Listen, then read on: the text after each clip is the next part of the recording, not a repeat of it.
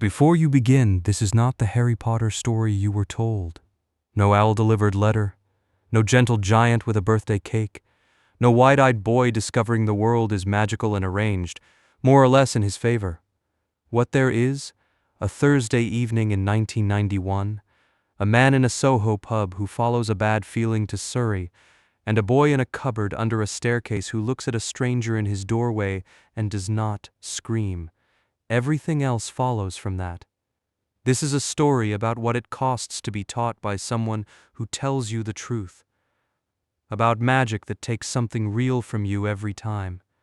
About a boy who was handed a legend he never asked for and chose, instead, to learn the work. John Constantine would say, "That's how you know it matters." He'd probably be right. Let's begin with Chapter 1. Salt, iron, and the ruins of Godric's Hollow. The thing about John Winchester was that he never went anywhere without a reason. Not on a Tuesday night in the middle of rural England. Not in the pouring rain. Not with a trunk full of iron rounds and a flask of holy water that had been blessed by a priest in Louisiana who owed him a favor.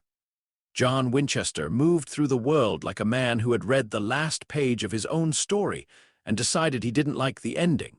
So he was going to rewrite every page before it, one monster at a time, one two-lane highway at a time, one miserable motel at a time.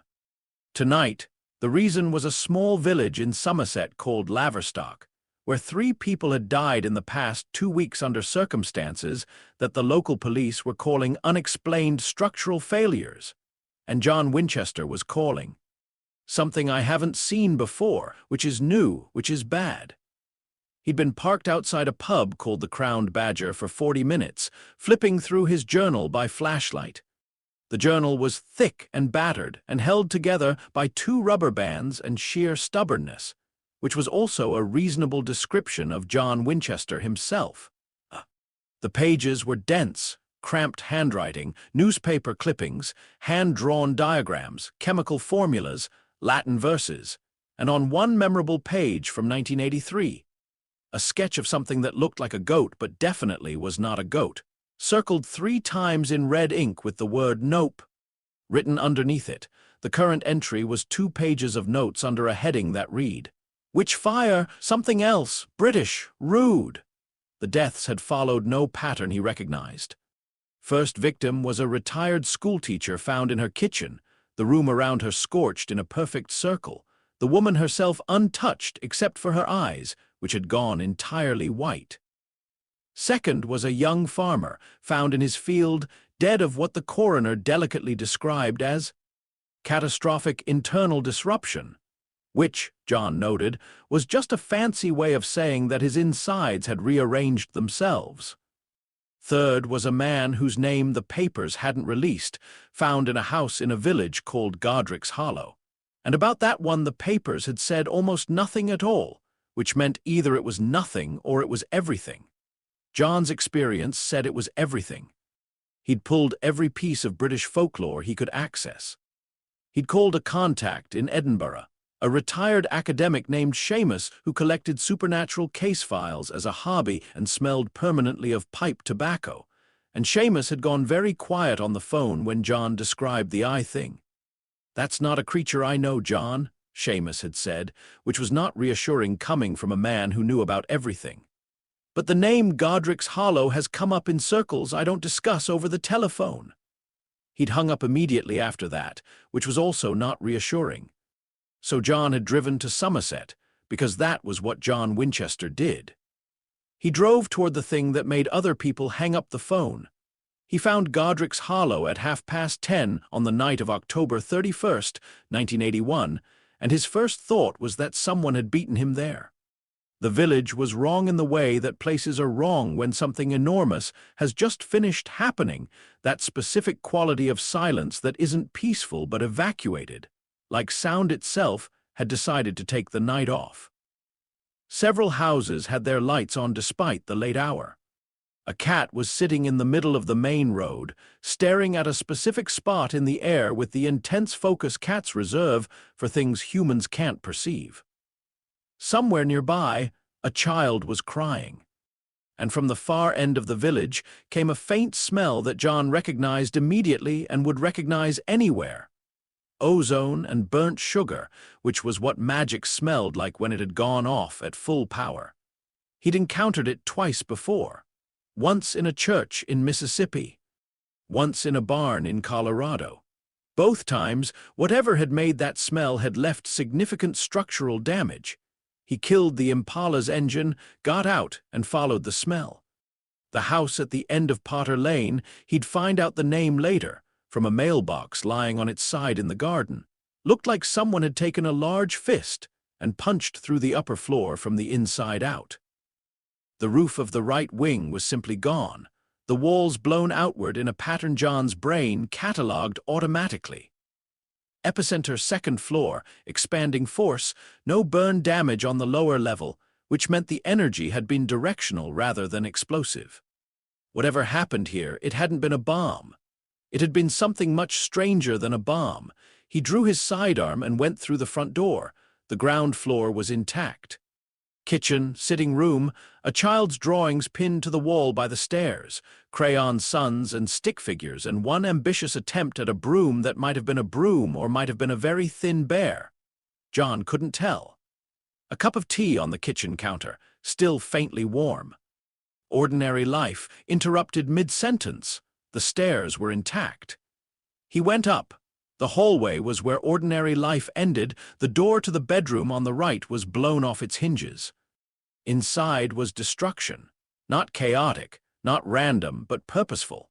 Like the room had been the site of a confrontation between two forces so fundamentally incompatible with each other that the physical world had been unable to contain them. The wall facing the window was gone entirely, open to the night air and the rain, and John could see into the garden below. There was a body on the floor. Young woman, red hair, late 20s. She hadn't been touched. There was no visible wound, no blood, no sign of struggle. She'd simply stopped. Like a clock someone had decided wasn't useful anymore. John crouched beside her and did what hunters do, which is what most people would find disturbing. He checked methodically, without flinching, because flinching didn't help anyone and the dead deserved the full attention of the living. No sulfur smell, no burn marks, no signs of possession. Whatever had killed her had done it cleanly and finally, and it had done it recently. Her skin was still warm. He became aware of the crying again. Louder now, coming from the room next door. John stood, stepped over the debris in the hallway, and pushed open the door to what was clearly a nursery. The ceiling was half missing. Rain was coming in. And in the crib against the far wall, a small child of approximately 1 year old was sitting up, completely unhurt, crying with the full-throated commitment that only infants and people who are absolutely right about something can achieve. John lowered his gun. He stood in the doorway for a moment that was longer than it looked from the outside, because in that moment he was doing a significant amount of thinking. The thinking went roughly as follows. Something with enough power to take out the top floor of a house had been in this room. The woman downstairs was dead. The child was not. The child had no visible injuries. The room smelled like the ozone and sugar signature he'd followed from the village square. But it also smelled like something else.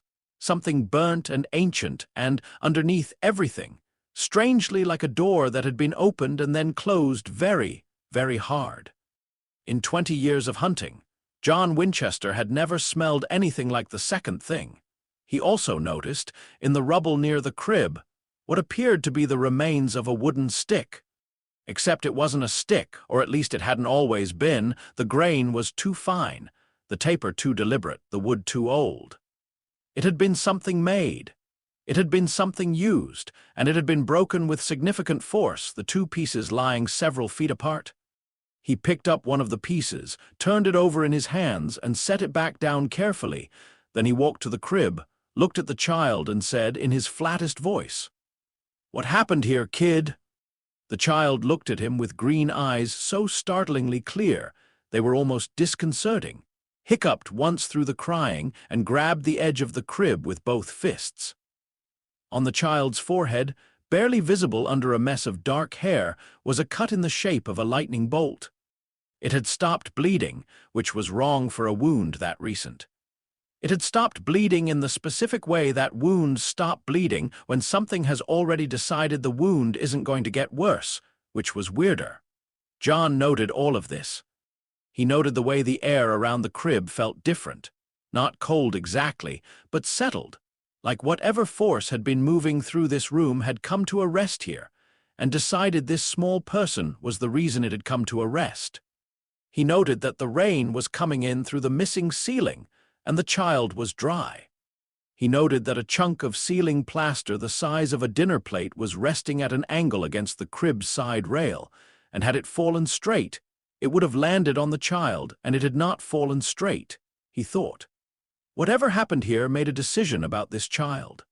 He thought, I don't like being in places where decisions are being made that I don't understand. He thought, I am absolutely not taking this kid. He took the kid.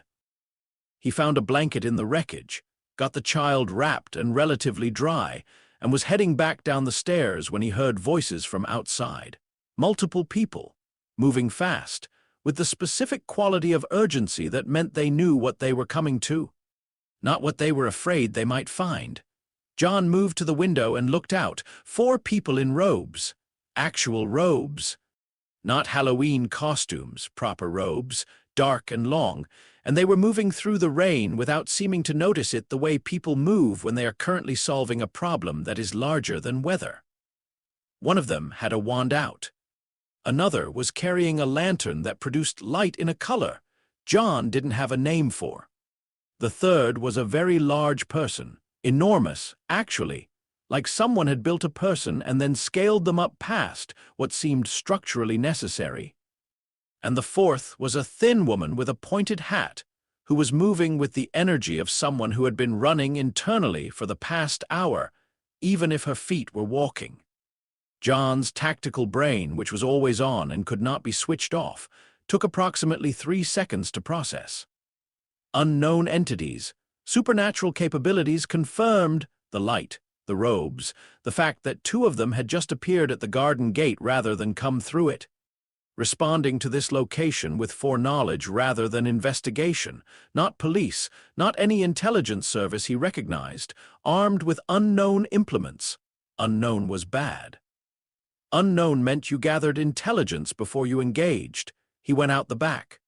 He was in the lane behind the house, child under one arm, when he heard the woman's voice from the front, sharp and devastated, saying a name he didn't catch.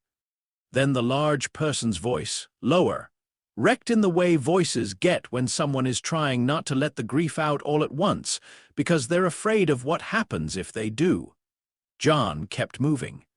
He got the child into the Impala's back seat, buckled the blanket around it, and sat in the driver's seat for a moment in the dark.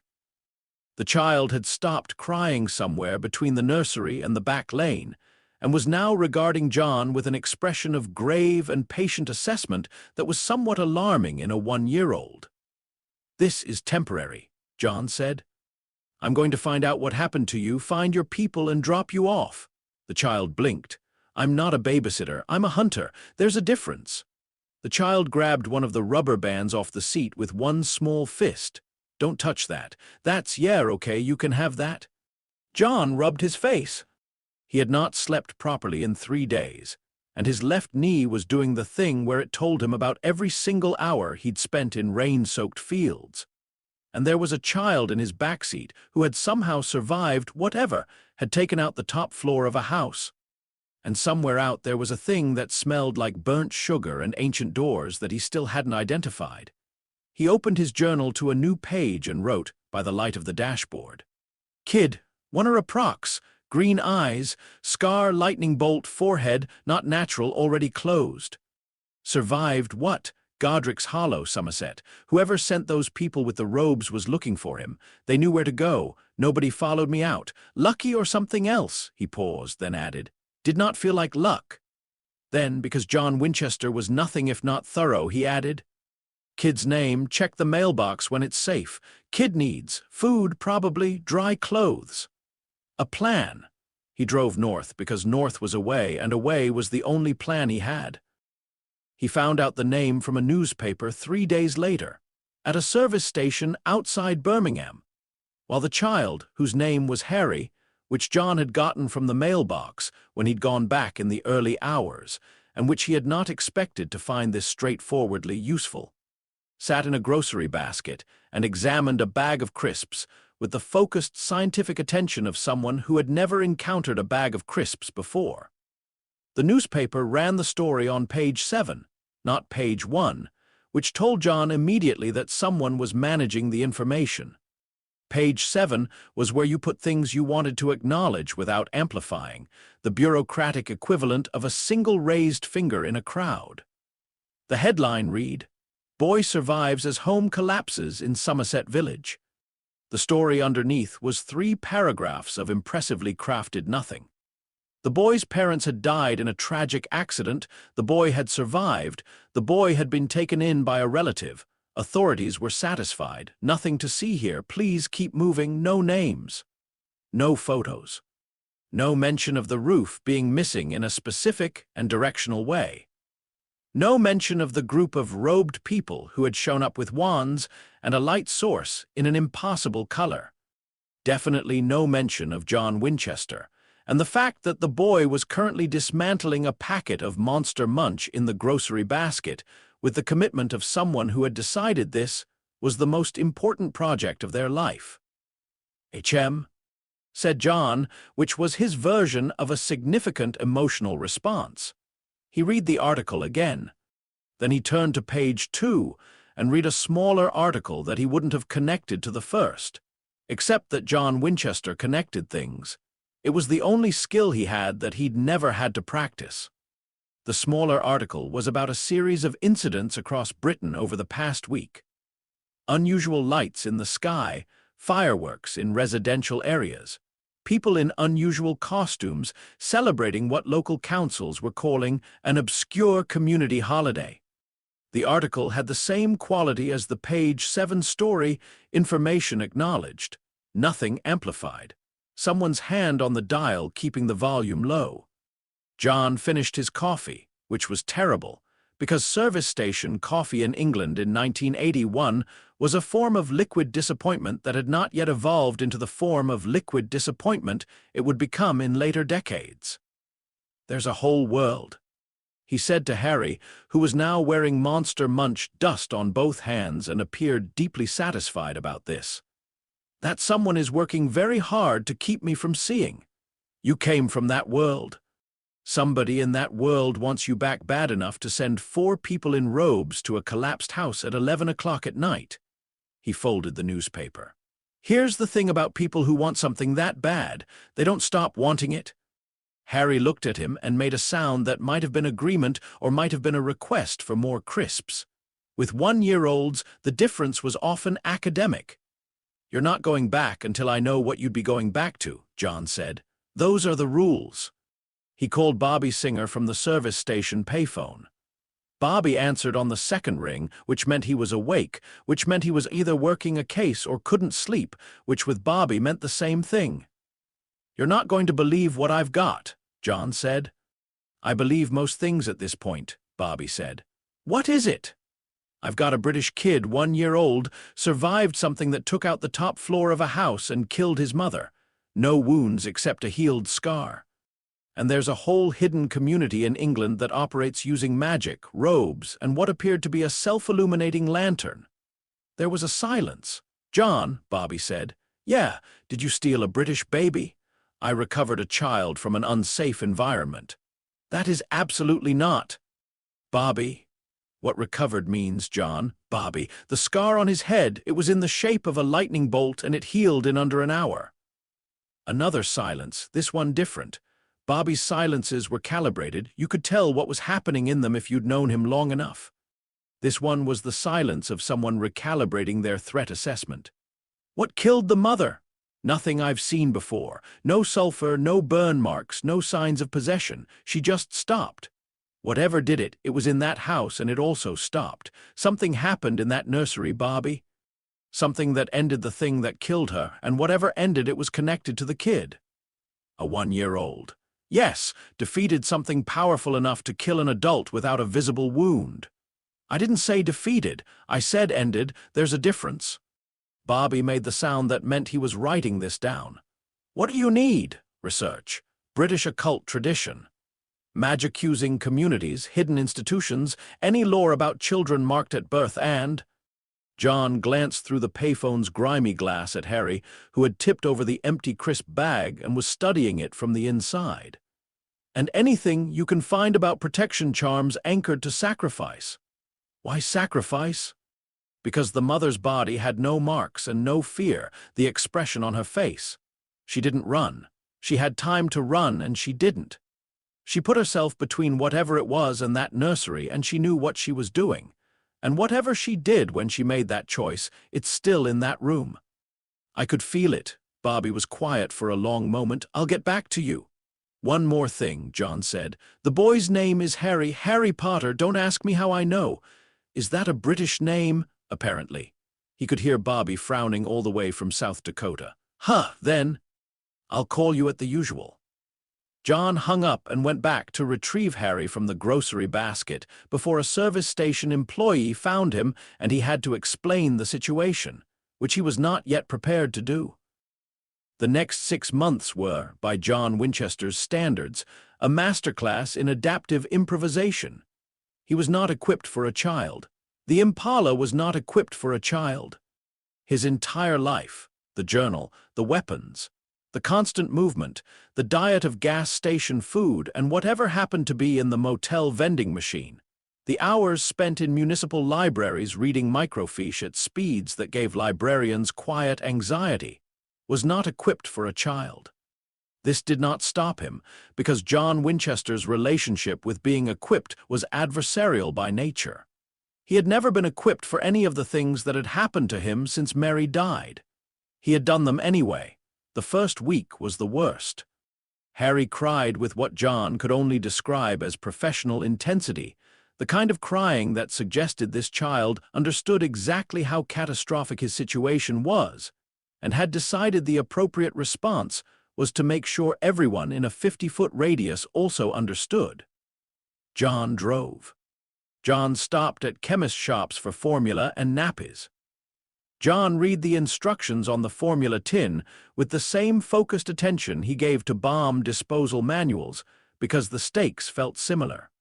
John called Bobby 3 times in 5 days, asking increasingly specific questions about infant care. And Bobby, to his eternal credit, answered all of them without ever once saying the obvious thing. Dean was 14. Dean found out about Harry when John drove back to the house in Lawrence, Kansas, where Dean had been staying with one of their rotating network of hunters who were willing to take in the Winchester boys for stretches. Dean walked out of the house, saw the baby in the back seat, and turned to his father with an expression that contained approximately 17 separate emotions in rapid succession before settling on. "Is that ours?" "Temporarily," John said. "Dad." "Temporarily, Dean." Dean looked at Harry. Harry looked at Dean. Dean stuck out a finger, and Harry grabbed it with both hands, and Dean's face did something complicated and private, and never fully went away after that. "Temporarily," Dean said, in the tone of a person who has already made a decision that contradicts the word they're saying. Sam, who was 7, came out of the house behind Dean, looked at the baby, and immediately asked 6 questions in a row about where he'd come from and what had happened to his parents, and why his hair did that, and what the scar was. And John answered the first 2 and deflected the others, which was the maximum helpfulness he was capable of at the time. "We're keeping him," Sam announced. "We are not keeping him," John said. "We're keeping him," Sam said again, with the serenity of a 7-year-old who has decided something is true and is simply waiting for the universe to catch up. The universe caught up, as it tends to when a 7-year-old has decided something. Bobby's research came back in pieces over the following weeks, and the picture it assembled was stranger and more significant than anything John had expected. There was a world operating inside England, inside most countries, apparently, to varying degrees, of practitioners of actual, functional magic. Not the parlor tricks and ritual superstition that appeared in most occult research. Real magic. A community with its own government, its own schools, its own economy, its own complete and self-contained civilization running parallel to the world that John had always understood to be the only one that existed. They call themselves wizards. Bobby told him over the phone, with the careful tone of a man reporting information he finds personally offensive. They've got a whole thing, John, a whole thing. They've got a legislature. They've got law enforcement. They've got a school for the kids in Scotland that apparently teaches them this stuff from age 11. What do they know about hunters? Nothing. They don't know we exist, near as I can tell, or if they do, they don't care. They think muggles, that's what they call us, muggles, don't get me started. They think muggles are basically furniture. Nice furniture, maybe, but furniture. And the thing that killed Harry's mother, that... Bobby paused, and John knew that pause. That was the pause for information that Bobby found genuinely uncomfortable, which was a short list. That was their version of Voldemort, a dark wizard.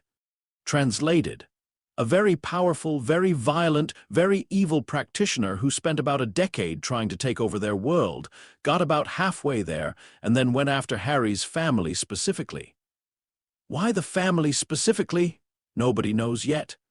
The word from my contact, yeah, I've got a contact, don't look at me like that, she's got great information, is that there was some kind of prophecy about a child born at the end of July who had the power to stop him. John took a breath. Harry's birthday, July 31st. Yeah. So this dark wizard went after Harry because of a prophecy. And Harry's mother died protecting him. And whatever she did when she died, the sacrifice, the specific act of a parent choosing death over a child. It created a protection so powerful that when this Voldemort tried to kill Harry, the curse bounced back and destroyed him instead. Or mostly destroyed him.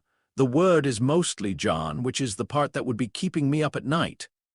John thought about the smell in that nursery, the settled quality of the air, the way the rain hadn't touched the child. What are they doing about Harry, the magical community? Looking for him.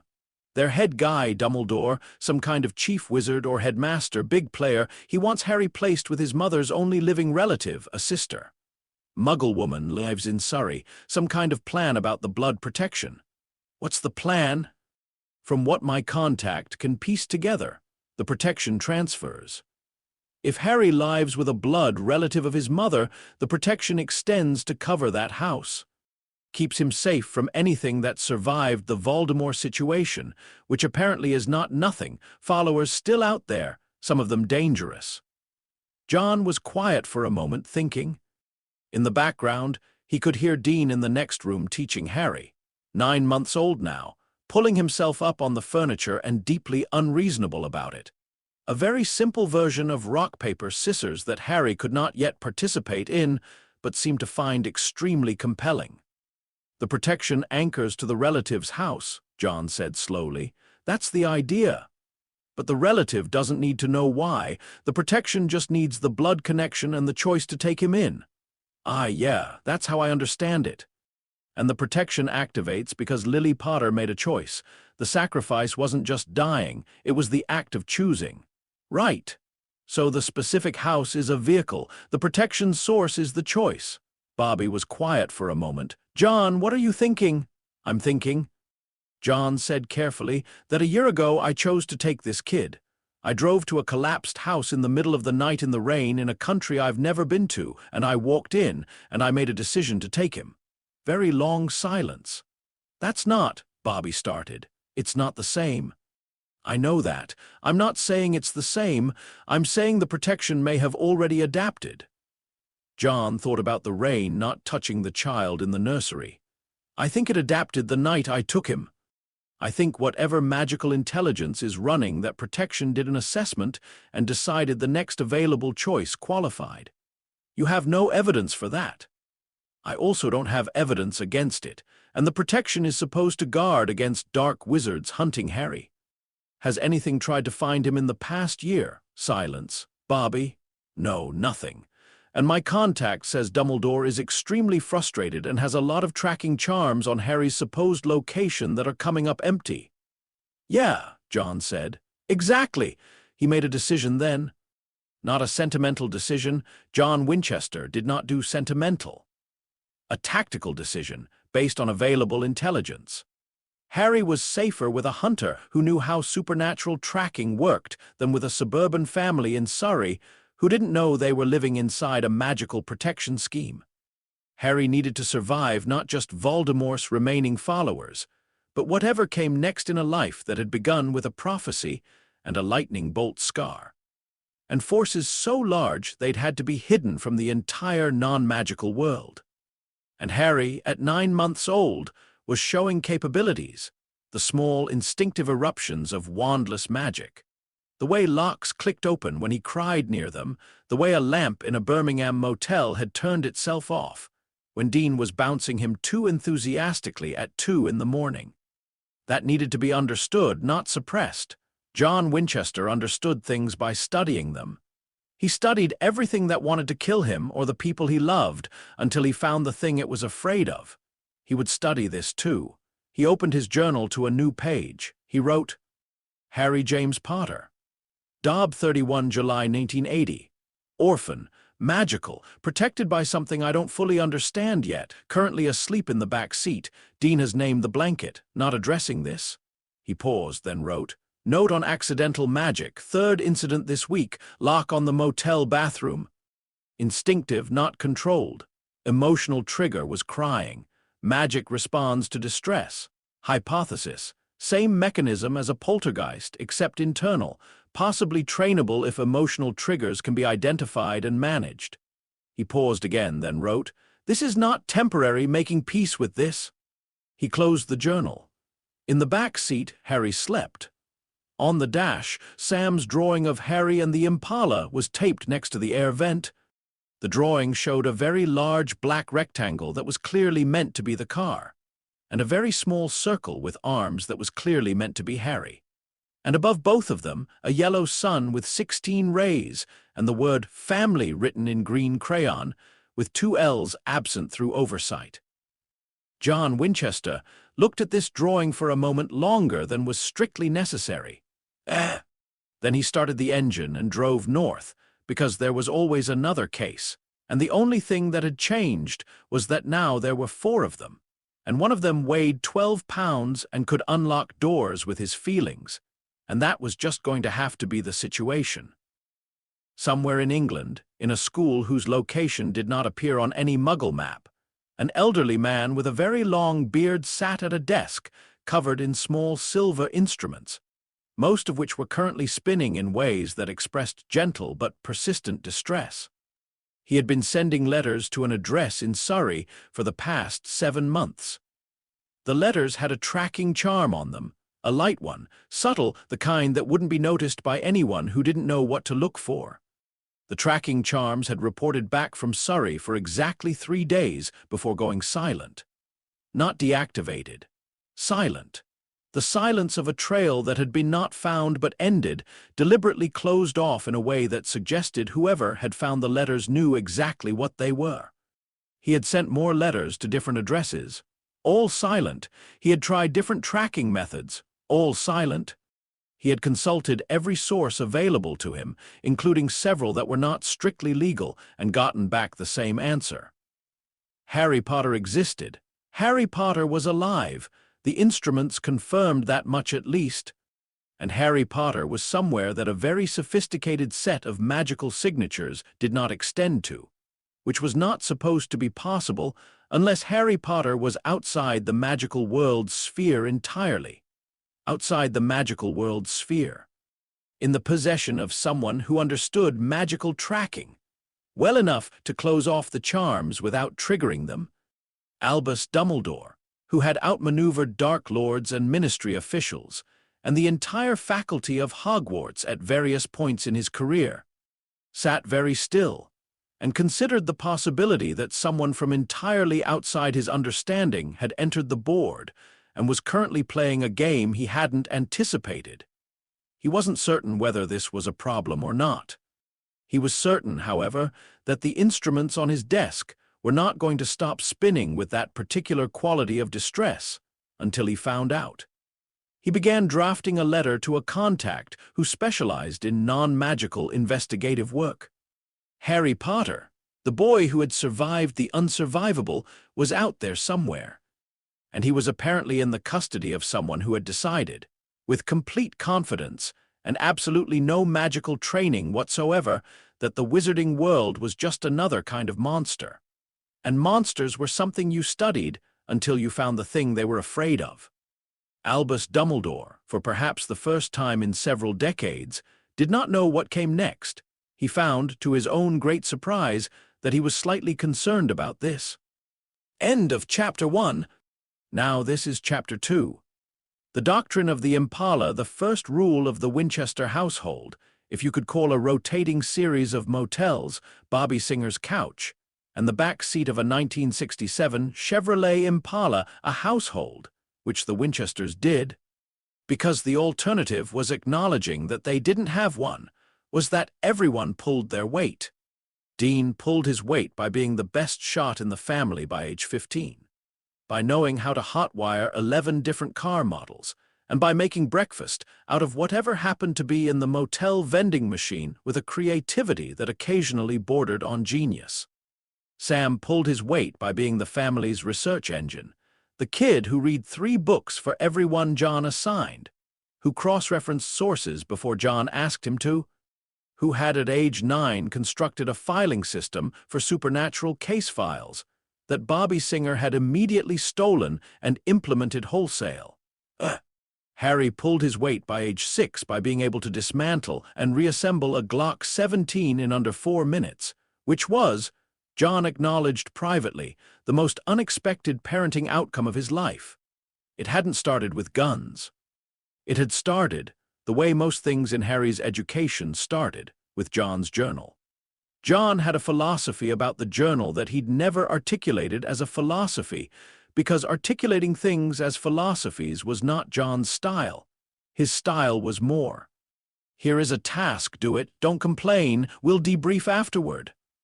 But the philosophy, if you had to extract it from the behavior, was this. The journal was not a record, it was a weapon. You built the weapon before you needed it, you kept it sharp at all times, and you never confused knowing something with understanding it. Knowing something was information. Understanding something was survival. Harry had started reading the journal at age 4. Not because John told him to, because Harry had found it under the seat and opened it while John was inside a gas station in Nebraska, and Dean was dozing in the passenger seat. And by the time John came back with a truly inadvisable amount of beef jerky, Harry had worked his way through 6 pages of John's cramped handwriting on the subject of werewolf behavioral patterns, and was studying a diagram of silver round placement with an expression of intense scientific concentration. John had stood beside the car for a moment, watching this. Then he'd gotten in, put the beef jerky on the seat, and said, "The diagram on page 42 is better." Harry had turned to page 42. That was how the education began. Not with a curriculum, not with a schedule, not with anything that would have satisfied a school board or a child psychologist or any of the various authority figures who, over the years, occasionally attempted to interact with the Winchester family before being discouraged. It began with a child's natural inclination toward the most dangerous book in the car, and a father's decision to treat that inclination as a starting point rather than a problem. By age 5, Harry could identify 17 supernatural entities by behavioral signature alone, not by sight, because most of them you didn't want to see until you'd already set up your defenses, but by the way they affected the environment.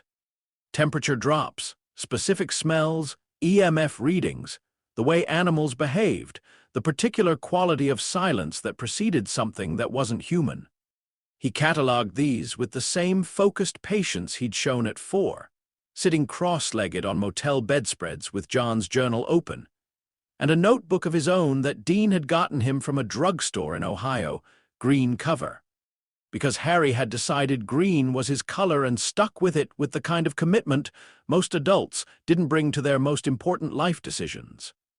Tell me the 3 signs of a vengeful spirit before anything else. John said once, testing, driving, not looking at him in the rear view. Cold spots in a fixed location, Harry said, not looking up from the notebook. Electronics going wrong near the same place every time, not random. And the smell, like old pennies, or sometimes like the thing the person cared about when they were alive. What's the difference between that and a demon? Demons don't have fixed locations because they're possessing something that moves. Spirits haunt places, and demons smell like sulfur, not pennies. Also, demons lie differently than spirits do. Spirits are usually confused, demons are strategic. John said nothing, which was his version of correct. Excellent work. I'm proud of you. Harry had learned to read this very early. The John Winchester approval rating system was expressed entirely in the negative space. It was the absence of correction, the slight tension release in his jaw, the way he'd sometimes reach back, without looking, and put a hand briefly on Harry's shoulder before returning it to the wheel. Dean had grown up with this system and found it maddening. Sam had grown up with it and found it inadequate and had said so frequently. Harry had grown up with it and found it, if he was being honest, completely legible, probably because he'd arrived in this family without any prior framework for what a father was supposed to be like, which meant John Winchester was his entire baseline. And John's silence was as easy to read as anyone else's speech. He understood, for example, that the slight increase in driving speed when Sam called to check in from Stanford meant John missed him in a way he was constitutionally incapable of saying. He understood that the particular way John cleaned his guns when a case had gone sideways meant he was running the failure points in his mind. And he had understood since he was old enough to understand anything, that John had made a choice about him that cost John something, and that John had never once, in all the years since, treated that cost as a debt Harry owed. That was the thing about John Winchester that most people missed, Harry thought, because most people met John and saw the drill sergeant, the relentless taskmaster, the man who ran his family like a military unit and considered emotional expression a tactical vulnerability. What they didn't see was the consistency. John was hard on everyone equally, including himself, especially himself, and he was hard on them because the world was harder and the preparation had to exceed the threat, or the threat won. That wasn't coldness. That was, in its own completely unorthodox way, the most thorough expression of care Harry had ever witnessed. It didn't mean it wasn't also exhausting. Physical conditioning started at 6. Running first, John woke Harry at 5:30 every morning regardless of where they were or what the previous night had involved, and they ran. Not far at first, far enough. The distance increased by increments so small Harry barely noticed them, until he looked back and realized he'd gone from struggling through a mile to running 5 without significant difficulty. And the distance between those 2 points was about 8 months of 5:30 mornings and John's footsteps beside him and the occasional laconic correction. Arms, Harry, you run with your arms, not against them. Or, breathe from the diaphragm, the ribs are a cage, not a lid. Dean had done this training. Dean had done it and had come out the other side with a runner's economy of motion that looked effortless and was not. Sam had done it and had complained about it approximately every morning for 4 years before leaving for Stanford, where he'd immediately joined the track team, which John had heard about and responded to with a silence so profound it had its own barometric pressure. Harry did it and said nothing about it either way, because running at 5:30 in the morning was simply what happened before breakfast, the same way that breakfast was simply what happened before the day, and the day was simply what happened before the work, and the work was simply what happened until it was done. Firearms came at 8. Not before. John was not cavalier about this, and anyone who thought he had fundamentally misunderstood what John was cavalier about, which was exclusively his own safety in the field and never anyone else's. At 8, Harry was old enough to have the muscle control and the concentration and the understanding of consequence that safe firearms handling required. John started him on a 22 at a range outside Sioux Falls, Bobby present, both adults watching with the specific quality of attention that wasn't anxiety exactly but was adjacent to it. Harry had put 7 out of 10 rounds inside the inner ring on the first attempt. John and Bobby had exchanged a look. "HM," John said. "Yeah," said Bobby. "Again," John said to Harry. Harry reloaded with the careful deliberation he'd been taught and shot again. 8 out of 10. "The 2 that missed," John said. "What happened?" Harry considered this seriously, the way he considered most things. "I was anticipating the recoil before I fired. I was flinching early. How do you fix it?" "I don't let myself know when I'm going to pull the trigger. Make it surprising to me, too." John looked at him for a long moment. "Who told you that?" Page 63 of your journal. "You wrote it as a note to yourself after a case in 1979. Another look between John and Bobby. "HM," said Bobby. "Yeah," said John. The journal note had been about pistol shooting under stress conditions. Harry had read it at age 7, decided it was relevant to his situation, and filed it. This was also a thing Harry did. He filed information in the specific way that people file things when they are trying to build a complete picture rather than a collection of facts.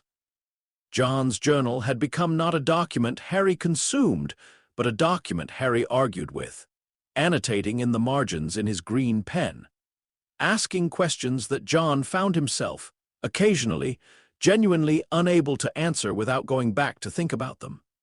"Why do you salt the windows and not the walls?" Harry had asked at age 9, pen hovering over a page on spirit containment. "Spirits move through walls," John said. "They enter through openings." "But a wall isn't an opening." "No." "So why would a spirit use an opening if it can go through the wall? What's the tactical advantage?" John had paused. In 19 years of hunting, this question had not been asked of him, including by himself. "The path of least resistance," he said slowly. "Moving through a material has a cost. Using an opening doesn't. Even supernatural entities conserve energy. So if you salt the walls too, you're increasing the total cost of entry enough that the spirit might not bother." "Yes. Is there evidence that wall salting works?" John had thought about it. "I know one hunter who does it. Her success rate in containment is higher than mine." Harry had nodded and written something in the margin. John had never read what he wrote, but he'd started salting the walls on certain cases after that, and it worked better, and he had let this be the only acknowledgement necessary. The Latin was Sam's contribution, and it was the most quietly subversive thing Sam Winchester had ever done, which was saying something, because Sam's whole life was a sequence of quietly subversive things. Sam was 15 when Harry was 4. And Sam resented John's approach to family in the specific articulate way that smart 15-year-olds resent things, with full citations, clear logical structure, and an absolute inability to make it stop hurting regardless of how correctly he articulated it. He and John fought. They fought with the regularity and violence of weather systems, and the damage was similar. A lot of noise, a period of recovery, and the lingering awareness that it could happen again without warning. But Harry was 4, and Harry was not the fight Sam was having with John, and Harry had looked at Sam one afternoon in a motel in Tennessee and said with complete innocence, "Sam, what does exorcismus te mean?" He'd been holding a Latin exorcism he'd found in John's journal, sounding out the syllables with the unsettling competence of a child who had decided Latin was just another language, and languages were just systems, and systems could be learned. Sam had sat down on the bed, read the passage, and spent the next hour teaching Harry basic ecclesiastical Latin pronunciation and the fundamental grammar of the rite. And then, because Sam was Sam, he'd kept going the next morning and the next, and across the following months in whatever windows the road and the cases provided, quietly building Harry's Latin from phonetic recognition into working comprehension into, by age 11, a solid reading ability and an oral facility that John, upon hearing it, had said nothing about for a long time before saying, "When did this happen?" "Sam," Harry said. "HM," said John, with an extremely complex collection of feelings compressed into that single syllable. Harry's Latin was useful for exorcisms and ritual rites, and translating the older entries in John's journal, some of which were sourced from documents written before English had fully settled into its current form. It was also useful, though Harry didn't know this yet, for reading the original Latin passages in certain old wizarding texts that would later come into his possession, which Sam had absolutely not anticipated, but John, had he known, probably would have nodded at in the way he nodded at things that aligned with his baseline assumption that preparation always paid. Dean's contributions were different and harder to categorize. Dean taught Harry cars, not just driving, which came later, but cars as systems. The logic of them, the way problems announced themselves, the difference between a noise that was informational and a noise that was critical. The specific competence of someone who has learned to listen to machinery the way other people listen to conversation. Dean also taught Harry card counting, how to hustle pool without looking like you were hustling, the optimal quantity of hot sauce for gas station eggs, and the complete lyrics to approximately 40 classic rock songs, the last of which Harry absorbed with the same wholehearted commitment he brought to everything else, which meant he knew the entire back catalog of Led Zeppelin by age 10 and had opinions about it. He's got your taste in music, Dean told John once proudly, as if this was a genetic achievement. He's got our taste in music, John said, which is correct taste. Dad, you once described Stairway to Heaven as structurally sound. It is structurally sound. You can't call Stairway to Heaven structurally sound. That's like calling Dean. Yeah, drive. Dean drove.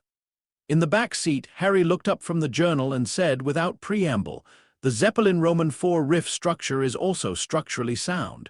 It resolves in the same place it starts, like a containment circle. He returned to the journal. Dean turned to look at John. John was looking at the road, but the corner of his mouth was doing the thing. The magic was the part nobody had a framework for, and John approached the absence of a framework the way he approached every other absence of a framework, by building one. It took 3 years of systematic observation before he had enough data to work with. He kept a separate section of the journal, marked with a green rubber band, because Harry had co-opted the green ones, because of course he had, dedicated entirely to documenting Harry's accidental magical incidents. Each entry recorded the trigger, the environmental conditions, the specific manifestation, the duration, and the apparent cost to Harry afterward. The last column was important. Every supernatural ability had a cost. Finding the cost was finding the limit. Finding the limit was finding the tactical ceiling. The pattern that emerged was this. Harry's magic was primarily responsive. It didn't generate spontaneously, it responded to input. High emotional states were the most reliable triggers, but emotion wasn't the only input. Proximity to other supernatural forces was another. Physical threat to someone Harry cared about was another and by far the most powerful, which John noted carefully and underlined and then circled, because that was the kind of thing that could be a strength or a vulnerability depending on how well it was managed. And the difference between those two outcomes was training. The iron thing he'd already documented. Iron disrupted Harry's magic the way it disrupted other supernatural forces, not blocked it entirely but degraded it, made it unreliable, introduced static. A full iron ring around Harry in a contained space would drop his magical output by what John estimated at 60%.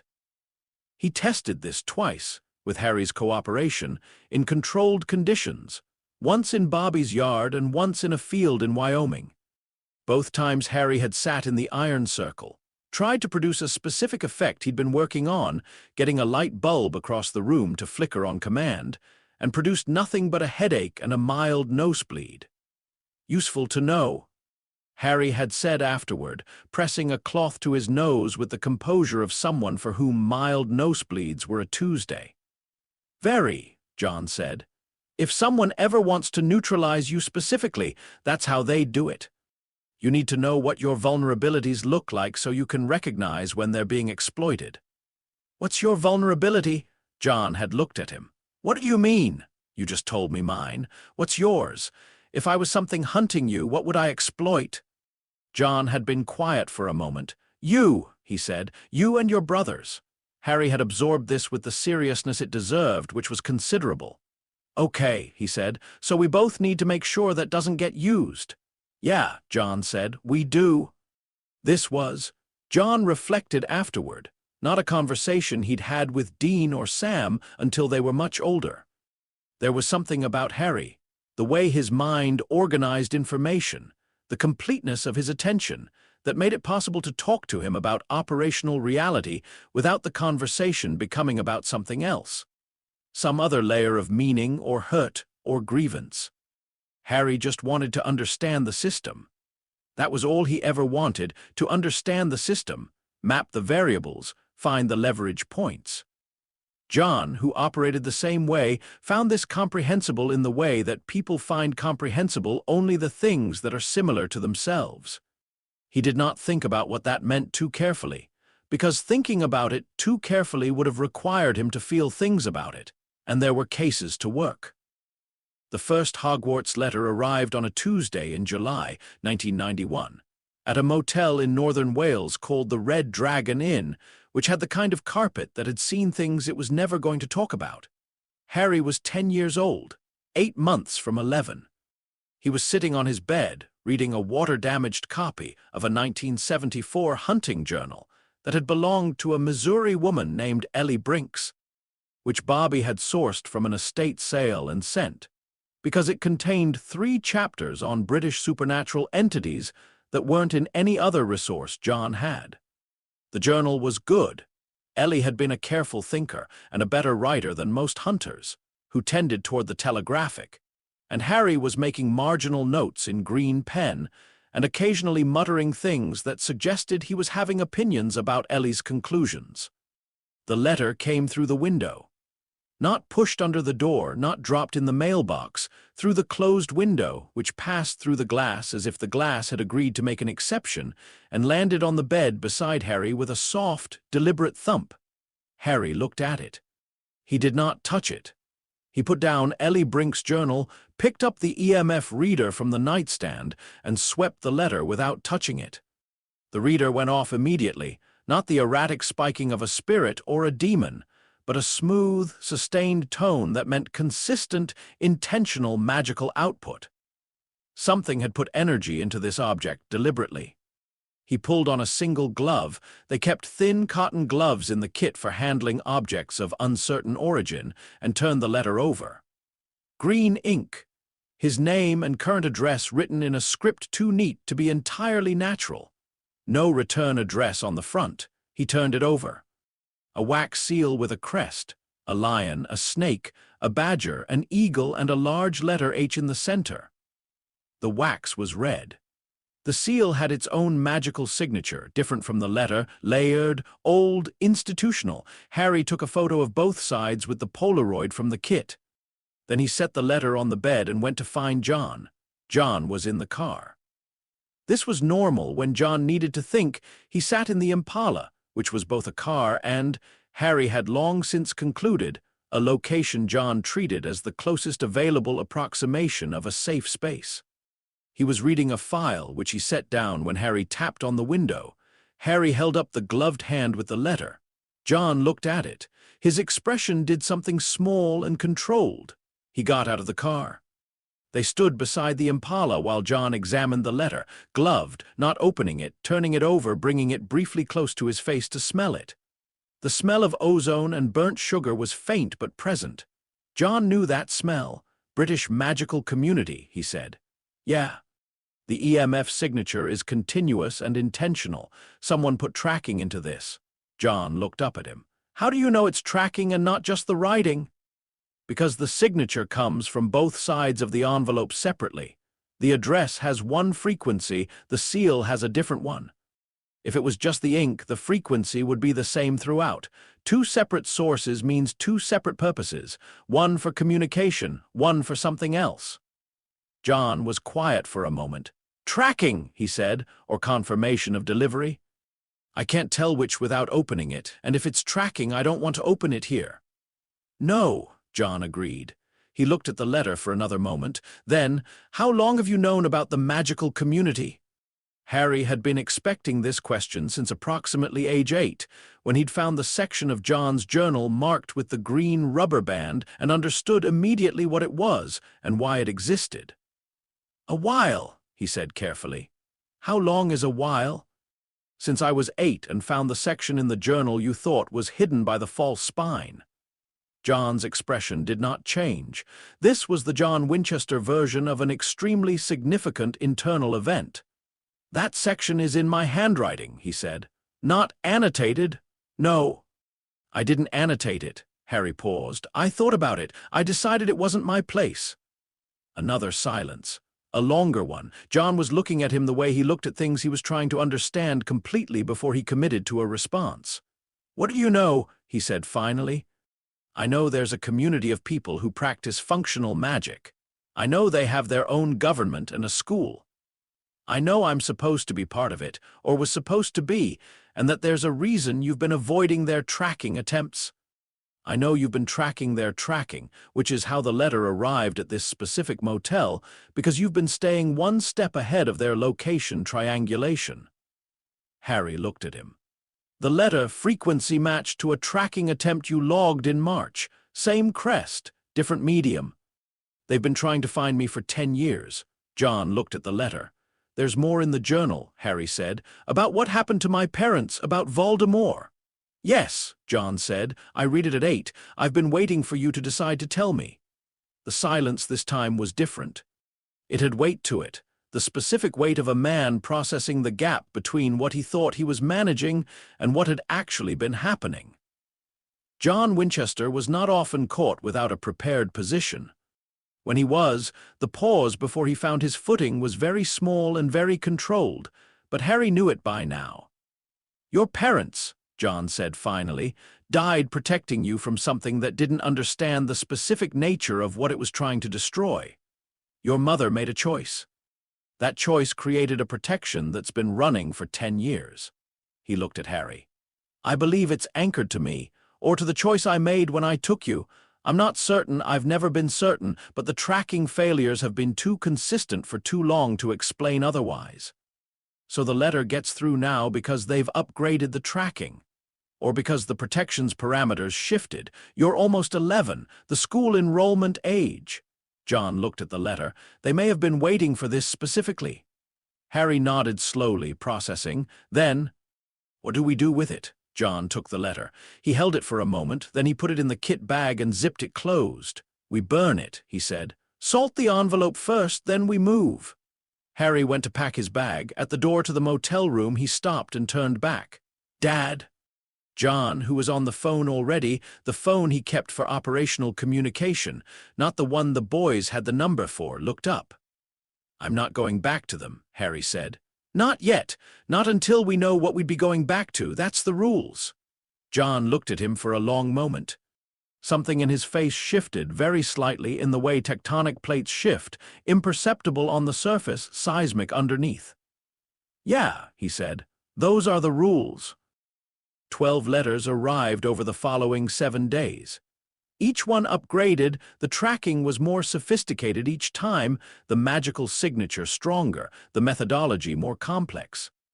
John moved them every night, sometimes twice. On day 3, the letters started arriving at locations they hadn't told anyone, which meant the tracking was operating not on their physical address, but on Harry specifically, homing in on his magical signature the way an EMF reader homes in on a spirit. John solved this problem the way John solved most problems, which was with iron. Harry wore a thin iron bangle under his sleeve for 4 days, and the letters arrived at their previous location instead of their new one, which confirmed the tracking mechanism and also confirmed that the people sending these letters were highly motivated but working on the assumption that their target did not know what they were doing. "Whoever's running this," John said on day 5, "they're good, but they're thinking inside a framework that only accounts for magical countermeasures. They've never had to think outside it," Harry said, "because everyone they've ever dealt with is magical." "Right, and the things that aren't magical," John gestured vaguely, "furniture, Harry said, which was a reference he had found in the journal and thought about regularly, with an expression that was not quite amusement and not quite something else. Right, we're furniture. John looked at the latest letter, which had arrived at a bed and breakfast in Carmarthen where they'd stayed for one night under a false name, and was addressed, with unsettling accuracy, to Mr. H. Potter, Room 7, Bevans B&B, Carmarthen, Wales. Furniture doesn't know about tracking sigils. We do. We do. He handed Harry the letter. Learn the signature. I want you to be able to identify it in a non-letter context. Harry took the letter and spent an hour with it, which was how he spent most things, total, systematic attention, until the thing had no more information to give. Then he looked up. Same base frequency as the seal, modified. Someone's been iterating this in real time. They're adapting the tracking method based on the results. Smart. Very. They're not giving up. Harry looked at the letter. They really want me. You're their prophecy kid, John said, with the specific flatness he used when he was saying something that had a lot of weight he wasn't going to put in his voice. They've been planning around you for 10 years. To them, you're not a person. You're a piece they need on the board. And to you, the question landed in the room and stayed there. John looked at him for a moment that was longer than most of John's moments, which were calibrated to avoid exactly this kind of duration. You're the one who can dismantle and reassemble a Glock in under 4 minutes and argues with dead women's hunting journals, he said. Harry waited. And you're mine, John said, in the voice he reserved for things he was going to say exactly once and never again. Which means nobody moves you around a board without your say-so. Or mine. Harry burned the letter himself that evening in the car park of a Tesco in Swansea, which was not a dignified location for a significant moment, but was the available one. And adequacy in the moment beat perfection in theory, which was also something John had written in the journal and Harry had read at age 8 and filed under things that would turn out to be about more than hunting. On the 12th day, Minerva McGonagall knocked on the door of room 9 at the Coastview Motel in Aberystwyth, Wales. She was wearing a heavy traveling cloak despite the August warmth, had a pointed hat pinned to grey hair with what appeared to be genuine iron pins, which Harry, watching through the window 2 seconds before John opened the door, noted with professional interest, and carried herself with the unmistakable bearing of a person who has spent decades being the most authoritative person in every room she entered, and has no intention of changing this. John opened the door. He was holding the shotgun at his side. Loaded, iron rounds, safety off, barrel angled down and away in the specific posture that meant I am not threatening you yet, while also meaning I am absolutely going to threaten you if necessary. McGonagall looked at the shotgun. Then she looked at John. Then she looked at Harry, who was standing behind John's left shoulder in the position that offered the best sightline to the door while keeping him clear of any magical backlash from the entrance. Mr. Winchester, she said, which surprised him, because he had never given her his name. I am Minerva McGonagall, Deputy Headmistress of Hogwarts School of Witchcraft and Wizardry. I am here regarding the enrollment of Harry Potter. She paused. I would greatly appreciate it if you would point that firearm elsewhere. I'm comfortable where it is, John said. How do you know my name? We are rather good at research when motivated. You've been rather difficult to find. She said this with the tone of a woman giving a compliment she is annoyed to be giving. That was the idea. Yes, may I come in? No, McGonagall blinked. In 40 years of dealing with students, parents, ministry officials, and one deeply unreasonable poltergeist, she had apparently not previously encountered a direct no in response to this question. She adjusted. Then perhaps we might speak on the doorstep? We're speaking on the doorstep right now, John said. Harry! Harry stepped up beside him. McGonagall looked at him with an expression that ran through several stages rapidly. Recognition, assessment, relief that was immediately replaced by concern, and then something else, something that wasn't pity exactly but was adjacent to it, and which Harry identified and filed away. She had expectations about what he was supposed to look like, and he was not meeting them, and she was too professional to let that read obviously, but not quite professional enough to eliminate it entirely. "Harry," she said, "I'm so glad we found you. We've been looking for a very long time." "I know," Harry said. "I've been tracking your tracking. The third iteration, the modified seal frequency, that was smart.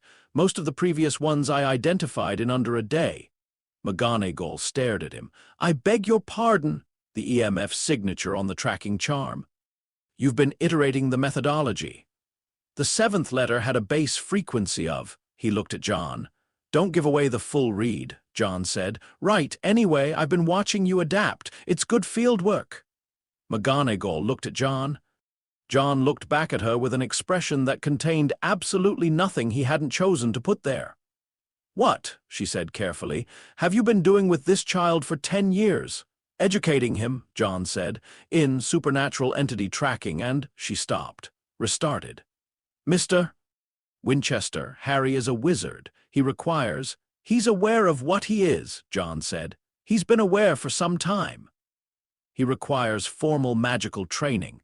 He requires the community and resources that only he requires what he needs to survive," John said, and the flatness in his voice had an edge to it now, the edge that appeared when John Winchester was about to stop being cooperative in a way that he'd been only technically cooperative anyway. "He's been surviving fine. What he needs from your community is information, not custody." "Custody is not.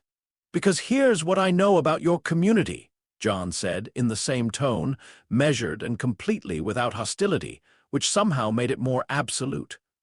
"I know you had a dark wizard operating for about a decade who killed a lot of people before a 1-year-old stopped him by accident. I know your government, your ministry, didn't manage to stop him or adequately predict him or contain the damage he did. I know his followers are still out there, some of them free. I know you have a prophecy about this boy that you've been planning around for 10 years, and nobody in 10 years has asked Harry what he wants." He paused. "Correct me where I'm wrong." McGonagall was quiet. "I'll take that as confirmation," John said. "Harry's going to make his own decision about whether and how he engages with your world. He's 10, he'll be 11 in 3 weeks. When he's made that decision, we'll be in touch." McGonagall looked at Harry. "Harry," she said in a different tone, the tone of someone setting aside the official position and attempting actual communication. "There are people who have been worried about you for a very long time, people who knew your parents." Harry looked at her. "What were they like?" She blinked. "Your parents?" "Yeah." Something moved across her face, genuine, unguarded, the reflex of a memory she hadn't been preparing to access. "Your mother was the most gifted student I taught in 30 years, she said quietly, "and the most stubborn. She argued with me about a transfiguration theorem in her 5th year, and she was right, and I did not tell her so, which I have regretted since." A pause. "Your father was infuriating frequently, but exceptionally brave, and very funny when he wasn't being infuriating." Harry was quiet for a moment. "Okay," he said, "I'll visit. I want to see Diagon Alley, but I'm not making any other decisions until I've done a proper assessment of the situation." "A proper assessment," McGonagall repeated. "Threat landscape, resource inventory, institutional reliability rating, key stakeholder analysis." He glanced at John. "Standard protocol." McGonagall looked at John Winchester. John Winchester looked back at her with the mild expression of a man who does not see why any of this is unusual. "I will arrange the visit," she said, in the tone of a woman who is going to go home afterward and sit quietly in a room for some time. "One more thing," Harry said. She looked at him. "The person who comes with me is him." He nodded at John. "Non-negotiable. Hogwarts does not typically—" "Non-negotiable," Harry said again, pleasantly, with all of John Winchester's immovability, and approximately none of John Winchester's attempt to make the immovability look casual. McGonagall left 35 minutes later. She had agreed to all terms, confirmed the Diagon Alley visit for the following Saturday, and given Harry a list of required school supplies that he immediately began cross-referencing against a threat assessment framework he developed for entering unknown civilian environments. John closed the motel door. He stood for a moment looking at the closed door. Then he said, to no one in particular, "Non-negotiable." "That's what you always say," Harry said. "Yeah," said John. He put the shotgun away. "Get some sleep. We're doing recon on the alley before the official visit. I want to have walked the area before she's with us." "Already planned to," Harry said. "I know," John said. "That's why I said it." He went to make coffee in the terrible motel coffee maker that made the kind of coffee that was mostly hot despair.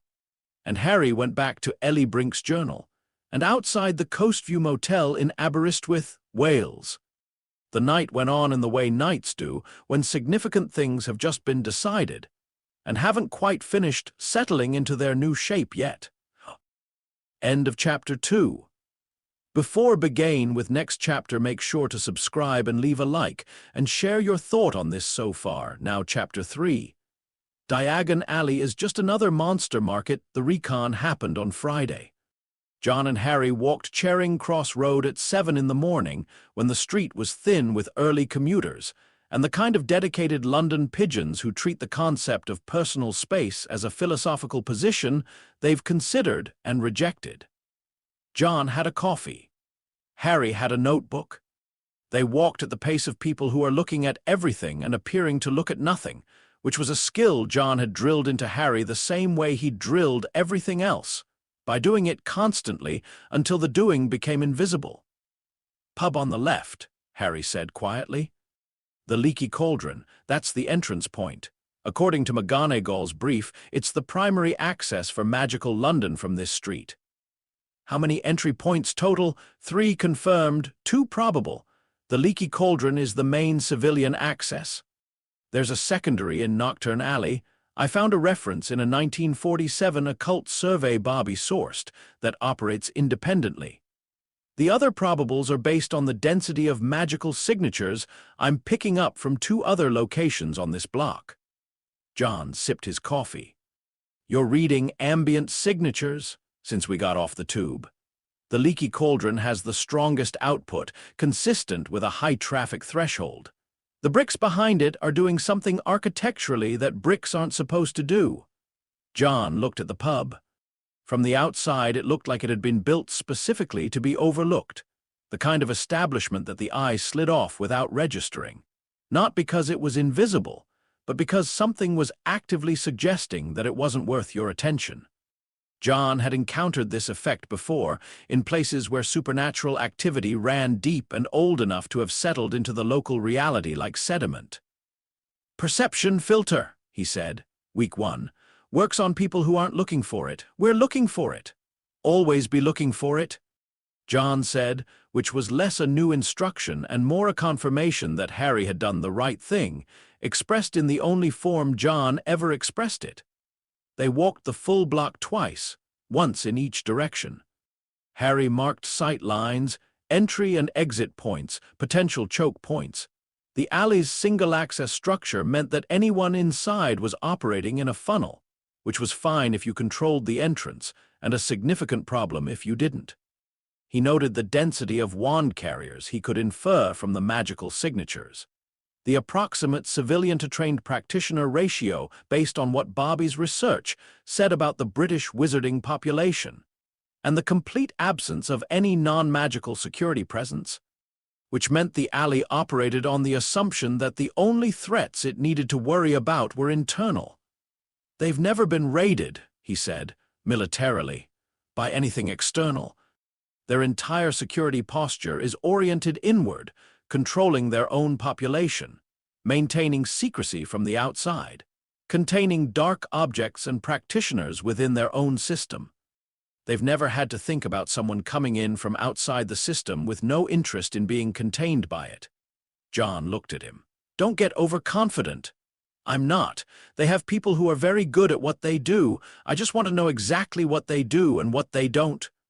"That's the whole job," John said. He finished his coffee, crushed the cup, pocketed it. "Saturday, we go in with McGonagall. You let her lead the navigation. She knows the space we don't, not fully. You observe. You ask questions that sound like curiosity. But aren't. He looked at the Leaky Cauldron one more time. These are not monsters, Harry. Most of them are civilians. You treat them accordingly, I know. I'm saying it because when you're in assessment mode, you get a look on your face. What look? Like you're cataloging everything for a strike package. Harry considered this. Is that bad?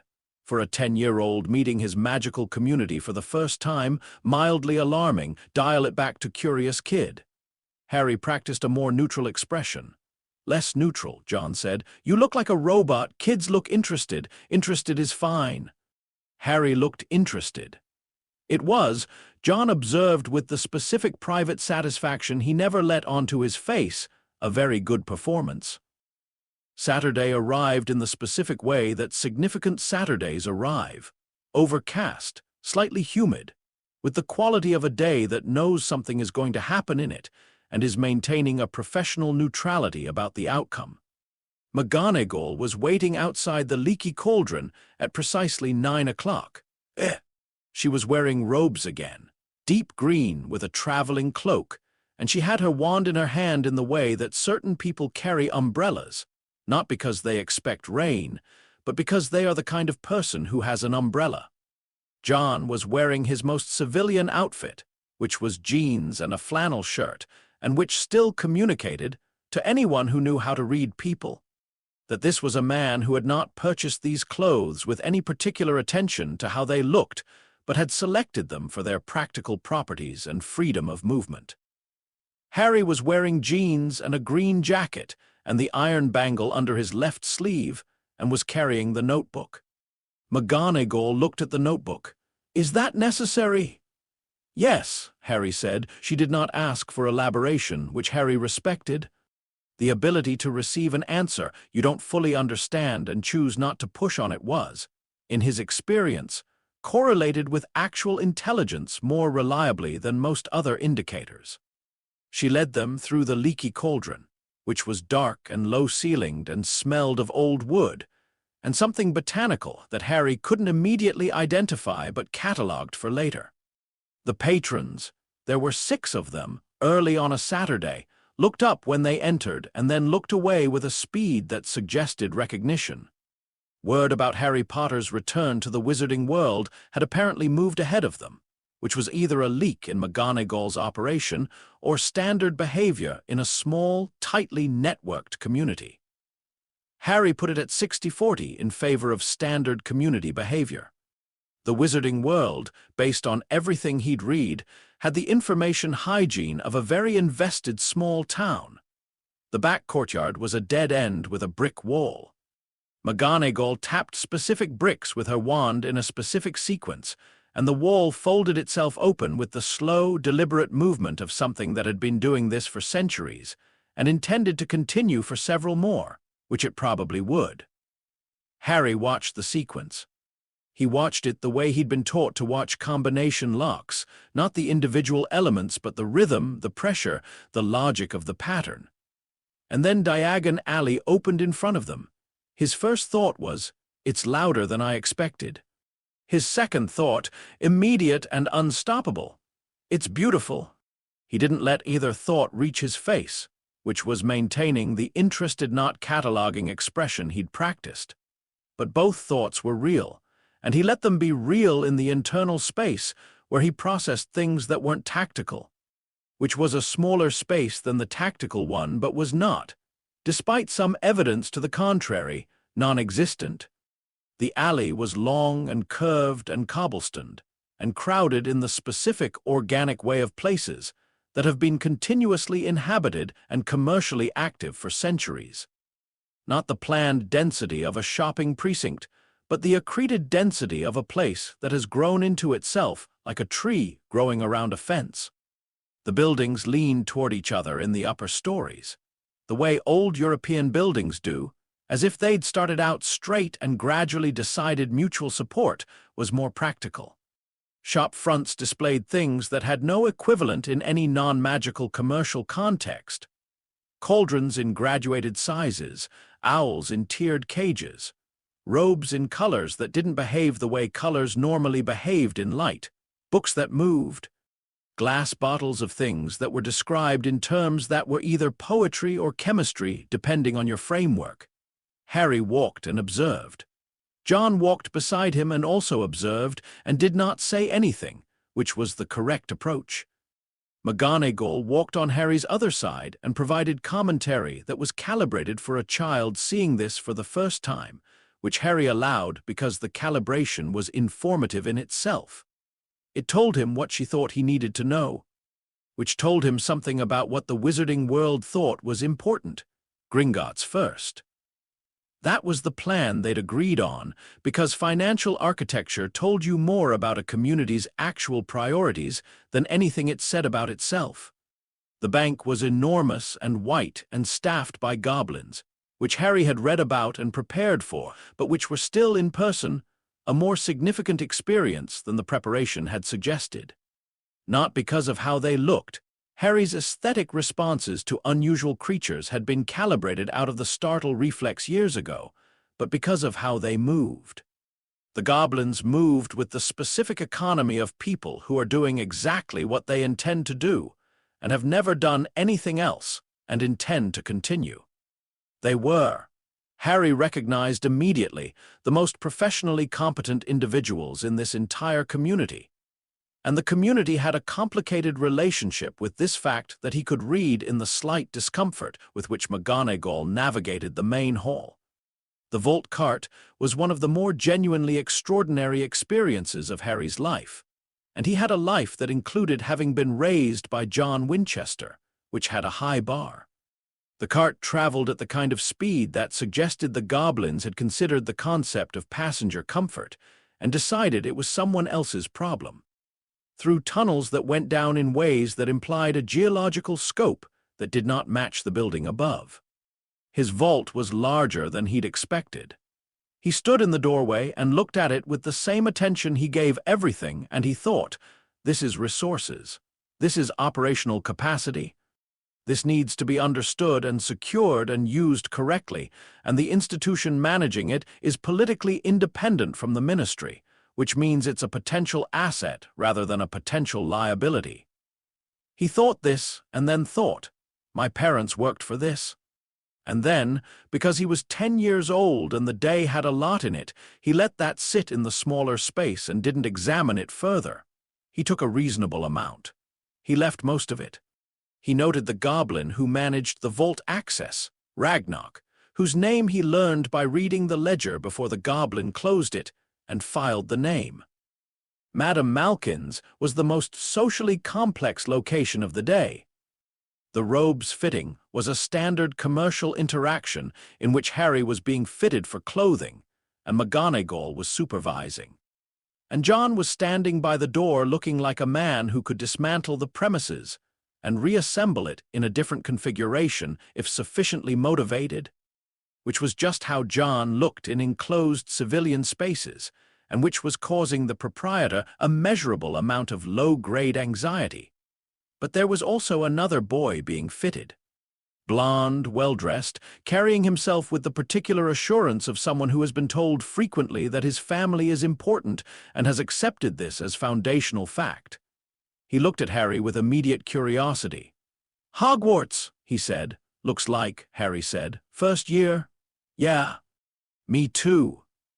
The boy extended a hand, which was a relatively formal gesture for 11 or almost 11-year-olds, and suggested he'd been taught to do it in contexts where first impressions mattered.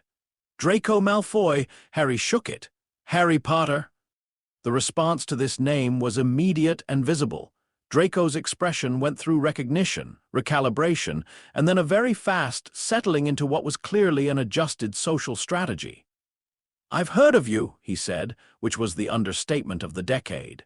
"Most people have." Harry said pleasantly, "Your family—" Draco stopped, restarted. "You weren't raised with, you weren't in the community, were you?" "No, where were you?" "Around." Harry looked at Draco with the interested but neutral expression. "Your family's been in the community the whole time." "Malfoys have been part of the wizarding world for centuries," Draco said, with the automatic quality of a line that has been said often enough to become reflex.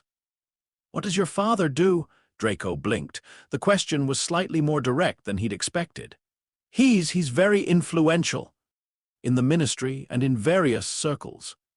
Harry nodded in the way that meant I have filed this and will return to it. Do you know much about the Horcrux literature? He asked conversationally. Draco stared at him. The what? Never mind, Harry said. Different context. He turned back to Madame Malkin, who was pinning his shoulder seam with the focused efficiency of someone who has decided that whatever is happening in her shop today is not her business. McGonagall, Harry noted, had gone very still during the Horcrux question. He made a note. She knew what a Horcrux was. She'd had a strong reaction to the word, quickly controlled. He added this to a growing file. John said nothing. He was looking at Draco Malfoy with the specific quality of attention John gave to people whose family connections suggested proximity to things that wanted to hurt people he cared about. It was not a hostile look. It was the look of a man taking very accurate measurements. Flourish and Blots was the location Harry had been most anticipating and least expected to find significant, and which turned out to be the most significant location of the day. Not because of the books on the required list, which he collected efficiently. He'd already sourced 3 of them through channels that did not involve a magical bookshop.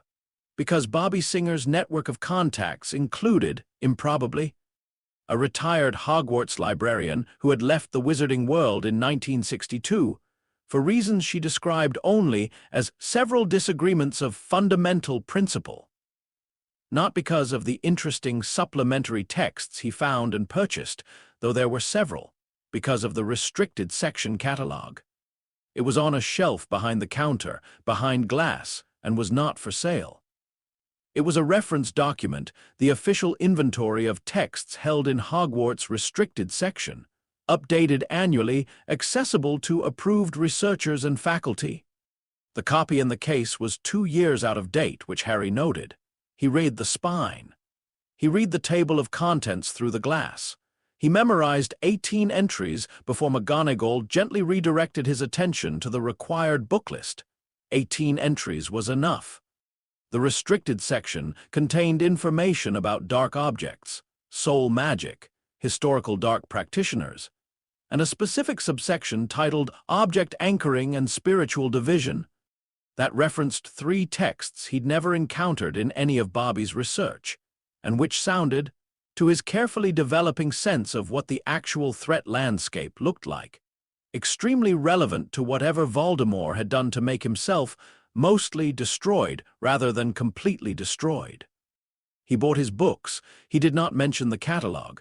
He filed Object Anchoring and Spiritual Division under active research priorities. John, walking beside him as they left, said quietly, "You found something? Restricted section. Books on soul magic and dark object anchoring. I need access. Timeline, before whatever the actual threat situation develops into." John nodded once. "Bobby has a contact at the school." The retired librarian. John looked at him. "You knew about that. I found the correspondence in your second kit bag in 2019. 1989. Sorry, 1989. A pause. Second kit bag is locked. With a combination lock, you use the same base sequence for everything above a 3-digit code. You just add digits to the front for higher security applications." John looked forward. "I need to change my sequences." "Probably, yeah. HM," said John, which meant I am simultaneously annoyed and impressed, and I am not going to say the second one. Ollivander's was at the end of the alley, narrow and slightly separate from the other establishments in the way that institutions operating in a specific and irreplaceable niche tend to separate themselves. Not through arrogance, but through the natural consequence of being the only one doing the thing they do. The shop was dim and smelled of sawdust and something older and stranger underneath. The smell of worked wood, yes, but also the smell of intention, of purpose built into materials, which Harry recognized from certain objects in John's collection that had been made for specific supernatural functions, and retained that function in their physical presence. Ollivander himself appeared from between shelves that went further back than the shop's exterior dimensions should have allowed, which Harry noted and filed under standard magical space expansion, consistent with other locations today. He was old in the way that very few people manage to be old, not frail old, not tired old, but distilled old. Like he'd been reduced over a very long time to the most essential version of himself, and had found this adequate. He looked at Harry with pale eyes that were doing something that wasn't quite the EMF reader function, but was adjacent to it, an active assessment, information gathering, a kind of attention that processed what it saw on levels below the visible. "Harry Potter," he said, in the soft voice of a man who has been waiting for this appointment for a long time and does not intend to make a thing of it. "I wondered when I'd be seeing you." He paused. "I sold your parents their wands. Your father, mahogany, 11 inches, pliable, excellent for transfiguration. Your mother, willow, 10 1/4, swishy, excellent for charms work." A longer pause. "And I sold the wand that gave you that scar, 13 1/2 inches, you, a very particular wand." "What makes it particular?" Harry asked. The cores are what make wands particular, Mr. Potter. Unicorn hair, dragon heartstring, phoenix feather." Ollivander looked at him with those pale, processing eyes. "The wand that gave you that scar shares a core with, well, we'll see what chooses you first." The wand-finding process was, by the standards of the day, the least tactically informative and most experientially strange thing Harry had encountered. Box after box, wand after wand, and the instructions were swish and wave and try, which were not instructions in any framework Harry was familiar with. They were instructions that assumed a passivity he didn't have, an openness to being selected rather than selecting, which was fundamentally counter to every instinct he'd spent 10 years developing. He did it anyway, because John was right that the wand was a useful tool, and Harry was not arrogant enough to dismiss a tool before he understood it. 7 wands. 8, 10, 14. Ollivander's expression went through several stages of professional interest before landing on something that wasn't quite puzzlement but was adjacent to it. The 15th wand was holly, 11 inches. A phoenix feather core that, Ollivander said with a specific quietness, had come from the same phoenix as one other wand. He said it looking at Harry's scar. Harry understood the implication. The wand warmed in his hand. That was the word for it, warmed, in the specific way of something that recognized what it was holding. A trail of red and gold sparks moved from the tip and drifted upward, and there was a sound, very low, that wasn't quite a note but had the qualities of one. "Curious," Ollivander said. He was looking at Harry with an expression that was harder to read than most, wonder mixed with something that was almost concern, the expression of a craftsman who has made something good and is watching it enter a situation he can't fully evaluate. "Very curious. The wand chooses the wizard, Mr. Potter, and this wand, well, I think it chose wisely. I wonder, though," he stopped himself. "What?" Harry asked. "I wonder what you'll choose to do with it." Harry looked at the wand. He thought, 11 inches, holly, phoenix feather, light, well-balanced. Approximately equivalent in reach and leverage to a combat knife, which means comfortable for close work, but will require grip adjustment for extended use. He thought, "It's warm. That's new. That's actually new." He looked up at Ollivander. "What happens if a wizard doesn't have their wand?" Ollivander blinked. The question landed differently than questions usually did in his shop, where the primary topic of interest was generally the wand itself. Well, a wizard without a wand is significantly limited. Accidental magic remains possible. Wandless intentional magic is extraordinarily rare and requires. What does it require? Exceptional control. Emotional precision. A quality of concentration most wizards never develop because the wand makes it unnecessary. Ollivander was looking at Harry with an expression that had recalibrated again, something more focused and more careful. Most wizards consider the wand fundamental, irreplaceable. What do the ones who consider it optional think? A silence. Ollivander glanced, very briefly, at John, who was standing against the wall with the expression of a man who is listening to something that interests him and is doing nothing to indicate this, and then back at Harry. "I have met perhaps 3 wizards in 90 years of wand-making," he said slowly, "who treated the wand as a tool rather than an identity.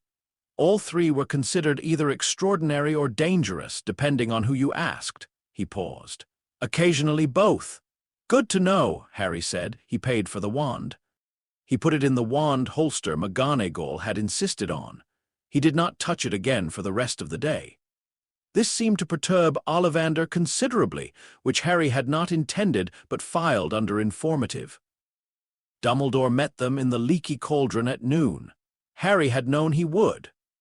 Not because McGonagall had told him, she hadn't, but because the day had been structured in a way that suggested preparation rather than improvisation, and the preparation had a signature. Everything had been arranged to allow Harry and John to feel that they were operating on their own terms, in their own time, assessing freely, and all of that was true, but it had also been arranged. The table in the back of the Leaky Cauldron was the only one with clear sightlines to both doors. The chairs were arranged for 4 people. McGonagall's detour through Madame Malkin's had run long enough to ensure a specific arrival time. John had noticed too. Harry knew this because John had said nothing about it, which was the sign. Dumbledore was more somehow than the descriptions. Not physically, he was old, white-bearded, wearing robes in a shade of purple that expressed a confident relationship with personal aesthetic. And he had half-moon spectacles and hands that showed age in the specific way of someone who has been doing difficult things with them for a very long time. More in the sense that the attention he brought to a room was more than its dimensions should have allowed. He was looking at Harry when they entered, and the quality of his attention was the most complex Harry had encountered today. Relief and grief and calculation and genuine warmth. All running simultaneously without any of them canceling the others out, which was either a mark of exceptional emotional intelligence or exceptional compartmentalization, or, Harry thought, probably both. "Harry," he said warmly, not performatively warmly, actually warmly, in the way of someone for whom warmth is load-bearing rather than decorative. "Professor Dumbledore," Harry said. Dumbledore's eyes moved to John. Something passed through them, assessment of the specific and practiced kind that recognized a similar operation running in the other direction. "Mr. Winchester," he said, "I owe you a great deal." "You don't know me well enough to say that yet," John said. "I know that Harry is alive, healthy, and, clearly, exceptionally well prepared for a world that is going to make very significant demands of him." Dumbledore gestured to the chairs. "Please, I'd like to talk." They sat. McGonagall ordered tea. John did not touch his. Harry did, because the tea in the Leaky Cauldron smelled good and he'd been on his feet for 4 hours. "I want to understand," Dumbledore said, to both of them but looking at Harry, "what it is you want from us, from your education, from the wizarding world." Harry had prepared for this question, which meant the answer came out not as a prepared answer but as a genuine one, which was the goal of preparation. "Information," he said. "Full briefing on the threat landscape, everything you know about Voldemort's current status, his followers, what they're doing. Access to educational resources, not just the standard curriculum, the full range including restricted materials. And autonomy. I'm not going to live in the castle." A pause. "The school is designed to. I know what it's designed for. It's designed for children who are entering the magical world for the first time and need immersion and community and structured access to magical development. That's not my situation. My situation is that I've been operationally active in supernatural environments for most of my conscious life. I have functional accidental magic and developing intentional control. And I need to integrate magical education into an existing framework rather than replace that framework with a new one." Dumbledore looked at him for a long moment. Beside Harry, John was doing the thing where he appeared to be looking at the table, but was actually watching Dumbledore's face with the peripheral attention of someone who has learned that the most important information is usually in the response to a statement, rather than the statement itself. "You are remarkably prepared," Dumbledore said. "Yes," Harry said. "May I ask who taught you to think this way?" "He did," Harry said, meaning John, who did not look up from the table. Dumbledore looked at John with the expression of a man reassessing a situation he thought he'd already assessed. "You are not magical," he said. It wasn't an accusation. It was the beginning of a question. "No," John said, "and yet you've raised a child who speaks about magical education the way most Hogwarts professors speak about it." He paused. "What are you, Mr. Winchester, if not magical?" "Someone who's been dealing with things that shouldn't exist for 20 years, John said. "Which means I know more about the practical reality of supernatural threats than most of your aurors.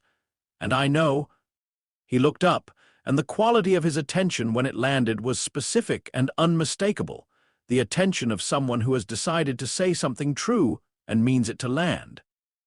That a child raised by a prophecy is not the same thing as a child who's ready for what the prophecy requires. "You've been planning around Harry for 10 years. You've been planning around a symbol. I've been preparing a person." Silence. "That," Dumbledore said quietly, "is the most important thing anyone has said to me in a very long time." He was quiet for another moment, and something in his expression shifted. Not surrender, not agreement, but genuine movement, the shift of a mind engaging with a new variable rather than dismissing it. "What would you need," he said to Harry, "for an arrangement that respects what Mr.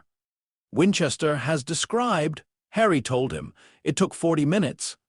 He laid out the terms with the specificity of someone who has thought about a problem from multiple angles, and is presenting the solution that works for all of them rather than the one that works best for himself, which was how John had taught him to negotiate, and which was, Dumbledore's expression suggested, not what he'd been expecting: independent student status, examination access, all standard OWL and Newt-level materials, access to the restricted library under supervised conditions, pending a review of specific texts, a weekly briefing from Dumbledore's office on current threat intelligence, a point of contact for questions, McGonagall, who he had assessed as the most straightforwardly reliable person he'd met today, a communication protocol that did not involve tracking charms, attendance at practical classes where direct instruction was genuinely necessary, potions, transfiguration, defense against the dark arts. Non-attendance at classes he could self-teach from available materials, which was most of them. And John had access to all communications, all briefings, all threat intelligence. Non-negotiable, Dumbledore listened to all of it. He asked 3 clarifying questions, each of which Harry had anticipated and answered. Then he said, "I would like to add one condition of my own." "What condition?" John said. "That Harry, when he is ready, and I leave the timing entirely to him, meets some of the people who knew his parents, not for indoctrination, not for the wizarding world's benefit, for his own." Harry looked at Dumbledore. He thought about McGonagall's face when she talked about his mother arguing about transfiguration theory. He thought about the vault and the gold that had been put there by people he hadn't known, and the drawings he'd seen in the wreckage of the house in Godric's Hollow when he was too young to know what they meant. He thought about a photograph he'd found in John's kit, the only one, of a woman with red hair and green eyes exactly like his, laughing at something off-camera. "That condition," he said. "I accept." Dumbledore nodded. Something moved across his face that was too private to name and too significant to look away from. "Then we have an arrangement," he said. He reached across the table, and Harry shook his hand, and the handshake was not symbolic or ceremonial. It was a contract between 2 people who both knew that they were managing a situation larger than either of them, and had decided, provisionally and with full awareness of the risks, to manage it together. John, watching, said nothing. But when Harry glanced at him, the tension in his jaw was gone. That was everything. They walked back through the leaky cauldron at 2 in the afternoon. Harry with his purchases in a bag that the shop had spelled to be lighter than it looked, which he was going to study when he got back to the motel. The alley was busier now. Saturday afternoon crowds, families and students, and the specific social texture of a community that was self-contained and knew it. At the entrance to the Muggle Street, Harry stopped and turned back, looked at the alley one more time. At the bookshop and the wand shop and Gringotts white marble and the owlery and the robes shop and the cauldron supplier and all of it. The complete, self-sufficient, centuries deep, architecturally impractical, genuinely extraordinary civilization that had been running parallel to his entire life without his knowing. He thought, they've never been hunted. They don't know what it looks like. They built all of this, and they don't know what it looks like to have something come for it that isn't one of them. He thought, I know what that looks like. He thought, that is going to matter. Then he stepped back through the entrance into Charing Cross Road, where the pigeons were doing their thing, and the traffic was doing its thing, and the world that John Winchester had raised him in was doing what it always did, which was going on regardless of how extraordinary the things adjacent to it were. John was beside him. Assessment? Harry thought about the alley. The wands and the robes and the magic that ran through everything, powerful and old and genuinely remarkable. And also the single entry point and the inward-facing security, and the complete and total absence of any contingency for a threat that didn't announce itself in a language they recognized. It's a beautiful place, he said, and it has a 0% threat response capability for anything external. That a problem? Harry looked at the street ahead. It's going to be, he said, but that's what we're here for. John made the sound that meant he agreed, and they walked north, back to the car, back to the Impala, back to the life that had made Harry Potter into something the wizarding world had no category for and was going to have to invent one. Behind them, through a wall that tourists couldn't see, Diagon Alley went on being extraordinary in its own particular terms. And somewhere in a school in Scotland, a headmaster with half-moon spectacles sat at his desk and thought about a 10-year-old boy who had negotiated with him for 40 minutes and walked away with everything he'd asked for. Albus Dumbledore, who had outmaneuvered Dark Lords, found he was looking forward to seeing what happened next. That, he reflected, was either a very good sign or a very bad one. He suspected, with the particular intuition of a man who had lived long enough to know the difference, that it was both. End of Chapter 3. And here we go Chapter 4. The Horcrux bestiary, the case files started in a green notebook. Not the one Harry had been carrying since age 7. That one was full, had been full for 2 years, and was stored in the waterproof case under the false floor of the Impala's trunk alongside 4 others exactly like it. Each one dense with annotated observations about the wizarding world's supernatural ecosystem, institutional structure, key personnel, and operational patterns.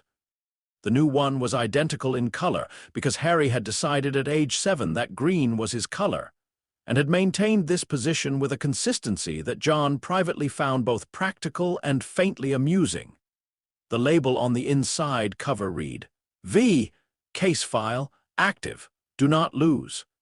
The do not lose was not paranoia.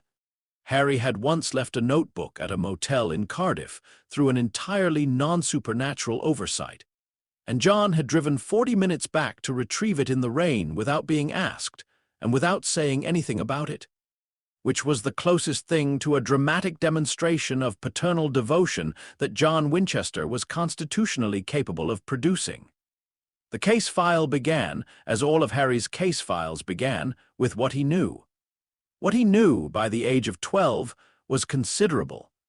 2 years of being technically enrolled at Hogwarts, attending specific practical classes, taking examinations, haunting the restricted library with the focused patience of someone who had been trained to wait out a location until it gave up everything it had produced a body of intelligence about Voldemort, the Death Eaters, and the structural dynamics of the wizarding world's current situation that Harry suspected exceeded what most of the Order of the Phoenix had compiled, primarily because the Order was working the problem from inside a framework that Harry had never been part of and therefore could not be limited by. The framework, as best Harry could diagnose it, was this. The wizarding world believed that Voldemort was the problem, that if you destroyed Voldemort, you destroyed the problem. This was intuitive and wrong in the specific way that intuitive things are wrong, wrong not because the conclusion was false, which it wasn't exactly, but because the conclusion was incomplete, and incomplete conclusions got people killed. Voldemort was not the problem. Voldemort was the symptom. The problem was the system Voldemort had built to make himself unkillable, which was a different thing entirely and required a different methodology to dismantle. Harry had found the word Horcrux in the third week of his access to the restricted section, in a text called Secrets of the Darkest Art that had been chained to its shelf with actual iron chains, which had struck him as both theatrically appropriate and mildly insulting to the intelligence of anyone who understood that iron chains did not prevent a determined reader. They just slowed them down. The chapter on soul anchoring was 12 pages long and written in the style of someone who found the subject both fascinating and deeply unwise, which Harry respected. He read it 4 times. He took no notes in the library. The restricted section was monitored, and leaving a paper trail of what you'd been reading was basic operational security failure, and transcribed it from memory in the car afterward. The core concept was straightforward once you understood it, and terrible once you understood it. A Horcrux was an object into which a portion of a person's soul had been placed through an act of deliberate murder. The soul shard anchored to the object. While the object existed, the person could not fully die, their body could be destroyed, their magical power could be neutralized. But the fragment of soul in the object persisted, and given time and conditions, could reconstitute. The person had, in effect, distributed their own mortality across multiple locations. Harry had sat in the Impala's back seat reading his transcription and thought, "This is exactly like a haunting, except the ghost is the attacker, not the victim." Then he thought, "Wait." He opened the case file to a clean page and wrote at the top, "What do we know about mostly destroyed?" Bobby had used that word in 1981, mostly, and Harry had filed it at age 8 and hadn't had sufficient context for it until now. Voldemort had been destroyed on October 31st, 1981, but not completely. His followers had been disorganized rather than leaderless, which was a meaningful distinction. The Ministry had treated his disappearance as a death because that was the framework they had. People either lived or died. They didn't have a framework for distributed mortality because the people who knew about Horcruxes were either the people who made them or the people who wrote the books that were chained to shelves, and neither group had an interest in briefing the Ministry. But Harry had a framework. John had given him the framework years before either of them knew it was relevant. Every monster thinks it's the apex predator. Your job is to change the environment until it isn't, and the first step to changing the environment was understanding what the environment was. He wrote, Hypothesis. V. Created multiple Horcruxes. Minimum required for strategic redundancy based on standard soul anchor theory. 3. Realistic number for a practitioner with V.'s apparent paranoia about mortality. More. Likely significantly more. Each one must be identified, located, and destroyed before V. Can be permanently ended. Standard magical destruction insufficient. Soul magic requires specific conditions. Fiend fire, basilisk venom, other extreme magical destructive forces. Cross-reference with Bobby's notes on supernatural accelerants. He underlined the last line. Then he wrote, "This is the case. This is the actual case. Everything else is symptoms." He told John at dinner in a pub in Hogsmeade that served food which was uniformly beige in color and surprising in quality, which was a combination Harry had encountered often enough in British establishments to have stopped being surprised by it. John listened without interrupting, which was how John listened to operational briefings, full attention, no performance, saving all responses for the end. Harry laid it out the way John had taught him to lay things out. Start with what you know, move to what you can reasonably infer, separate inference from speculation, identify the information gaps, propose a methodology for closing them. When Harry finished, John was quiet for approximately 20 seconds, which was a long silence by John's standards. "How confident are you in the soul anchor theory?" he said. "High." The mechanics are consistent with everything we know about the 1981 incident. The protection that killed, or mostly killed, Voldemort was a blood sacrifice, which is a soul-level event. A soul-level event affecting a normal person would have fully ended them. It only partially ended him because part of him wasn't there to be ended. How many? At least 4, probably more. The paranoia gradient in his historical behavior pattern. The further you go back in the Hogwarts records, the more evidence of a person who was obsessively focused on mortality from a young age suggests he would have made as many as he thought he could while retaining functional coherence. What's the upper limit on functional coherence? The books aren't specific. The implication is that each split degrades the soul's integrity. Too many and you lose the capacity for complex thought, emotional range, strategic function. Given that Voldemort maintained all 3 throughout his active period, I'd estimate no more than 7 total anchors. John looked at him. How many of those is he himself? 1.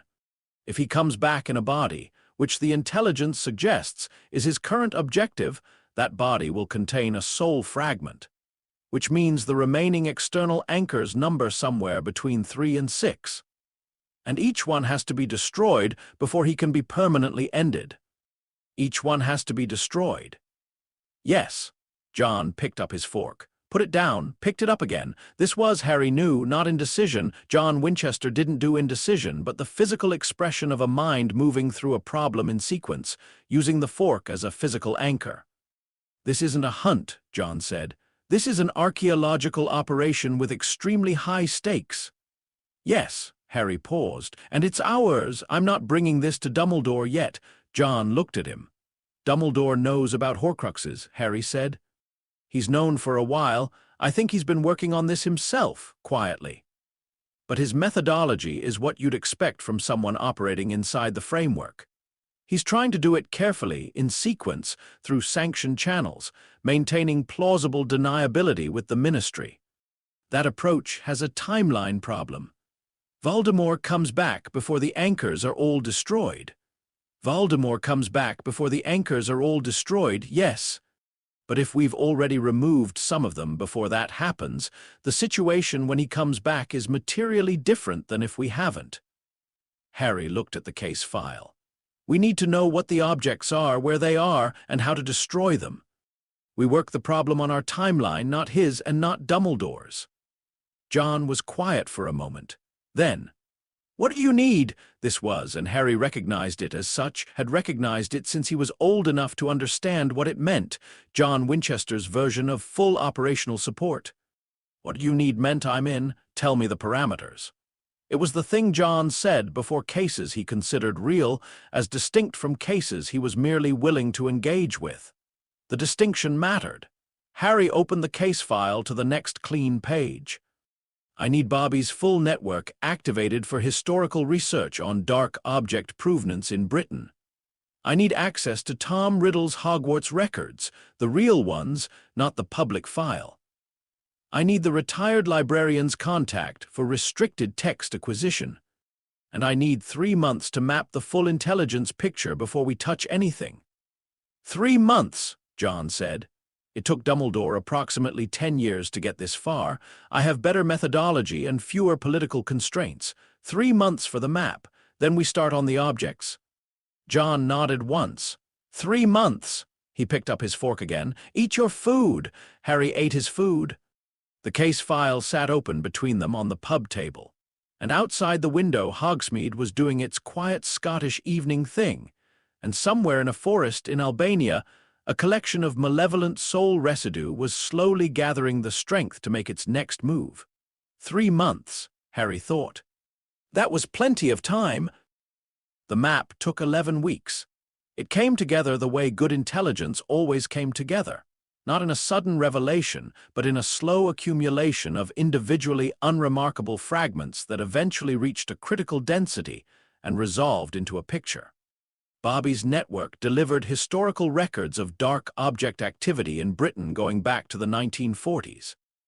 The retired librarian, whose name was Elspeth Crane and who had left Hogwarts in 1962, following a series of disagreements with the headmaster of the time that she described as fundamental, and which Harry, reading between the lines of her correspondence, understood to involve a student named Tom Riddle, and an incident she had been pressured to handle in a way she found unconscionable, provided access to 3 texts that were not in any accessible collection.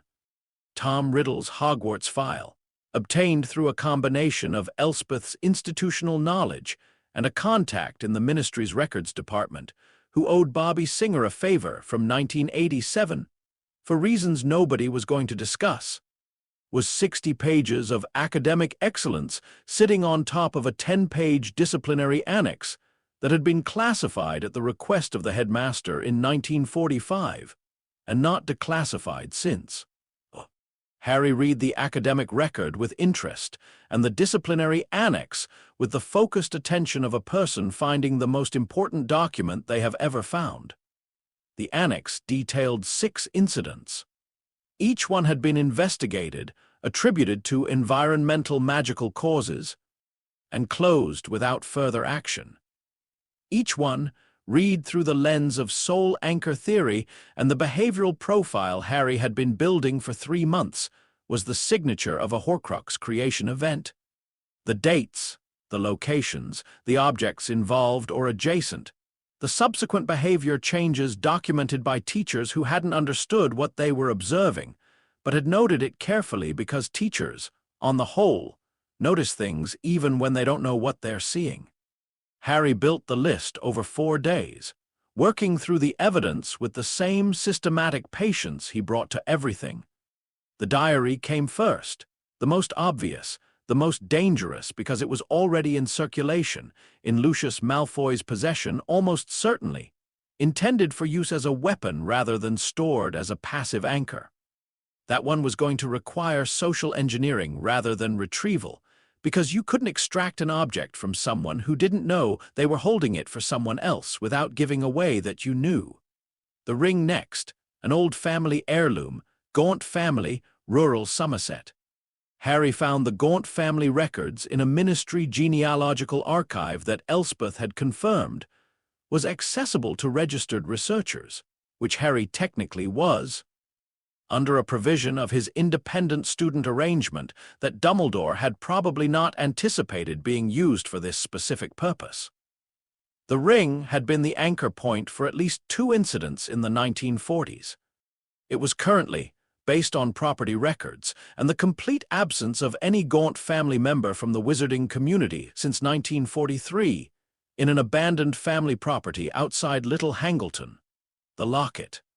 Slytherin's locket, which had a recorded history going back to the 1800s and a documented disappearance from a Borgian and Burke's inventory in 1975. 1 month after Tom Riddle, by then going by his self-constructed name, was recorded as having visited the shop as a customer.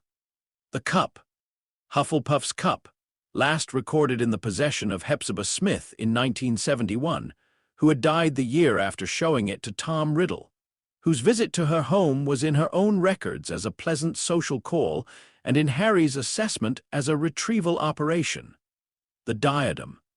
This one took 6 weeks and 2 visits to the Hogwarts library using access he had from his student arrangement. And the conclusion when it arrived was almost elegant.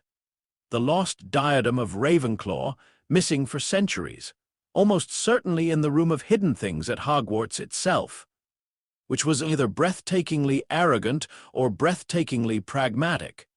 And Harry had concluded, with something approaching professional admiration, that it was both. The snake was the last one he identified, and it was the most problematic because it was alive and in Voldemort's direct possession, which meant it couldn't be addressed until they were ready to address Voldemort himself, and not before. 7 anchors total, exactly as he'd hypothesized. One of which, and this was the piece Harry had been sitting with for 3 weeks before he said it out loud, because saying it out loud made it a real operational consideration rather than a theoretical concern he was still working through, was almost certainly him. He said it out loud to John on a Tuesday evening in October, which was otherwise a completely unremarkable Tuesday evening in which John was cleaning weapons at the motel table and Harry was at the window with the case file. "The scar," Harry said. John looked up. He had, Harry noted, the expression of a man who had been waiting for this sentence for some time and had prepared his response to it with significant care. "The night Voldemort's curse rebounded," Harry said. "It didn't just mark me. The soul transfer, it's the same mechanism as a Horcrux creation. The rebounding curse was moving at the speed of a catastrophic magical failure, and the nearest available vessel was the living person the curse was aimed at. A fragment transferred. Involuntarily, and without the killing act that's supposed to anchor it properly, which is probably why it's less stable than the intentional ones." He paused. "I've been reading the soul anchor mechanics for 8 months. The behavioral pattern described in the literature, a subtle but persistent external influence on the host's emotional and perceptual range, fits things I've been noticing in myself since I had the framework to notice them." John set down the gun he was cleaning. He was very still in the way that John was only very still when the thing he was processing had personal stakes rather than operational ones. "What things?" he said. "The snake language. I've been able to understand snakes for as long as I can remember. You logged it when I was 4. I heard the garden snake in Bobby's yard tell Dean it was going to bite him if he didn't stop poking it. And I told Dean. And you wrote it in the green section as possible supernatural perception. Unclear origin." Harry kept his voice level and clinical the way John had taught him, emotion in the wrong place, at the wrong time, degraded analysis. "Parseltongue is a Slytherin bloodline trait. My mother was Muggle-born. My father's family is not Slytherin line. The ability came from the fragment." John was quiet. "The dreams," Harry said. "Occasional, fragmented. I've been getting them for 2 years. They started when Voldemort started making his move back, which tracks with the anchor becoming more active as the main consciousness began to reconstitute. They're not clear enough to be intelligence, but they're not random either." "Have you documented them?" "Everything's in the case file. Does Dumbledore know?" "He suspects. I think he watches me in a way that's different from how he watches other students, and it's been more attentive since the dreams started. But he hasn't said anything." Harry paused. "I think he knows, and he's managing how to tell me, which means he has a plan for what to do about it that he intends to control the timing of." John's expression had been doing something complicated and private throughout this conversation. The way it did when there were feelings in a situation that John was not going to allow into the operational layer, but also couldn't entirely suppress from his face when Harry was the one talking. "What does the literature say?" he said. "About the accidental ones, what's the removal mechanism?" "Death," Harry said. "Specifically the death of the host. The soul fragment is tied to the living body. When the body stops, the fragment loses its anchor and dissipates." He kept his eyes on the case file.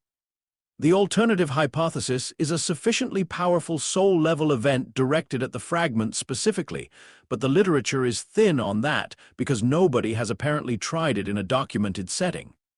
"Death of the host," John repeated, very flat. "Temporary death, potentially.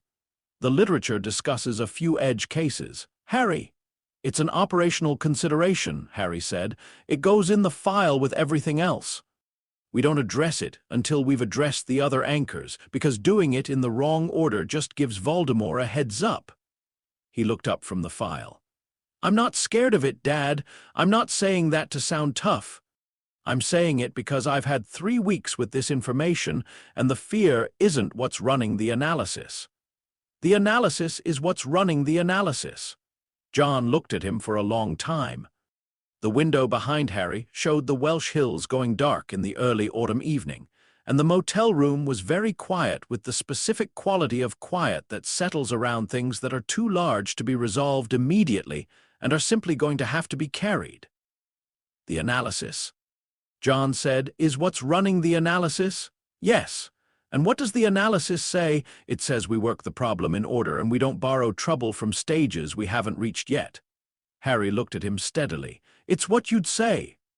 John was quiet for another long moment. Then he picked up the gun he'd been cleaning and resumed cleaning it, which was John Winchester, for I am holding this together through force of professional habit, and I am going to need some time before I can engage with the full emotional weight of this conversation. Okay, he said. Walk me through the destruction methodology for the others. Harry walked him through it. The locket was first. They took 3 weeks to plan it and 4 hours to execute, which was the correct ratio. John had a saying about this that he'd written in the journal in 1976 and repeated in various forms throughout Harry's education. The operation takes as long as it takes. The planning takes as long as it needs to. Plans that felt rushed before execution failed during it. Plans that felt complete before execution usually were. The cave on the coast of Scotland had been identified through geological surveys. Harry had borrowed a methodology from a 1960s British Ordnance Survey project that had mapped coastal cave systems for flood risk assessment, cross-referenced with the historical disappearance records of 2 Muggle hikers in the area in the 1970s, whose deaths had the signature of magical violence at long range rather than environmental accident. The cave was real. The cave had a magical entrance that operated on blood cost, a deliberate barrier that assumed the entrant would use their own magic to activate it, because that was how wizards thought about barriers. Magical solutions to magical problems. Harry used a syringe, a sterile wound, and a collected blood sample, which activated the barrier without him having to be at the entrance when it opened.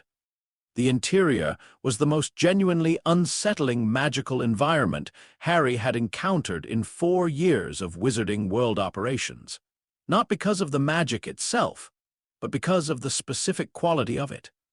Old and intentional, and layered in the way of something built by someone who had thought very carefully about how someone like them would attempt to defeat it, and had designed the defeat in. The boat that crossed the lake, the island in the center, the basin. Harry stood at the basin and looked at the potion inside it. The potion was luminescent and slightly green and smelled of absolutely nothing, which was itself the most alarming thing about it because potions always smelled of something. He read the Soul Anchor text's description of Horcrux concealment methodology.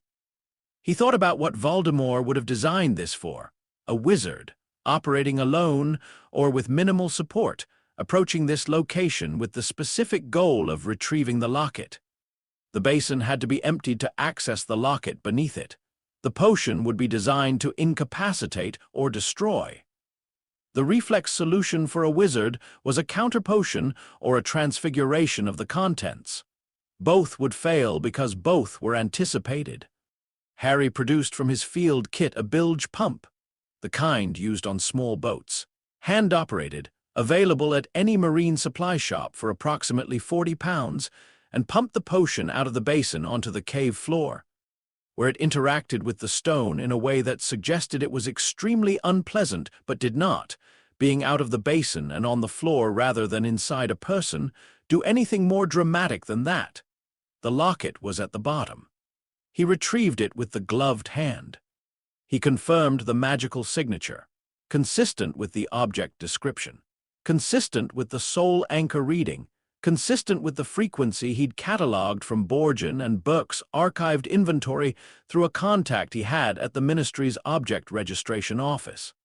He put it in a lead-lined box he'd had made by a specialist in Sheffield who made containers for radioactive materials and had been, frankly, extremely professional about the unusual commission.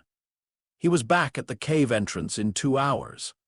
John was in the car with the engine running and a thermos of coffee and a look on his face that was doing the thing where it was pretending not to be relieved. "Got it," Harry said. "Trouble? The potion was an issue. I used the bilge pump." John stared at him. "The bilge pump! The bilge pump!" A pause. "I'm putting that in the journal. I thought you might." The destruction happened 3 days later in a controlled setting in Bobby's yard in South Dakota, which was where they went for anything requiring genuine operational preparation. Because Bobby's yard had iron perimeter posts, consecrated earth, a supernatural containment circle that Bobby had spent 2 years perfecting, and Bobby himself, who was worth 3 of most people in a crisis. Harry used fiendfire, which he had been practicing for 8 months in controlled environments, a magical fire that consumed supernatural materials, and which had required more careful preparation than anything else he'd attempted, partly because it was genuinely dangerous and partly because John's expression while Harry practiced, it had the look of a man maintaining calm through pure professional discipline, which meant Harry practiced it better than he might have otherwise to give John fewer occasions for that expression. The locket screamed when it burned, not metaphorically, an actual sound, high and structural and wrong in a way that made the birds in Bobby's yard go silent for 30 seconds afterward. Then it was ash. Harry wrote in the case file, Horcrux 1, the locket, destroyed. Method, fiendfire, controlled conditions, Bobby's yard. Duration, 4 seconds. Confirmed soul fragment dispersal via EMF, same signature as full ghost dispersal. Cross-reference with standard spirit termination methodology, consistent, then he wrote, 1 down. The cup was different. The cup required no dark caves, no potions, no geological surveys. The cup required politics, which Harry had decided at age 13 was just another kind of fieldwork. The same skills applied to a different environment. The same principle of understanding the system well enough to identify its leverage points and press them without alerting the system that you were pressing them. Gringotts operated outside ministry jurisdiction. Harry had known this since the Diagon Alley visit at age 10 and had been building toward using it ever since. The Goblin banking system had its own treaty law, its own enforcement, and its own deeply held institutional pride that did not respond well to implication that its security had been compromised. Harry had over 4 years of careful relationship building with the Gringotts Public Liaison Office, which he'd accessed through a Goblin Rights campaign that Hermione Granger was running at Hogwarts, that he'd contributed to in writing under a pseudonym. Because the campaign was correct on the merits and also produced excellent relational capital with the Goblins, established a working acquaintance with a senior account manager named Griffook, who was professionally suspicious of everyone and therefore considered Harry's consistent low-key engagement over 4 years without any obvious agenda a positive anomaly. He brought Griffook a legal brief, not a request, not an accusation.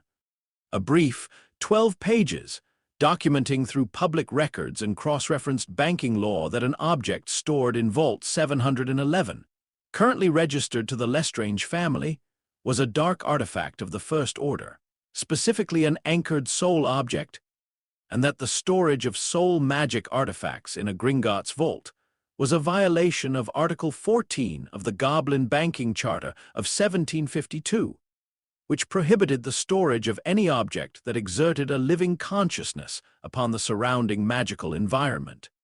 Harry had found Article 14 in a 1924 commentary on Goblin banking law that Elspeth Crane had sourced from a non-wizarding legal archive in Edinburgh. The article had never been enforced because no one had thought to look for it, and because Horcruxes were not widely known, which meant their owners had never anticipated anyone making exactly this argument. Griffook read the brief. He read it again. He consulted with 2 other senior officials in a room that Harry was not invited to. He came back 40 minutes later with an expression that was doing the Goblin equivalent of deeply entertained. "The violation," Griffook said, "is confirmed." "Yes," Harry said. "The object will be removed from the vault immediately and held in containment pending the charter enforcement process." "Yes," Harry said. "And during the enforcement process, if the object were to be made available to a registered researcher investigating dark artifacts under Hogwarts Independent Study Provision 17. That would be the normal procedure," Griffook said, with the expression of someone who had concluded that this human was very strange and had decided to find this professionally interesting rather than personally concerning. "Excellent," Harry said. "I appreciate the bank's commitment to charter compliance." "We are." Griffith said, with the faintest possible suggestion of something that was not quite a smile but occupied the same address.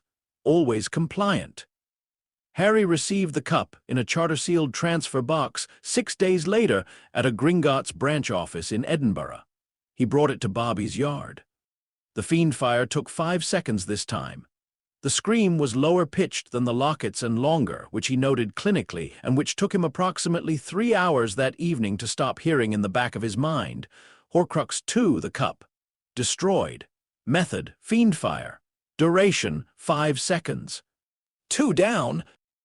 The Death Eaters noticed something was wrong in March. Not in a way they could articulate initially. It was more the way that people notice wrongness when several things they expected to be true turn out to be not quite true, and the not quite trueness doesn't have an obvious cause. Lucius Malfoy made 3 attempts to retrieve a specific item from his estate's artifact storage in a 9-day period, which Harry's ministry contact flagged as unusual based on the security request logs. The item in question was not in the estate's artifact storage, because it had been there, and then it hadn't been. Because Harry had been inside Malfoy Manor's groundside storage access 3 weeks prior during a 2-hour window when the Malfoy family was at a ministry function that Harry had verified they would attend. He had left no trace, because leaving no trace was a baseline competency and not an achievement. The diary was the one that mattered. The diary was out in the world and active and intended to do damage, and Harry had retrieved it before it could, and this fact, that something they had been relying on was simply gone, had produced in the Death Eater network exactly the quality of anxious uncertainty that Harry had been aiming for. In April, a rumor began circulating in the lower tiers of the Death Eater network, in the pubs and back rooms of Nocturne Alley, in the private communications that Harry had partial access to through a network of contacts he'd built with careful patience over 4 years among the wizarding worlds marginalized and overlooked. The rumor was that someone was hunting them. Not fighting them, the Order of the Phoenix fought them, and they knew how to manage that, because the Order fought them the same way every time, predictably, within a framework they could anticipate and counter. This was different. This was the experience of reaching for things and finding them not there, of planning around resources that had quietly ceased to be available, of the specific, profoundly disorienting experience of being hunted by something you couldn't see, because it wasn't using any of the tools you'd built your defenses against. The word that started moving through the network in May was muggle. As in, this felt like a muggle. As in, whoever was doing this was approaching them from outside the magical framework entirely. As in, that was supposed to be impossible, which was exactly the assumption Harry had been counting on since he was 10 years old and had stood in Diagon Alley and thought they've never been hunted. They don't know what it looks like. They were learning what it looked like now. John heard about the rumor from a contact in late May and told Harry at breakfast in a cafe in Hogsmeade, reading the relevant passage from the contact's message in the level voice he used for intelligence briefings. Harry listened, finished his toast, and wrote 2 lines in the case file. They know something is wrong. They don't know what. Then, good. Keep it that way. John looked at the second line, put the contact's message away, picked up his coffee. HM, he said, which meant I am proud of you and I am going to express this by drinking my coffee. Harry drank his tea. Outside, Hogsmeade was doing its usual Saturday thing. The students from Hogwarts moving through the village with the energy of people who had been inside a castle for weeks and were making the most of their temporary freedom.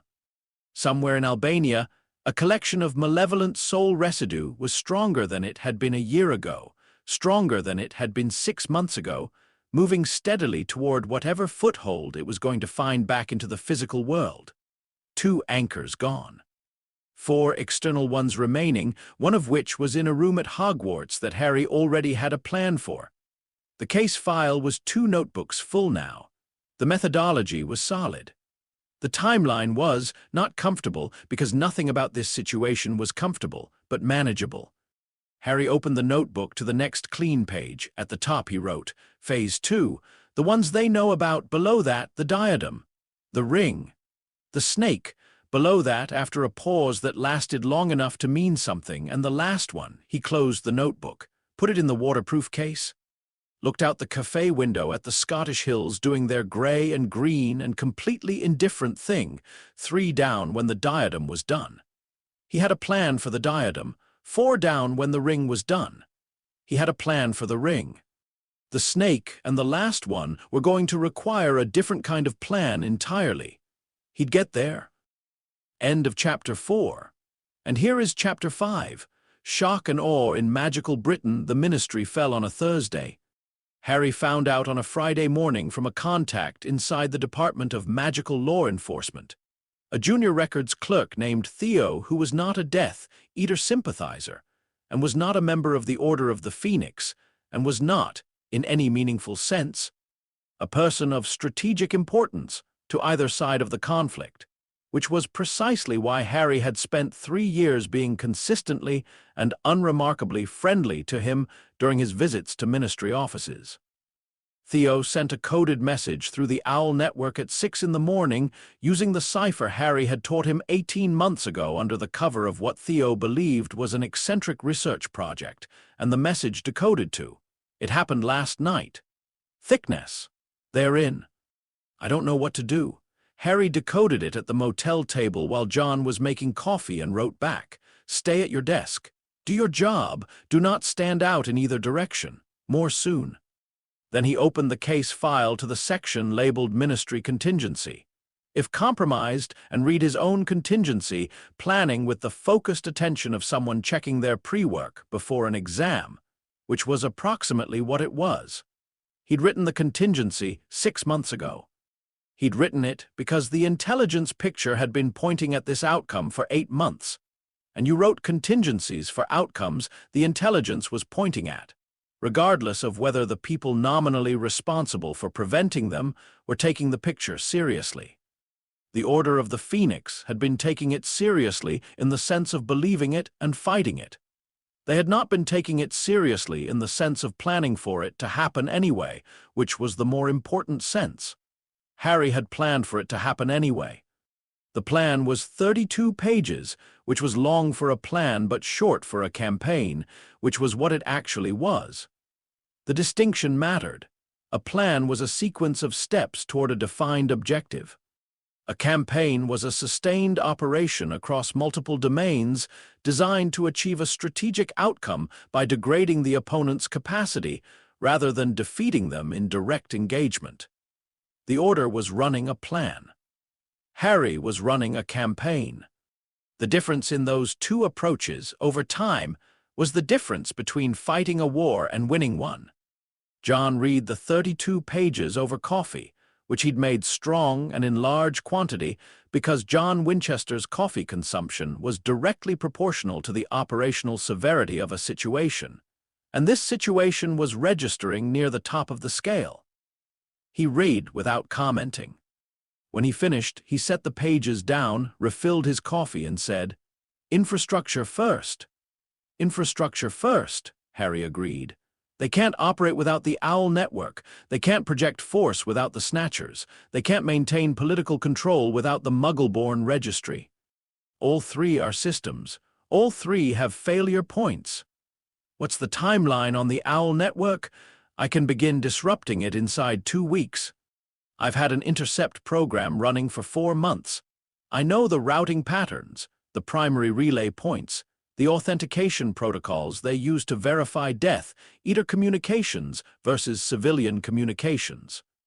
Harry pulled a map from the case file, a genuine cartographic map of Britain with a second layer of hand-drawn notation in green ink, overlaid on the standard geography, marking nodes that didn't appear on any ordnance survey.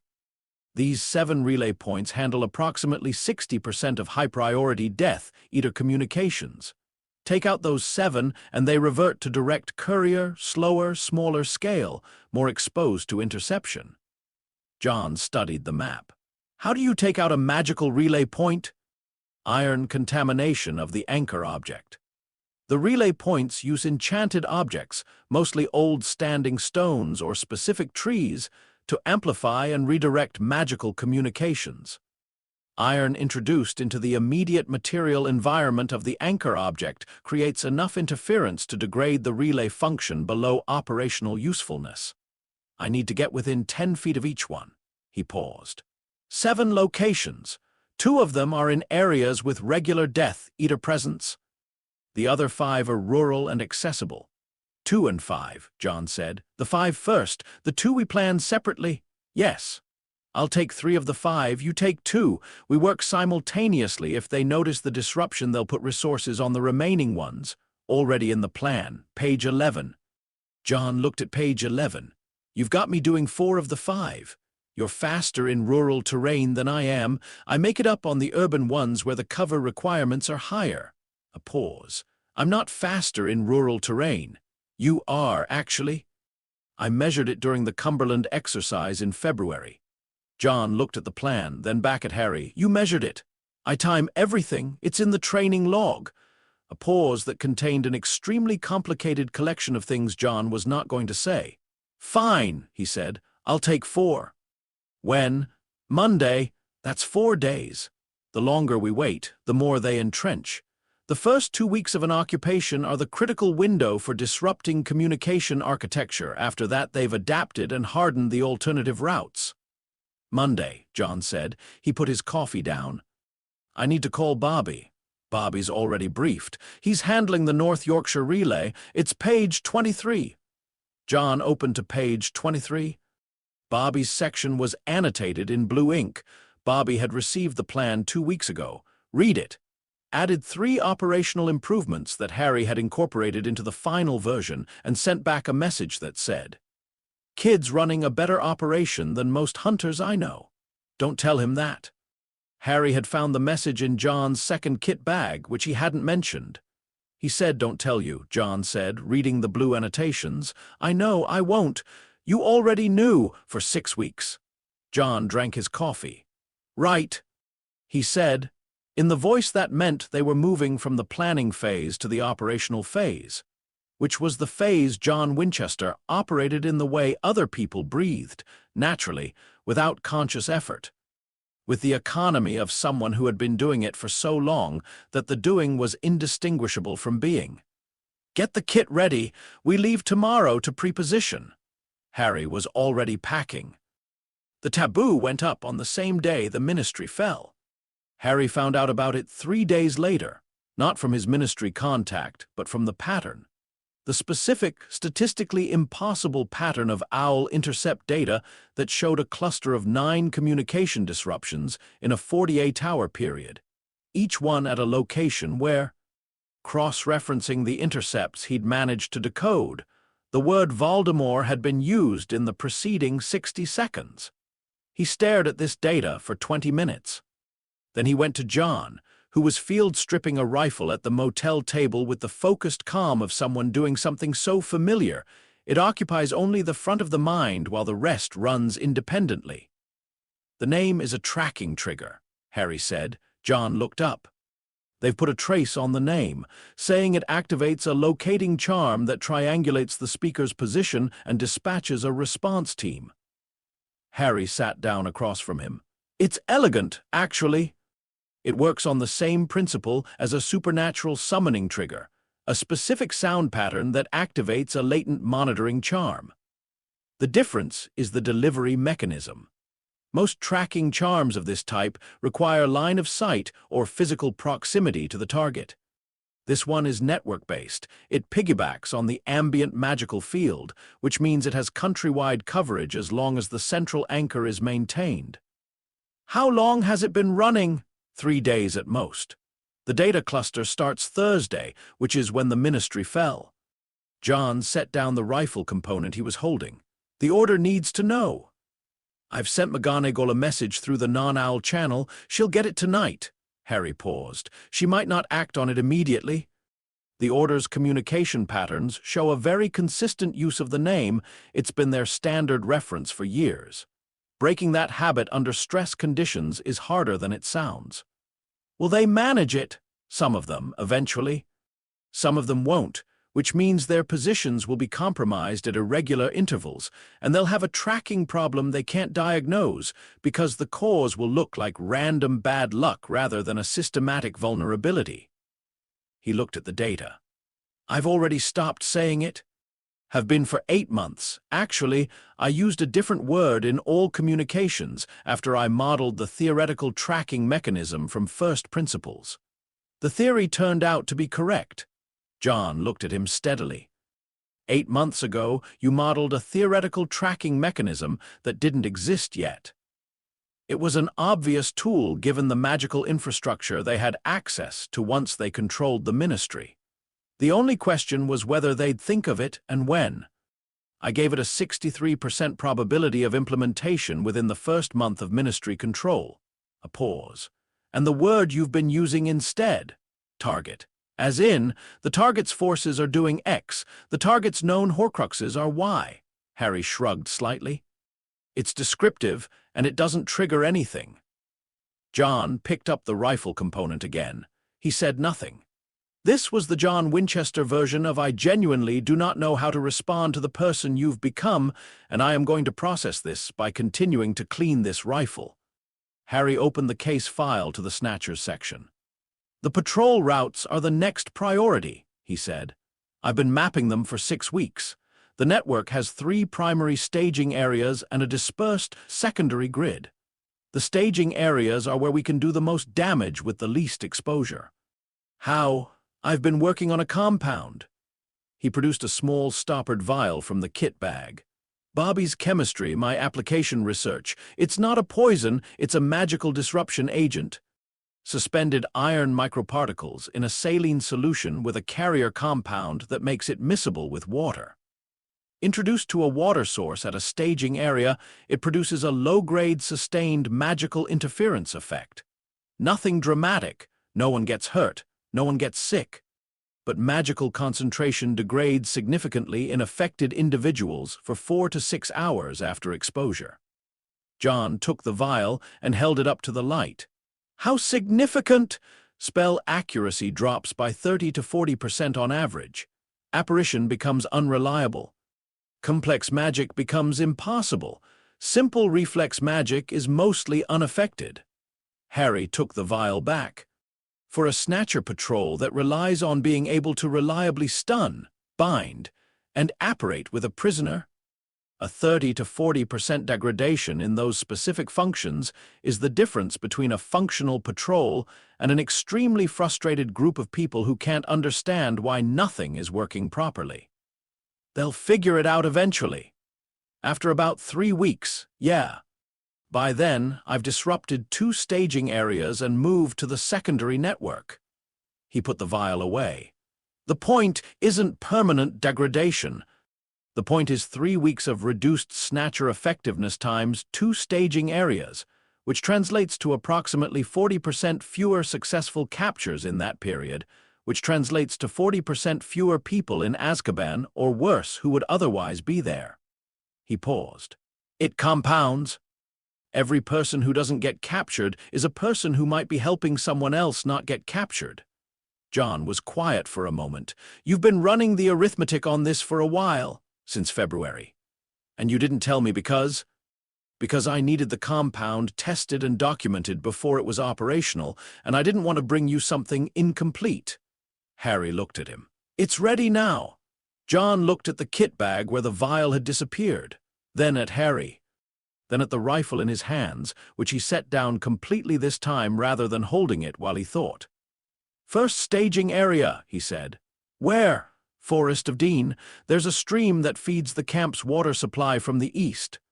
Access from the north is unmonitored. I walked it last Tuesday while you were in Manchester. You walked a Death Eater staging area while I was in Manchester. Observation only. Perimeter, not interior. 2 hours, no contact. The look on John's face was the specific look of a man experiencing 2 completely incompatible reactions to the same information. The operational reaction, which was good reconnaissance, and the parental reaction, which was considerably louder and was being kept firmly below the surface by a significant effort of will. Next time, John said carefully.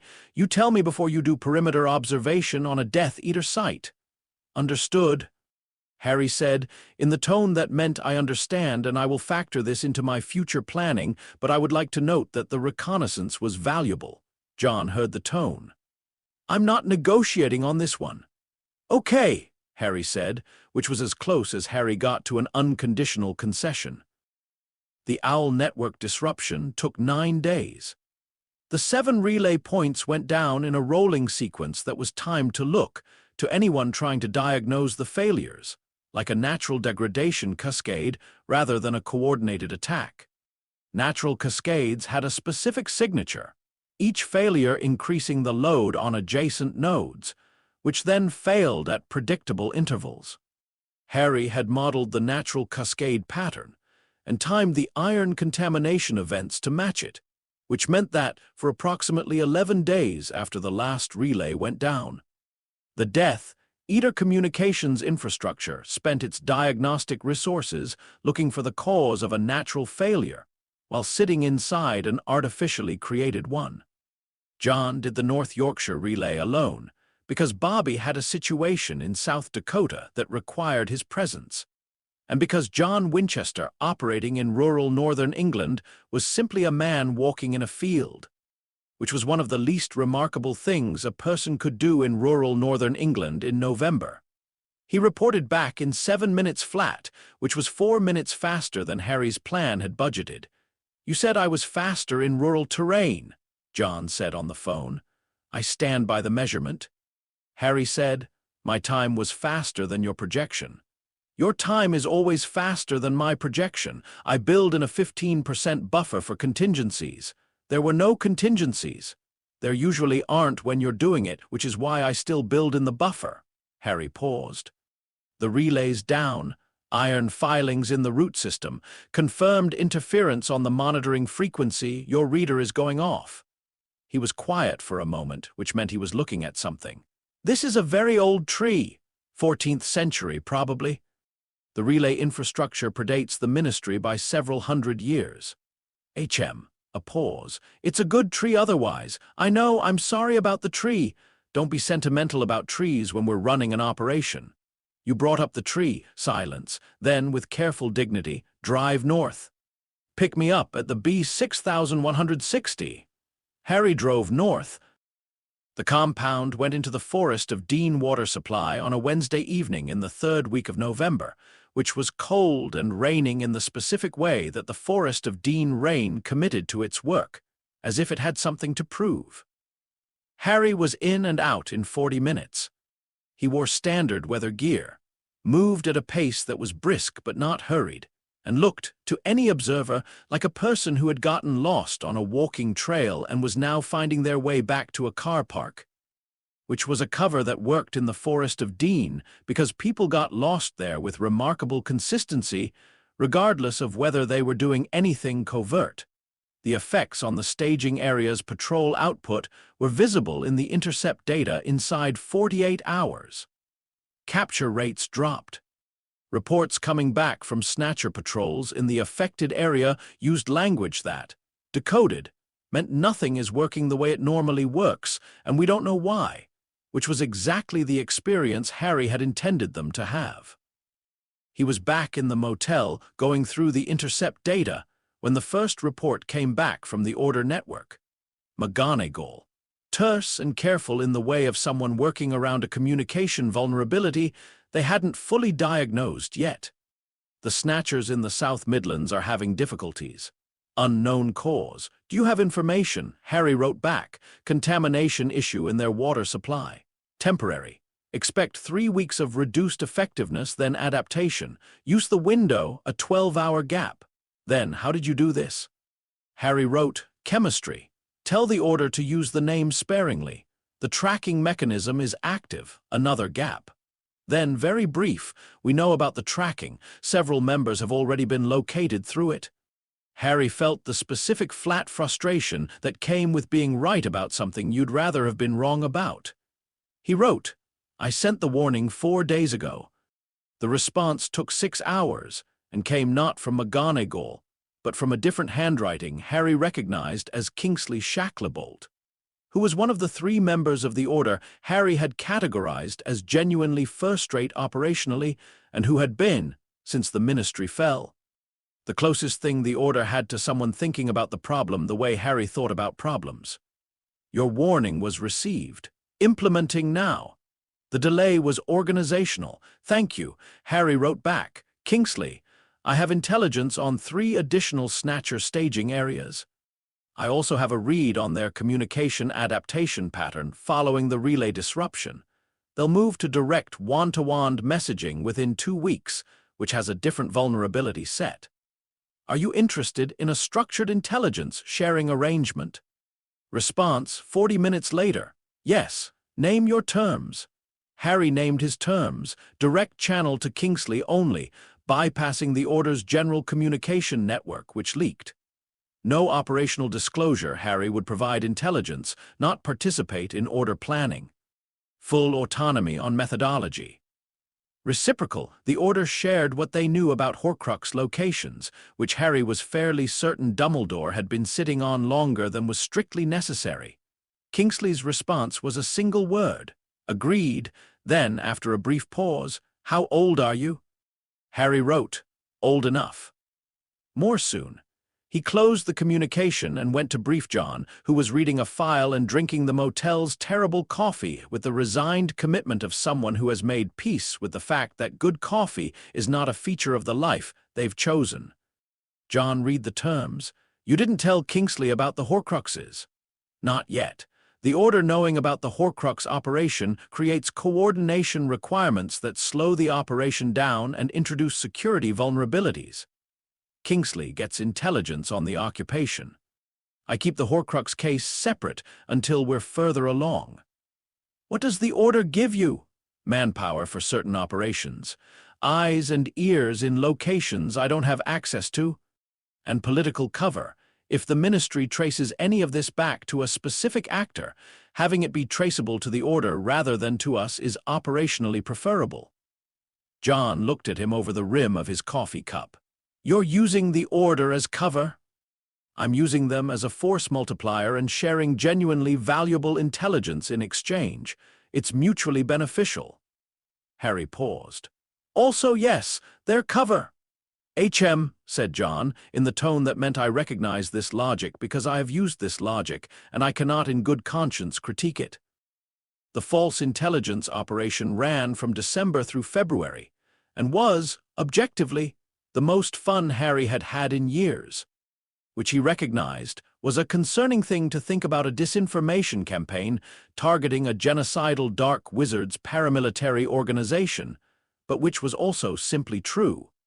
The mechanism was captured owls. Harry had, over 6 months, acquired 3 owls whose original owners were no longer in a position to use them. 2 through contacts in the underground network who had lost family members to Azkaban and were willing to contribute anything available. 1 through a straightforward retrieval from an abandoned Death Eater safe house he'd walked during the period when John was in Manchester, and which he was not going to mention. The owls were healthy, housed at a location Bobby had secured in Scotland, and carrying Death Eater communication certificates that were real because they'd belonged to real Death Eaters, and hadn't been revoked because the administrative systems that would have revoked them were currently occupied with running an oppressive regime, and didn't have the bandwidth for owl certificate management. The false intelligence was carefully constructed. Not dramatic. Dramatic was the mistake of an amateur. The false intelligence was specifically calibrated to be the kind of information that confirmed things the Death Eaters already half believed, because information that confirmed existing beliefs moved through networks faster, got questioned less rigorously, and produced decision-making that was confident and wrong, which was exactly the combination Harry was aiming for. He sent 3 separate pieces of false intelligence over 6 weeks.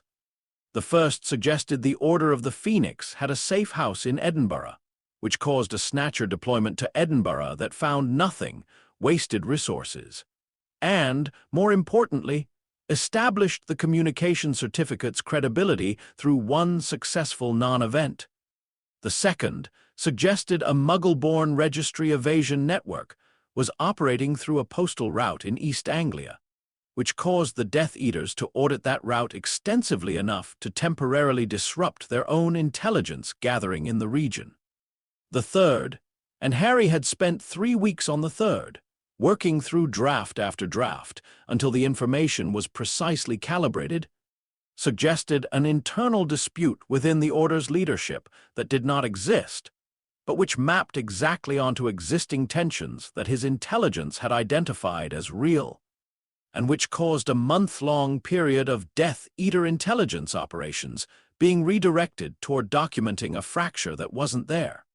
The Snatcher Network, by the end of February, had the specific organizational quality of a system that has been making decisions based on slightly bad information for long enough that the bad decisions have started compounding, each wrong move constraining the options for the next one, the space for correct action narrowing progressively without anyone inside the system being able to see why. Kingsley sent a message in the last week of February. Whatever you're doing to their information systems is working. Their operations have degraded significantly in the past 6 weeks. The Order has noticed. People are asking questions. Harry wrote back. Tell them it's operational security improvements on your end. It's partly true the taboo workaround is genuinely theirs. Kingsley and the rest of it, Harry. Ongoing, a pause. Then, Harry, do you ever sleep? Harry, 6 hours. Operationally sufficient. Kingsley, you are genuinely alarming. Harry, that's the goal. The Ministry infiltration happened in March. It was not planned. Or rather, it was planned in the sense that Harry had a standing protocol for high-value intelligence opportunities that presented themselves within an acceptable risk threshold. And this opportunity had presented itself and was within the threshold. And so the plan was executed because the protocol covered it. The opportunity was a Death Eater tribunal at the Ministry, scheduled for a Thursday afternoon, in which 7 Muggle-born witches and wizards were to be tried under the Muggle-born Registration Commission's new evidentiary standards, which were not evidentiary standards in any meaningful sense, but were a theatrical performance of judicial authority designed to produce specific outcomes regardless of the evidence presented. Harry's contact inside the Ministry's scheduling office, not Theo, who he kept insulated from this level of operation, but a different contact whose name he kept in the case file under a code, had the room assignment, the attendee list, and the security protocols 3 days before the tribunal. The security protocols were sophisticated in the specific way of things designed by people who think primarily about magical threats, and have consequently become very good at detecting, countering, and preventing magical intrusion while remaining structurally blind to non-magical approaches. Harry mapped the building from publicly available architectural records. The Ministry had filed building works applications with the Muggle London Planning Authority in 1973, which the Planning Authority had processed without any awareness of what the building actually contained, which was the kind of bureaucratic comedy that would have been funny in a different context. He identified a service access point in the atrium level that the security protocols did not cover because it was a Muggle infrastructure access point, and therefore outside the category of things the protocols had been designed to address. He spent 6 hours in the building before the tribunal. He moved at the pace of maintenance staff, or the expression of a person who is doing a routine task they have done many times before, and used the same EMF reader he'd been carrying since he was 9 to map the magical detection field. The field had 12 nodes, arranged in a pattern designed to catch magical intrusion from above, from someone apparating in or using a flue connection, and from direct approach through the main entrance.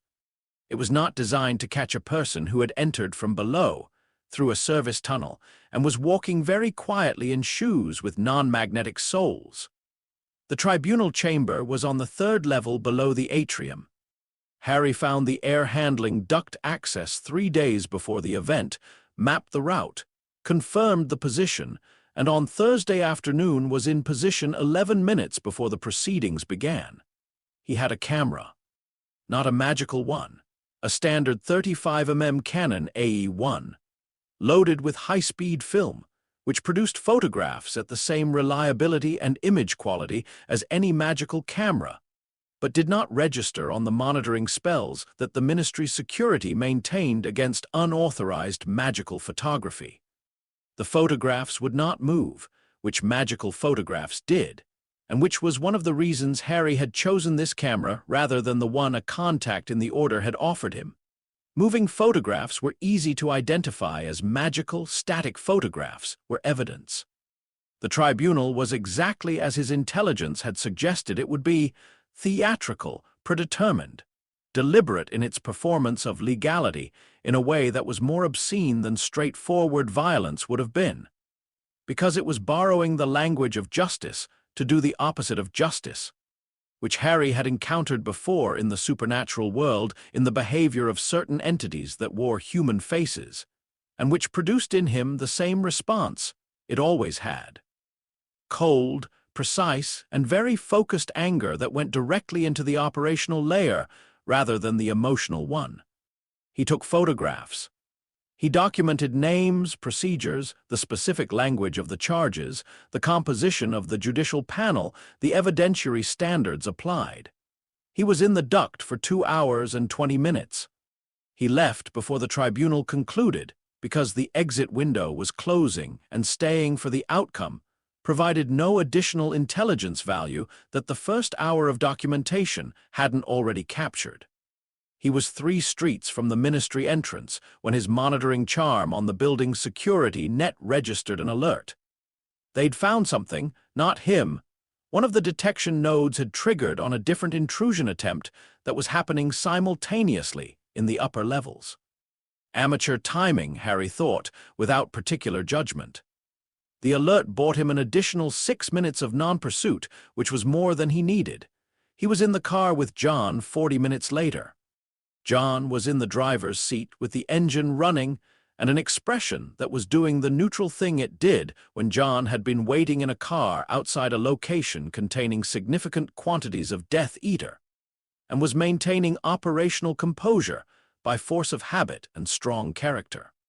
"Clean," Harry said, getting in. "Nothing followed you," triggered a secondary alert on the way out, but it was someone else's intrusion attempt. The response went up, not out. John pulled away from the curb at a pace that was 3 miles per hour below the posted limit, which was John Winchester, for I am driving with complete normality, and there is nothing notable about this vehicle or its occupants. Photos! Full roll, 40 exposures. 12 of value, the rest corroborating. Harry put the camera in the case. "We need a development kit, the waterproof one from the trunk." "Bobby has the darkroom set up. We can be in Edinburgh by morning." Harry nodded. He looked out the window at London doing its Thursday evening thing. The commuters and the buses and the specific exhausted energy of a city that had been being a city for a very long time and had no intention of stopping. He thought about the 7 people in the tribunal chamber and what happened to them after he'd left, and whether the photographs were going to be fast enough to matter for them specifically. And he moved that thought into the case file section of his mind rather than the other section, because the other section would stop the analysis, and the analysis was the only tool he had that could help anyone. The photographs were in the underground press 4 days later. Bobby had contacts in the magical underground publishing network, people running hand-printed broadsheets through Muggle copying machines in the backs of shops, which the Death Eater communications surveillance hadn't tracked because their surveillance was oriented toward magical communication media and magical copying methods, and Muggle photocopiers were furniture.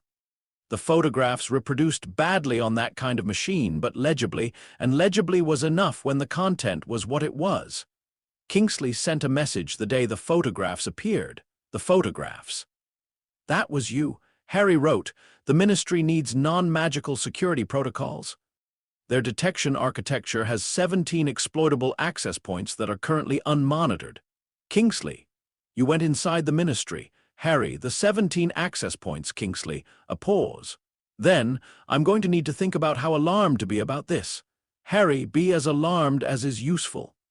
Not more. Kingsley. Noted. And Harry waited. The people in those photographs. The defendants. 3 of them are now in custody that we know of. The other 4 we don't have information on. What you documented is going to matter, for the record and for after. A pause. Thank you. Harry closed the communication and sat with that for a moment. Not long, there was too much else to do for long, but a moment. Then he opened the case file. Dumbledore died in April. Harry found out from McGonagall, who sent a message that was 3 sentences and contained more grief per word than anything Harry had read since Bobby's notes on losing Karen. The message said, "He is gone.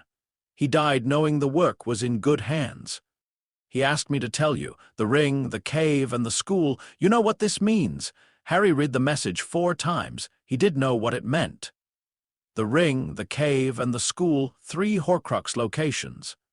Dumbledore had been working the same problem on his own timeline, with his own methodology, getting further than Harry had given him credit for, and saying nothing about it in their meetings, which was the behavior of someone who had decided that parallel operations were safer than coordinated ones until a specific threshold was reached, and who had just, at the cost of his own life, decided the threshold had been reached.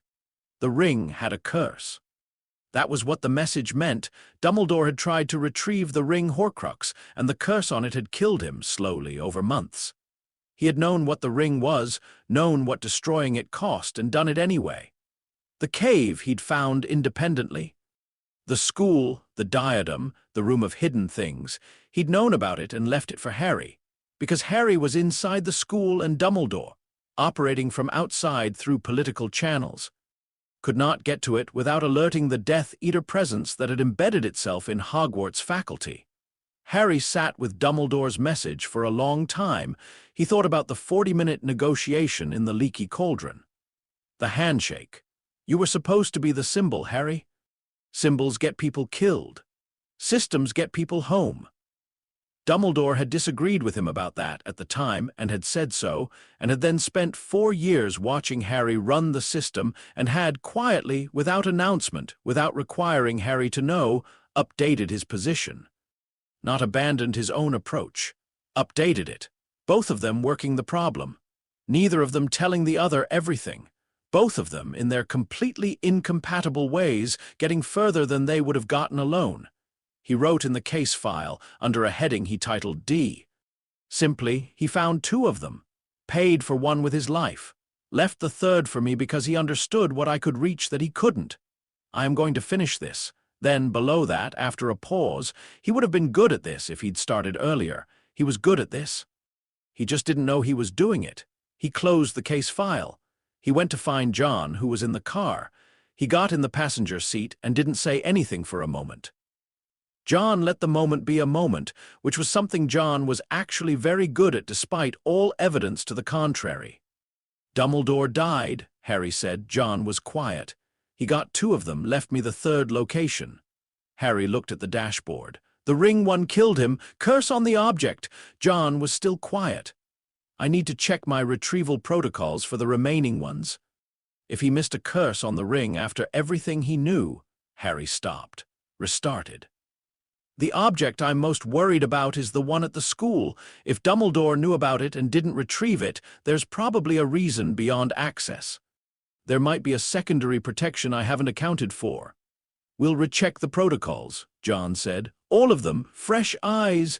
Yeah, they sat in the car. Outside, Scotland was doing what Scotland did in April, which was ignore the calendar entirely and continue being March with minor modifications. He told McGonagall the work was in good hands, Harry said. John said nothing. This particular nothing was different from his usual operational nothing. It had the quality of a man who understood that the right response to some things was not a response, but a presence, and who was being present with the complete and undivided attention that John Winchester brought to everything he decided mattered. Harry sat in the car with that for another moment. Then, I need to start on Phase 3. Okay, John said. The diadem is first, then the snake, Then the last one. He looked at the windscreen.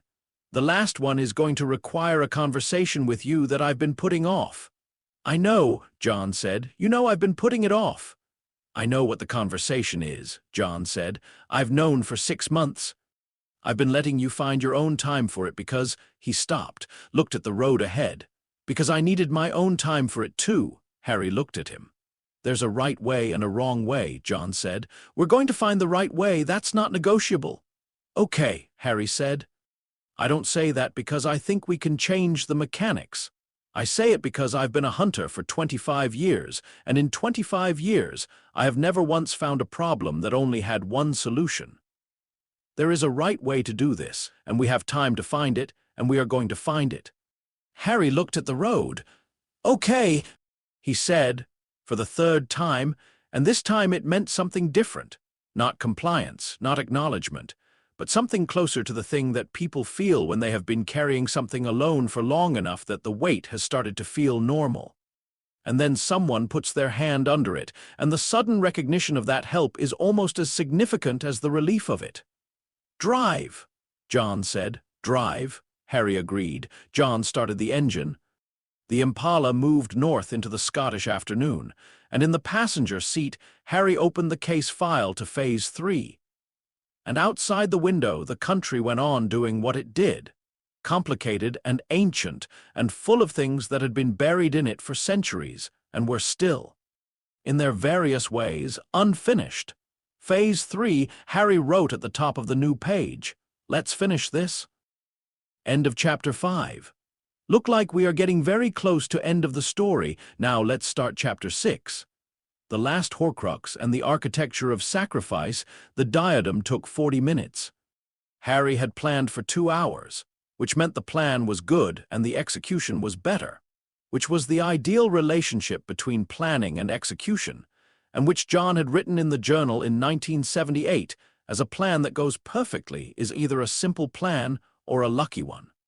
A plan that goes faster than projected is usually a good plan meeting a well-prepared operator, and which Harry had read at age 9, and filed under things that would turn out to be about more than hunting. The room of hidden things was accessed through a stretch of 7th-floor corridor that appeared, to anyone without the specific knowledge of how to access it, to be an unremarkable section of castle wall between 2 tapestries, one of which depicted trolls attempting ballet, and the other of which depicted a wizard being repeatedly defeated by a particularly aggressive hedge. Harry had spent 3 weeks inside Hogwarts mapping the room's access patterns, who went there, when, and for what, and had identified a window of 40 minutes on Thursday afternoons when the corridor was consistently empty due to a combination of class scheduling, Quidditch practice, and the Tuesday detention rotation that sent a significant portion of the student population to other parts of the castle. He went in on a Thursday. He walked the corridor at the pace of a student who knew exactly where he was going and had business being there, and found the room on the 2nd pass.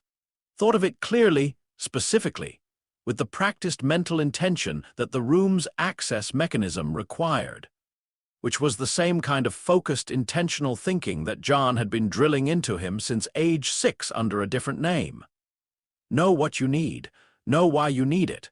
Don't let anything else into the picture. The room opened.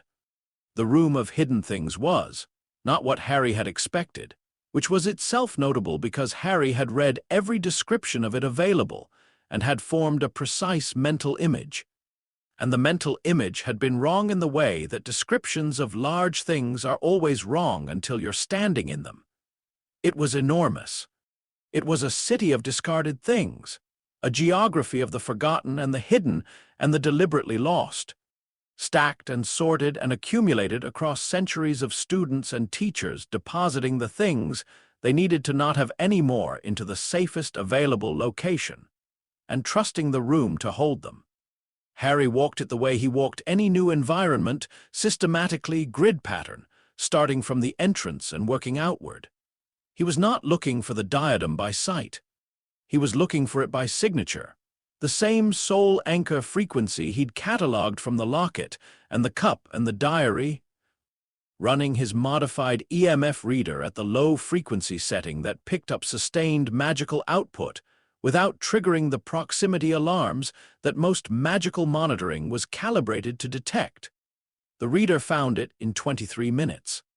The diadem was on a bust, an old stone head wearing the thing like a hat, which was either accidental camouflage or deliberate irony from someone who had hidden it there a very long time ago, and had decided that hiding a legendary lost magical object in plain sight among 1,000 other objects of unclear provenance was the correct methodology, which Harry could respect from a purely operational standpoint. He confirmed the signature. He checked for secondary curses with the protocol he and John had rebuilt from scratch after Dumbledore's death, a 3-stage sweep that took 8 minutes and was annoying and absolutely necessary. The diadem was clean. No secondary curse. Dumbledore had apparently not retrieved it because the access problem was real. Getting to the room of hidden things from outside the school's active population without being detected was genuinely difficult, and Dumbledore had been navigating a ministry that was increasingly hostile to him in his final year and couldn't afford the exposure. Harry retrieved the diadem with gloved hands, put it in the lead-lined box, and walked back to the corridor. 40 minutes. He wrote in the case file that night, Horcrux 3, the diadem, recovered, destruction pending controlled conditions. No secondary curse, access protocol worked. Room of Hidden Things is exactly as described and significantly more strange in person. He paused, then added, "There is a wardrobe in the northeast section that appears to contain approximately 400 years of lost homework. Someone should probably address this at some point. Not my current operational priority. The destruction happened at Bobby's yard 2 days later. 3 seconds for the fiend fire." The scream this time was high and dispersed, like several voices at once all deciding to stop simultaneously, which Harry processed clinically and then went inside and drank 2 cups of tea and didn't say anything to anyone for an hour. 3 down. The ring Dumbledore handled. 4 total. The snake and the last one remain. He stared at the last 4 words for a moment, then he closed the case file and went to find John. The operation that changed everything happened on a Tuesday in November, in a warehouse outside Glasgow that the Death Eater Network was using as a secondary staging area for the Northwestern Snatcher patrols. The operation was not Harry's. It was a joint order action, one of the larger coordinated strikes that Kingsley had been organizing since September, using the degraded Snatcher network's reduced coverage to move people out of compromised locations. Harry's role was perimeter support and intelligence confirmation. He'd verified the warehouse's patrol schedule, identified the 2-hour window in the rotation, and confirmed the absence of magical monitoring on the eastern approach. He was not supposed to be inside the building. He was supposed to be at the eastern perimeter, monitoring for rotation changes and communicating through the signal system he and Kingsley had established. He was at the eastern perimeter. He was monitoring. He was doing exactly what the operational plan specified. And then 3 things happened in rapid sequence that were not in the operational plan. First, the patrol rotation changed, early by 40 minutes, which the intelligence had rated at a 12% probability, and which Harry had built a contingency for, but which the Order members inside the building had not been briefed on, because Kingsley had decided the briefing would add complexity to an already complex operation, and that the 12% probability was acceptable risk. Second, the 2 Order members inside the building, Arthur Weasley, and an Auror named Dawlish, who Harry had assessed as competent but not exceptional, encountered a Death Eater who had not appeared on the warehouse manifest, which meant either the intelligence was incomplete or someone had been added to the location in the past 48 hours outside the normal communication channels. Third, the magical confrontation that followed produced a burst of energy at a frequency and intensity that was not on any scale Harry had calibrated his equipment to measure, but which his body registered immediately and entirely without his permission. a sharp, structural sensation in the center of his chest, like something that had been dormant shifting its position, followed by a visual disturbance at the edge of his perception that resolved, for approximately 4 seconds, into a perspective he did not recognize as his own. He was somewhere else. He was in the warehouse, at the perimeter, in the November rain, and he was also somewhere else entirely, inside a sensory experience that was not his senses, looking through eyes that were not his eyes at a scene he understood immediately was not a scene he was physically present for. He saw a snake, long, pale, enormous, moving with the specific, unhurried confidence of a predator that has never needed to hurry because nothing has ever required it to. And beyond the snake, a figure, thin, white, not quite right in the specific way of something that has been reconstructed rather than grown, wearing a body the way a person wears a coat they found rather than one that was made for them. The figure turned. Harry was back at the eastern perimeter in the rain. He was on one knee. He did not remember going to one knee. His EMF reader was on the ground beside him. His hand was pressed flat against the wet asphalt, and the cold of it was the thing that had brought him back, the physical sensation cutting through whatever the other thing was. He looked at his hand. He looked at the reader. He picked the reader up. His nose was bleeding. The blood was mixing with the rain and running off the back of his hand in a thin pink line. He pressed his sleeve to his nose, held it, counted to 30, assessed. The sensation in his chest was gone. The visual disturbance was gone. He was alone at the eastern perimeter. From inside the warehouse, he could hear the sounds of a magical confrontation. Sharp, percussive, the specific acoustic signature of multiple spells exchanged at close range. He made a decision in approximately 4 seconds, which was 4 seconds longer than the situation technically allowed for, but which was the right amount of time for a decision this significant. He went in. The confrontation was over by the time he reached the interior. Dawlish had managed the unexpected death either with more competence than Harry's assessment had given him credit for, and Arthur was unharmed, and the warehouse was secured. Harry did a perimeter sweep of the interior, confirmed no additional threats, handed off the rotation change intelligence to Kingsley's field coordinator, and said nothing about what had happened at the eastern perimeter to anyone present. He said nothing on the drive back. John was driving. John noticed the dried blood on Harry's sleeve 6 minutes into the drive and said nothing, which meant he was waiting. "Something happened," Harry said. "Yeah," John said. He already knew. He'd been watching Harry in the rear view mirror since Harry had gotten in the car with the specific quality of focus that John directed at things he was managing rather than things he was feeling, which was John Winchester's primary diagnostic for something has occurred that Harry needs to process before he can report on. The confrontation inside produced a high-intensity magical burst. It interacted with. Harry stopped. He had been precise and clinical in this kind of reporting for as long as he'd been doing it, and the precision was failing him now the way it sometimes failed when the thing being reported was about him rather than about external variables. It interacted with the fragment. I had a 4-second involuntary connection. Visual and sensory, I saw through it, through the connection between me and Voldemort's main consciousness. I saw the snake and I saw him. John's hands on the wheel did not change position. His driving did not change. His expression did not change.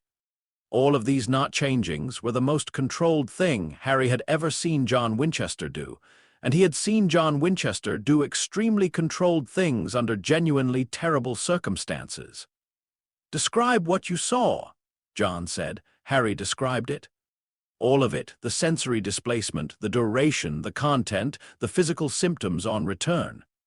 He was precise. He was complete. He did not editorialize. When he finished, John was quiet for a long time. The motorway went past. Scotland did its November thing. The Impala's engine made its sound, which was the most consistent sound in Harry's life, and which he found, at this particular moment, more stabilizing than he would have been willing to admit out loud. "The fragment is becoming more active," John said. The main consciousness is reconstituting faster than the previous intelligence suggested. The connection happened because the magical burst hit a frequency that resonated with the fragment's anchor mechanism. Under normal conditions, the fragment is quiet, passive. This was the first active connection I've experienced, which means something in his reconstitution process has crossed a threshold. Which means timeline. Yes. Harry looked at the motorway ahead. We're running out of runway on the Snake. And on the conversation we've been putting off. John nodded, very slightly, the nod of a man who has been preparing for a destination and has just confirmed they have arrived at it. Tonight, John said. When we're back, we have the conversation tonight. Okay, Harry said. The motel was outside Edinburgh. It was neither better nor worse than the several thousand motels Harry had spent nights in throughout his life, which meant it had carpet of uncertain history, a heater that worked enthusiastically until it didn't, a bed that was structurally functional, and a bathroom where the hot water took 4 minutes to arrive and was worth waiting for. John made coffee. Harry sat at the table with the case file open, not reading it, which was unusual enough that John noticed it immediately and said nothing about it, which was the right call. John sat across from him. He put down 2 coffees and sat down and looked at Harry with the full, undivided, completely unperformed attention that John Winchester brought to the things he had decided were the most important things, and this was one of them. "Talk me through it," John said. "The mechanics." Harry talked him through it. He'd had the mechanics memorized for a year, the sole anchor theory applied to an involuntary and improperly formed fragment, the behavior of underpowered anchors under stress, the dispersal mechanism, the conditions required. He was precise and complete, and did not stop when John's expression did the thing it did when John was managing something very large behind a very controlled surface. When he finished, John was quiet. "The temporary death," John said. "The magical system, the fragment is woven into my magical architecture. It anchors to the living core. When the living core stops, the anchor fails. The fragment disperses because it has no host. If the living core is restarted within..." Harry looked at the case file, not because he needed to check it, but because it was easier than looking at John right now. "Within 4 minutes, the physical damage is reversible. Healers call it suspended vital arrest. It's used in certain complex curse removal procedures." "What's the success rate?" "In documented curse removal applications, 87%. 13% fail. 13%. John looked at the table. He was very still. This was not the operational stillness, the stillness of a man conserving movement for when it counted. This was different. This was the stillness of a man who has arrived at the edge of something and is standing there looking at it. "The fragment has to go before the Snake," Harry said. "That's the order of operations. If Voldemort's main consciousness is in a body before the fragment in me is gone, the fragment becomes a liability. He can use the connection. He can see what I see, feel what I feel, and eventually influence what I do. The occlumency I've been running keeps it managed at current activation levels, but if he reconstitutes fully, he can weaponize it. He can weaponize it. Silence." "There is," Harry said carefully, "a secondary hypothesis.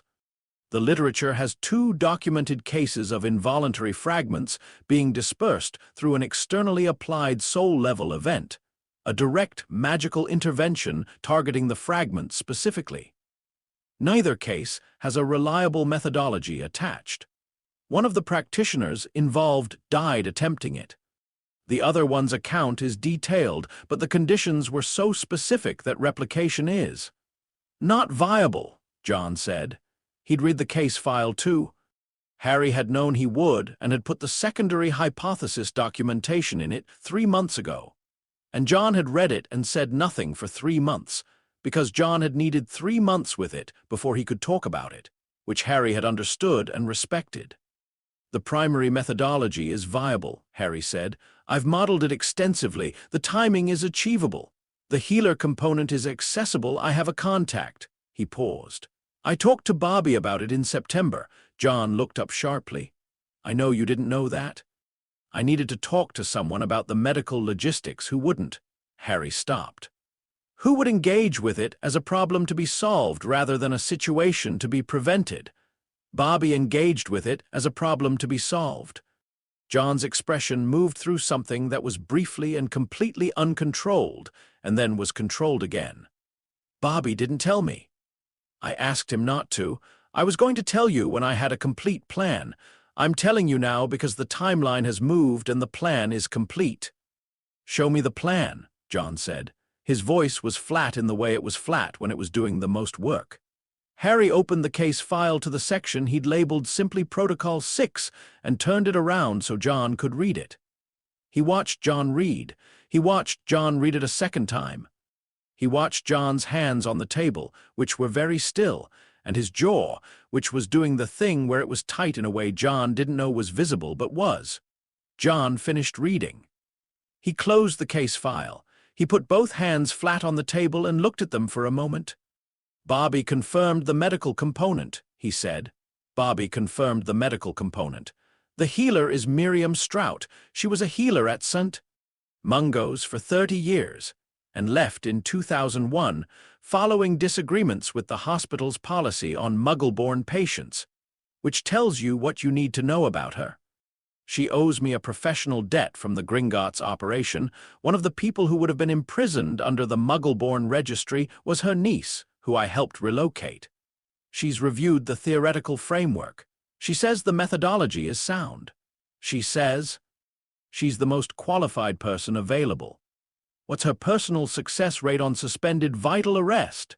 11 procedures, 11 successful restorations. The procedure time, 4 minutes maximum from arrest to restoration. Miriam's average on record is 2 minutes 40 seconds. And the soul fragment dispersal confirmation, EMF-based, the same signature we use for full spirit dispersal. Bobby will be running the reader. He'll have confirmation within 30 seconds of arrest. John looked at the table. You've built this the way you build everything, he said. Yes. Which means you've thought about every failure point. Everyone I could identify. Walk me through them. Harry walked him through them. He had 7 failure points documented, each with a mitigation and a contingency. He was precise and complete, and did not stop when John's expression made the thing it made at failure point 4, which was the one Harry found most difficult to talk about. The possibility of extended arrest beyond the 4-minute window, and what that produced, and what the contingency was for that outcome. Which was not a contingency Harry had been able to build into a form he liked, but which was real and required acknowledgement. When he finished, John was quiet for a long time. A different kind of quiet than the others in this conversation. The kind of quiet that Harry recognized as the sound of John Winchester doing something internally that he would never fully show and which cost him something. "You're not asking my permission," John said. "No," Harry said. "I'm asking you to be there." John looked at him. Bobby will be running the reader. Miriam will handle the medical component. Dean knows I called him last week. He's coming in from Louisiana. Harry looked at John steadily. "I need you there, not to manage it, not to run anything. I need you there because—" He stopped. He was precise and complete in his reporting, and he was going to be precise and complete in this too. "Because you're the reason it's survivable, not the protocol, not the healer. You. 10 years of preparation that was actually preparation, not—" He stopped again. Restarted. "You took me from a collapsed house in the rain because you made a decision. That decision is what made me capable of planning this, of trusting the plan, of knowing that 4 minutes is enough time because I've seen what you can do in 4 minutes, and I know what Bobby can do, and I know what Miriam can do, and the plan is good because you taught me how to make plans that are good." He kept looking at John. "I need you in the room because you're the architecture. You always have been." John Winchester, who had not cried in front of his sons in 20 years, and had maintained this record through events that would have broken most people twice over, looked at Harry across the table in a motel outside Edinburgh and did not cry, which was a significant effort and was visible as such. He put his hand on the back of Harry's neck briefly, in the way he did sometimes when words were insufficient and contact was the more honest language. Then he took his hand back. "The plan is good," he said. His voice was completely level. "We're running it." "Okay," Harry said. "I have 3 modifications." "Tell me," John told him. The 3 modifications were good. Harry incorporated 2 immediately and pushed back on the third. And they spent 40 minutes on the third before Harry conceded the point because John was right, and the data supported it. And Harry had been resistant to it for a reason that was not operational, which was itself diagnostic. "The reason you resisted it," John said, "it extends the preparation window by 6 days, which means 6 more days of the fragment being active. 6 more days of manageable risk versus a procedural improvement that reduces the primary failure rate by—" Harry looked at the modified model. 8%, 8%, 8% is significant. 8% is significant, John agreed, so we take the 6 days.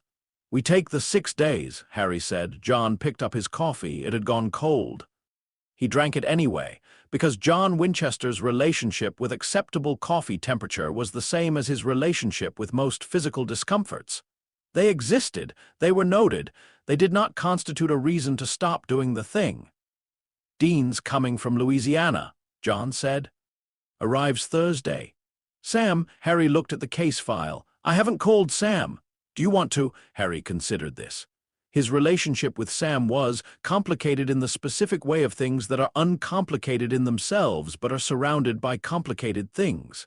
Sam had left. Sam had gone to Stanford, and then further than Stanford, and had built a life that was and wasn't connected to the Winchester operation. And Harry had understood this at a level that Dean hadn't quite managed and John had never fully accepted. Sam was not gone. Sam was just somewhere else, which was Sam's right, and the fact that it had left something in the family's structure that didn't fully fit after he'd gone was not Sam's responsibility to fix. But Sam was his brother, in the only sense that mattered, which was the sense of someone who had sat across from you at 1,000 motel tables and taught you Latin when he could have been sleeping and called you on your birthday in every year since he'd left, even when he and John weren't speaking, which was most of them. "I'll call Sam," Harry said. John nodded. He said nothing about the call being a good idea or the right thing to do, because saying so would have implied that Harry needed encouragement to make it, which would have been wrong. He just nodded, which meant, of course, without saying it. Harry called Sam that night. Sam answered on the second ring and listened without interrupting, which was Sam's version of John's operational attention, different in texture but identical in quality. When Harry finished, Sam said, "I'm flying in Friday." "You don't have to, Harry." "Okay." "Is Dad okay?" Harry looked through the motel room door, which was open, at John cleaning weapons at the table with the focused calm of someone doing something so familiar it occupied only the front of the mind while everything else ran underneath. "He's managing it," Harry said, "which is the best it gets with him." "Yeah," Sam said, in a voice that knew exactly what that meant from the inside. "Okay, I'll see you Friday." The protocol ran on a Sunday. Bobby had chosen the location, a property outside Inverness that had been used as a hunter safe house since the 1980s, had supernatural containment infrastructure that Bobby had maintained in the same condition. He maintained all of his containment infrastructure, which was obsessively, and was far enough from any wizarding community presence that the magical activity would not register on the ministry's ambient monitoring network. The room was prepared the way Harry had specified in Protocol 6, which was the way Miriam had specified, and which Bobby had improved in 2 details, and which John had reviewed with the focused completeness that John reviewed things he was not going to be able to run himself, and was therefore relying on other people to run correctly. Iron-traced containment circle. EMF reader at full sensitivity on the clean frequency. Miriam's medical equipment, muggle and magical both, because Harry had insisted on redundancy across the methodology boundary, and Miriam had agreed immediately, which told Harry she was the right person for this. A chair for John that was inside the circle. Dean was there. He had driven from Inverness Airport to the property in a rental car that he'd been visibly unhappy with the entire time, but had operated without complaint. And he was standing by the door with his hands in his jacket pockets, and the expression he wore when he was afraid, and was managing the fear by occupying a fixed physical position and not moving from it. Dean's courage was the most physically expressed of any of them. He was afraid the way brave people are afraid, which was completely, and he managed it by planting himself and refusing to let the fear decide what his body did. Sam was next to Dean. Sam was taller than Harry remembered from the last time they'd been in the same place, which was 2 years ago in a diner in Nebraska that had served excellent pie and had been entirely too small for 3 very large personalities, and one conversation that had needed to happen for about 6 years. Sam's management strategy for this particular fear was the opposite of Dean's. He moved through it, kept doing things, handed Miriam equipment before she asked for it, checked and rechecked the EMF reader setup with Bobby, stayed in motion because motion was how Sam processed things that were too large to stand still in front of. Bobby was at the reader. Bobby, who had heard about this plan in September and had spent the intervening months being angry about it privately and helping build it practically, and not once making Harry feel that the anger was a cost Harry owed him, which was the thing about Bobby that Harry had understood since age 4 and never found less extraordinary. Bobby was afraid the same way John was afraid, very quietly, very thoroughly, and in a way that went directly into the work. John was in the chair, inside the circle. He had not spoken in the past 20 minutes. This was not unusual. John had long silences that were not absence but presence, the particular concentrated presence of someone directing their full attention inward at something that required it. He was looking at Harry. Harry stood in the center of the circle and took a breath, and went through the protocol one more time in his head. Not because he needed to, but because the going through was itself part of the preparation, the mind walking the path once before the feet did. The same thing he did before every operation, and this was an operation, and he was going to treat it as one. He looked at Miriam, who was ready. He looked at Bobby, who gave him a single nod that meant I'm on it. It's going to be fine, go. He looked at Dean, who gave him the specific look that Dean reserved for moments of genuine significance, which was not the grin or the bravado or any of the faces Dean showed the world, but the unguarded one, the one that meant I see you and you're going to be fine and I love you. You ridiculous person. He looked at Sam, who said, we'll be here. He looked at John. John said, 4 minutes is enough time. It was not a reassurance. It was a statement of operational confidence based on evidence, which was the most precise and complete and honest thing John Winchester knew how to offer, and it was, for Harry, exactly right. Okay, Harry said. Miriam administered the stoppage potion. It tasted of absolutely nothing, which was the most alarming thing about it, and then it didn't taste of anything at all because Harry wasn't tasting things anymore. And then everything went very quiet and very simple, and the last thing he was aware of before the quiet became complete was John's hand gripping his arm, firm and present, the way it had been gripping the wheel of the Impala on 1,000 roads and 1,000 nights, and in every version of every moment that had mattered. He came back at 2 minutes and 51 seconds. He knew this because Bobby told him, and Bobby was precise. Harry came back in the specific way of people coming back from suspended vital arrest, which Miriam had described in advance as abrupt and somewhat uncomfortable, which was an accurate description in the same way that somewhat cold was an accurate description of the North Atlantic. His system restarted with the full commitment of something that had been interrupted mid-sentence and was very clear about wanting to continue. He was on his back. John's hand was on his arm. He looked at the ceiling and breathed and let the system reassert itself, which took approximately 90 seconds and felt like being rebuilt from the inside out by someone working very fast and without full plans. Bobby, he said. His voice was not his best voice. It was the voice of someone whose vocal system was among the things that were still being reassembled. Clear, Bobby said from somewhere to his left. Clean dispersal, same signature as the others. It's gone. Harry lay on the floor of the room outside Inverness and felt the inside of himself with the careful attention of someone who has lived with something for 16 years and is now trying to understand what its absence feels like. It felt quiet. Not empty, not diminished.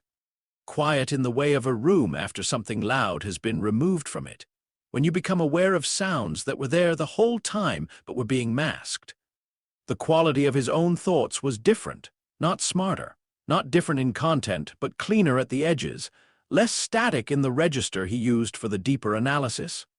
The presence he had managed for years with careful occlumency and deliberate mental discipline was simply not there, and the management infrastructure he'd built around it was still there, but had nothing to manage, which felt like a word you've been braced to say that you don't end up needing.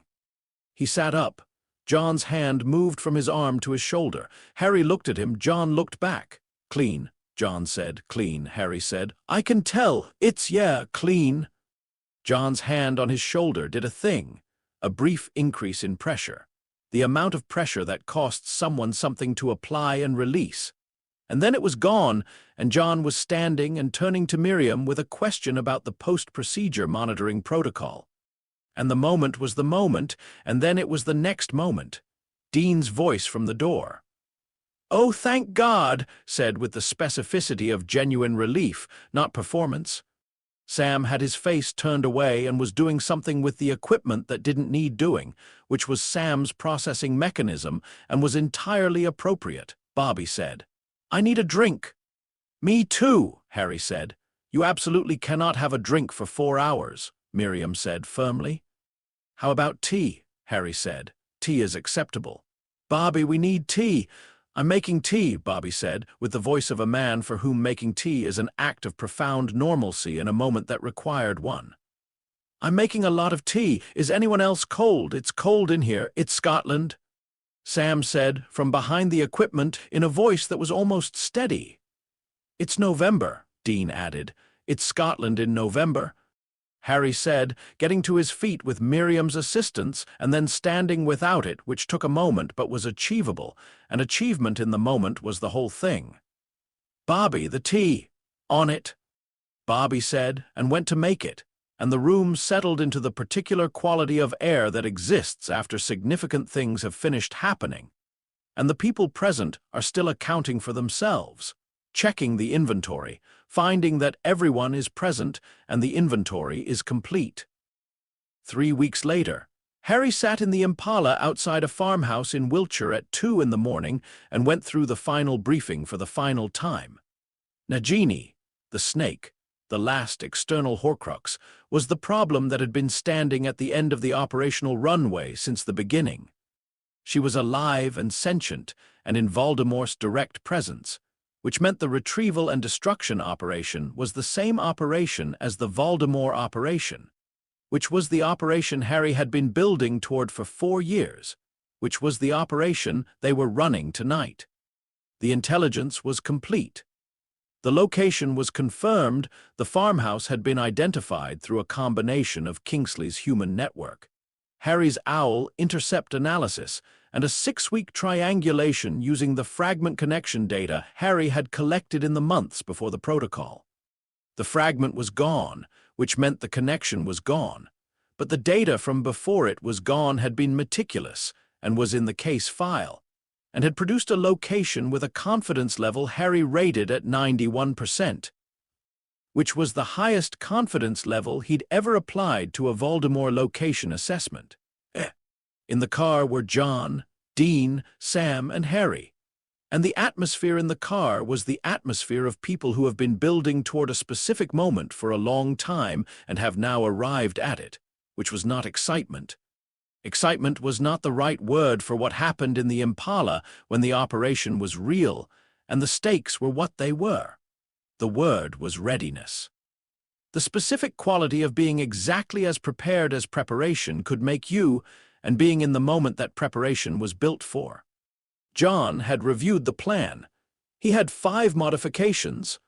Harry had accepted 3 and negotiated 1 and maintained his position on the 5th, which John had accepted after Harry had produced the data that supported it. which was how they always did this, and which was, Harry thought, one of the things he was most going to miss if they were somewhere else this time next year doing something other than this. The plan was not a duel.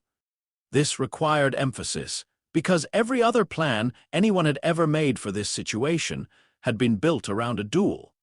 Because the wizarding world's framework for ending dark wizards was the framework of direct magical confrontation. The superior practitioner defeating the inferior one in a test of magical power and will. Harry's framework was not this. Harry's framework had never been this and was not starting now. The plan was a prepared kill box. The farmhouse had one primary exit, two secondary exits, a cellar access, and an attic access.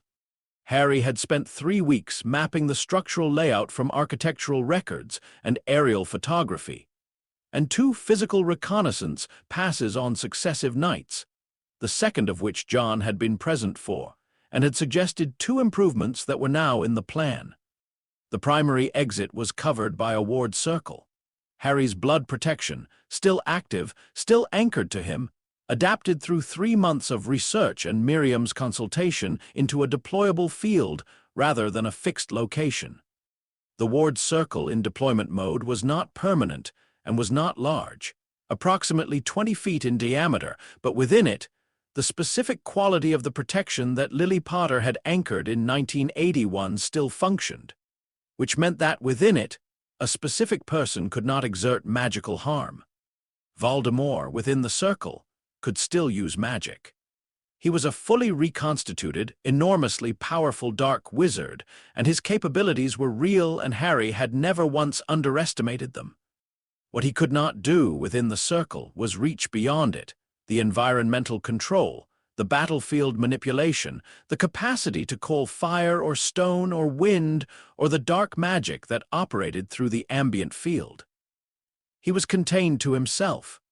He was enormously powerful, and he was contained to himself. And Nagini. Nagini was the problem that Harry had no clean solution for, and the absence of a clean solution had been in the plan as an acknowledged gap since the beginning. The snake was a Horcrux, and was protected by the additional magical investment that Voldemort had made in an animal that was also a companion and a weapon. And she was not going to be in the ward circle, and she was not going to be neutralized by iron or chemistry or any of the tools that worked on things that were not enormous, magically enhanced serpents. Sam had solved this problem in a way that Harry had not expected, and which had produced one of the more interesting conversations in the case file's history. Sam Winchester, who had grown up in the back of the Impala, reading every supernatural text his father owned, and had then spent 4 years at Stanford studying pre-law with a minor in folklore mythology, and had then returned to hunting, and had spent the subsequent years developing a research methodology that was the equal of Harry's in depth and superior in certain areas of historical breadth, had found, in a 1634 text on serpent mythology in magical cultures, a reference to a practice called the binding of the great serpent, which was not an exorcism and not a destruction, but was specifically a containment, a ritualized isolation of a supernaturally enhanced serpent's consciousness that neutralized its capacity for directed action without requiring its destruction. The ritual required the sword of Godric Gryffindor, which Harry had obtained 3 months ago through a negotiation with Neville Longbottom that had been one of the stranger professional conversations of Harry's life. The sword was genuinely magical and genuinely significant, and was, according to Sam's research, the specific type of imbued blade that the 1634 text's binding ritual required. Sam had practiced the ritual for 6 weeks. Sam's Latin was better than Harry's. The ritual had a 68% success rate in the documented historical cases, which was not comforting but was not disqualifying, and the contingency if it failed was a secondary application from Dean, who was carrying a blade that Harry had treated with basilisk venom extract obtained through a contact in the Department of Magical Creatures, who was either unaware of what the extract was going to be used for or was choosing professional discretion. "You're sure about this?" Dean had said when Harry had handed him the treated blade. "I'm sure about the venom's effectiveness as a destructive agent for soul anchors," Harry had said. "I'm less sure about the extraction methodology and the stability over time. Don't use it unless the ritual fails. And if the ritual fails and you need me to use it, Sam will signal 3 taps on the earpiece, and you'll be where? In the circle, managing the primary situation." Dean had looked at him with the expression he wore when he was accepting an operational role he found personally uncomfortable but could not argue with on the merits. "Okay," he had said, "but for the record, I want it noted that this is a lot." "Noted," Harry had said. "Thank you, Dean." "Yeah," Dean had said, in the voice that meant of course, obviously, there was never a question. "I just need to say it's a lot." The operation began at 2:14 in the morning and was over by 2:51. The entry was clean. Harry and John went through the primary entrance using a ward suppression method that Harry had been working on for 8 months. Iron-based disruption delivered through a specifically engineered gas charge that Bobby had developed, and which produced a 4-minute window of magical interference at close range without triggering the monitoring systems that were calibrated for direct magical assault. 4 minutes was enough. They had practiced the entry sequence 40 times, and it took 3 minutes and 20 seconds in practice, and took 3 minutes and 12 seconds in execution, which was the operation going faster than projected, which was a good plan meeting a well-prepared operator. The farmhouse was occupied by 6 Death Eaters and Voldemort. The 6 Death Eaters were the operational problem. Harry and John and Dean handled the 6 Death Eaters in the methodology that Harry had assessed from the beginning as the correct one for this specific scenario.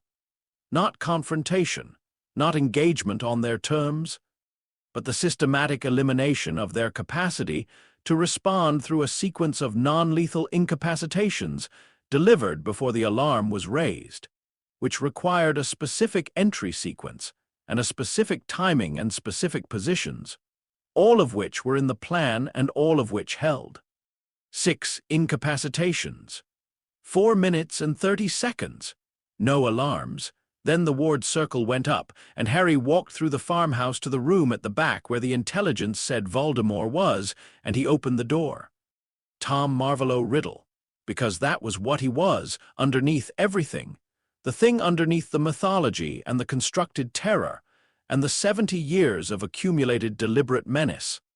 Looked at Harry from across the room with red eyes in a white face that was the specific wrongness of something reconstituted rather than natural, and said, in a voice that was genuinely extraordinary even now, like sound that had decided to be threatening as a baseline state. "Harry Potter." "Yeah," Harry said. He stepped into the room and the ward circle contracted to the room's dimensions, and something in the ambient magical field changed, not visibly, not dramatically, but with the specific quality of a door being closed. "We need to talk about your property dispute." Voldemort's expression moved. It was not confusion. Voldemort had not been confused in a very long time and was not going to start now. But it was something adjacent to it, the specific expression of someone encountering a variable their planning had not accounted for and running a very fast internal recalculation. "Where?" he said. "Is your wand—" "I don't use it much," Harry said. "It's in the holster. I could get it out if you need me to, but I'd rather keep this conversational." The attack that followed was significant. Harry had expected it to be significant. Voldemort's magic was real and enormous, and the ward circle contained, but did not diminish it. And the 3 spells that Voldemort opened with were the 3 that Harry had identified from historical accounts as his preferred opening combination under conditions of surprise. Harry's shield absorbed 2. The 3rd hit the wall because Harry was not where Voldemort had aimed, because Harry had spent 3 months mapping Voldemort's target selection methodology from the documented accounts, and had positioned himself at the specific angle that the methodology's blind spot was located. "Your environmental magic isn't reaching," Harry said, from the wall's blind spot. "The ward is up." You're working inside it, which means you're working inside my mother's protection, which means the specific category of harm you'd like to do to me isn't currently available." He looked at Voldemort across the room. "I know about the Horcruxes, all of them. 5 of them are gone. Nagini is the 6th. Something moved across Voldemort's face that was, Harry thought, the closest thing to genuine shock the man was still capable of. "And the 7th, Harry said, "was me." We addressed that 3 weeks ago." In the corridor, he heard Sam's voice, Latin, precise, deliberate, the binding ritual beginning, which meant Nagini was contained, and the 6-week preparation was in execution. Voldemort's attention went to the corridor. Harry watched him understand what he was hearing. Watch him reach for the connection to the snake and find it not where it should be. Watch him understand that the board has been played, not in this moment, but in the years before this moment, in the accumulated decisions of someone who had treated him not as a symbol or a destiny or an inevitability, but as a problem with a solution, and had spent 4 years building the solution. "You've been hunting me," Voldemort said. The tone of it was not accusation. It was the assessment of a strategist recognizing a peer methodology, which was perhaps the most disturbing thing he could have said and which Harry noted for the case file. "Yes," Harry said, "that's what I do." The battle that followed was not brief, and was not clean, and was not the dueling chamber confrontation that every account Harry had ever read suggested it would be. It was 2 people in a room, one of whom had an enormous amount of raw magical power, and no environmental leverage, and no soul anchors, and no snake, and was operating inside a protection that degraded a specific category of his capability, and one of whom had a functional but not exceptional level of combat magic, and 2 years of close-quarters training with John Winchester, and a very precise understanding of a specific man's tactical preferences and blind spots, and the specific angle at which those blind spots were located. John came in at the 8-minute mark. This was in the plan. Harry had always known that going into the room alone was the opening phase, not the whole operation, and the opening phase had a time limit that, if exceeded, triggered John's entry.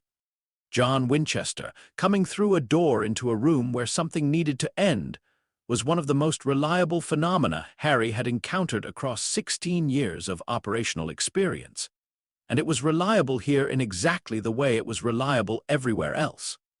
Voldemort, who had spent 70 years operating in a world where the non-magical were furniture, encountered John Winchester at the 8-minute mark and discovered, with what Harry thought was a genuinely informative expression on his reconstructed face, that furniture had apparently changed significantly since he'd last checked. It ended at 37 minutes, not dramatically, not with a speech or a moment of narrative significance. It ended the way operations end when they've been planned correctly, as a conclusion that the work had been building toward, the last step of a process, rather than the climax of a story. Tom Riddle, fully mortal, his soul no longer distributed across anchors that had been systematically and deliberately destroyed over 4 years of patient methodical work, was simply ended by the accumulated weight of everything that had been done before this room and everything that happened in it. Harry stood in the room afterward. John was beside him. In the corridor, Sam's voice had stopped, which meant the ritual had concluded. Dean's 3 taps had not come, which meant it had succeeded. Harry looked at the room. He looked at what was in it and what wasn't in it anymore. Then he opened the case file in his head to the page that had been waiting for 16 years and wrote, precisely and completely, "Tom Marvolo Riddle. Ended. All soul anchors confirmed destroyed. Threat assessment closed." He closed the case file. "Okay," he said to John, to the room, to the specific quality of air that existed in places where things that had been wrong for a very long time had just been made right. "Let's go home." John put his hand on the back of Harry's neck, briefly, in the way he did when words were the wrong tool. Then they went. End of Chapter 6. And if you are still watching, then please comment 3 jacket in comment section. Now start last Chapter 7. The Grim Reaper's legacy, the owls started arriving at 6 in the morning. Harry was awake when the first one came. sitting at the kitchen table in Bobby's house in South Dakota with a mug of tea, and the case file open to the last page, which had one line on it. He'd been sitting with that one line for about an hour, not reading it exactly, more existing in the same space as it, the way you exist in the same space as something significant that hasn't finished being significant yet. The line read, Tom Marvolo riddle. Ended. All soul anchors confirmed destroyed. Threat assessment closed. He'd written it 3 days ago in the farmhouse in Wiltshire, and it had been the most accurate sentence he'd ever put in a case file, and it had also been completely insufficient, which was a thing he was still working out how to feel about. The case file was a tool. Tools were not equipped for certain kinds of weight. He'd known this since age 9, and it had never been a problem before because the weight had always been forward-looking, always pressure toward the next thing, the next phase, the next problem to solve. Now the weight was backward-looking, which was new, and backward-looking weight didn't compress into a case file the way forward-looking weight did. It just sat there and asked you to look at it. He was looking at it when the first owl arrived. It was a ministry owl. He knew it by the seal on the letter, gold wax with the scales and wand logo of the Department of Magical Law Enforcement, and by the owl itself, which was a large and extremely self-important tawny that landed on the kitchen windowsill with the bearing of a creature that was accustomed to its correspondence being treated as urgent. Harry looked at the owl. The owl looked at Harry with the professional disdain of a postal animal that has places to be. He opened the letter. It was from a man named Hector Forley, acting head of the Auror office, and it was written in the specific register of official correspondence that is trying to sound like it is conferring an honor while actually trying to manage a situation it finds alarming. The letter congratulated Harry on his role in the defeat of he who must not be named. Harry noted the name avoidance with the mild interest of someone who has not used the name himself for 2 years, but for entirely different reasons, and informed him that the Ministry of Magic, the Auror office, and the Wisengamot wished to discuss, at his earliest convenience, a number of matters of significant national importance, including, but not limited to, his potential role in the rebuilding of the Wizarding World's security infrastructure. The phrases "at your earliest convenience" and "potential role" were doing a significant amount of work in that sentence, Harry noted. At your earliest convenience meant immediately. Potential role meant the role we have already decided you are going to have and are framing as a choice so that you feel you have agency in the situation. He set the letter aside and drank his tea. The second owl arrived 40 minutes later. Ministry again, different department, this one from the office of the Minister for Magic himself, a man named Kingsley Shacklebolt, which made Harry put down his tea and read the letter twice. Kingsley's letter was different from Forley's in every measurable way. It was shorter, it did not congratulate him on anything, and it said, in Kingsley's characteristic flat directness, Harry, I know you're going to get a lot of letters. Most of them are going to be asking for things.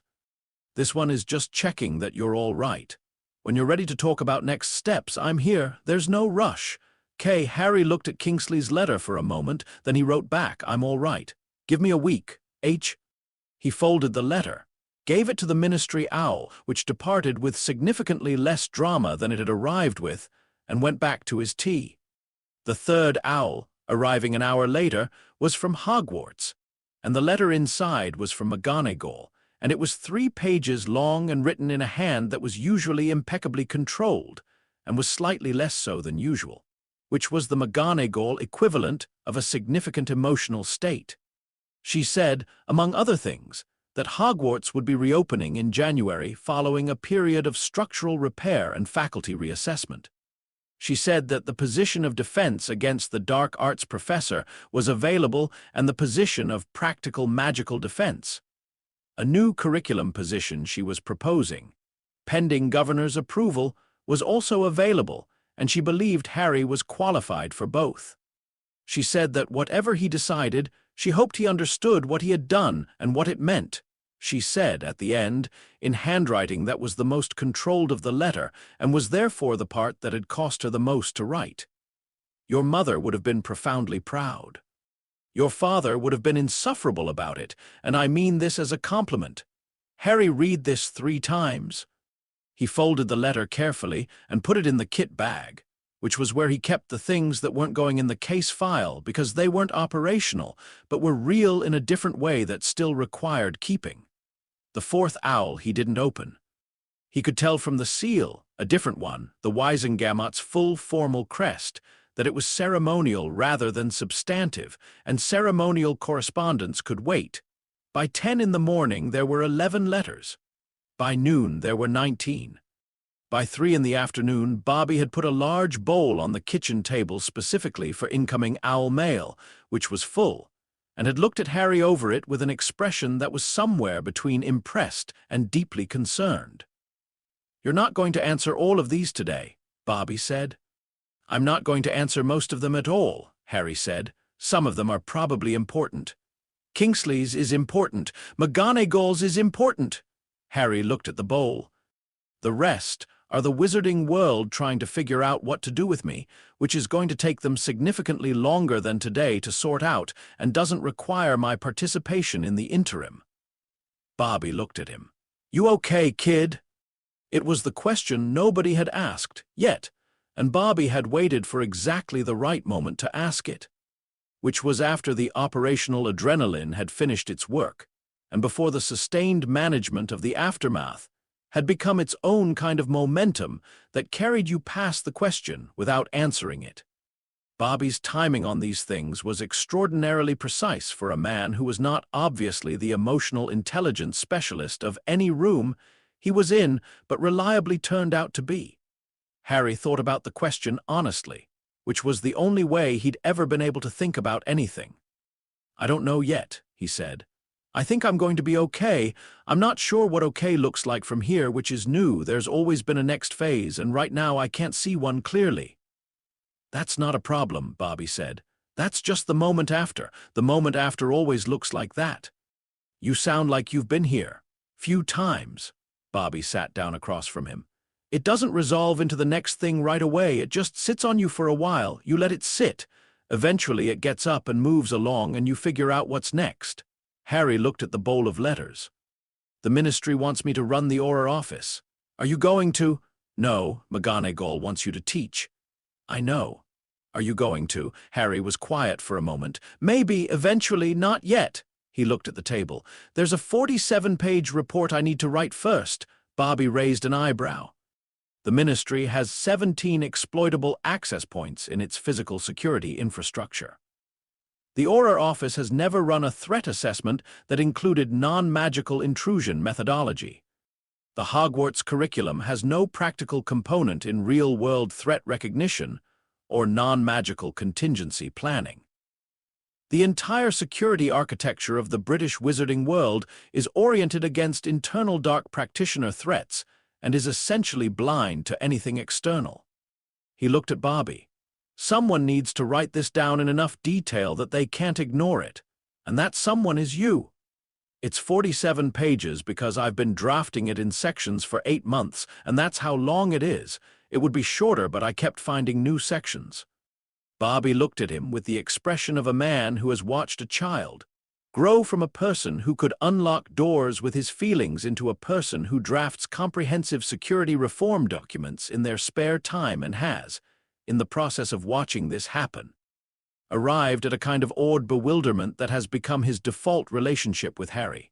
47 pages, Bobby said. "The appendices are another 12. Of course they are. The appendices are important." "I believe you," Bobby said. "I absolutely believe you, kid." John came back from town at 4 in the afternoon with groceries and a newspaper, and the specific quality of unhurried movement that John adopted in the periods between cases, which was itself a kind of language. The language of a man who was not in operational mode and was not fighting being not in operational mode, which was rarer than it sounded, and which Harry had learned to recognize and leave alone. He put the groceries on the counter and looked at the bowl of letters and then at Harry and said, How many? 23 as of an hour ago, probably more by now. Ministry? Mostly. McGonagall. One from Gringotts, which I think is about the Hufflepuff Cup charter enforcement case finally resolving. One from a journalist I don't know. Several I haven't opened. Kingsley. Already handled. John nodded. He unpacked the groceries with the systematic efficiency he brought to domestic tasks, which was the same efficiency he brought to operational preparation, and which had the same quality, complete attention applied to the current task, regardless of what the current task was. He put a container of soup on the stove. He made coffee. He brought 2 cups to the table and sat down across from Harry. Harry waited.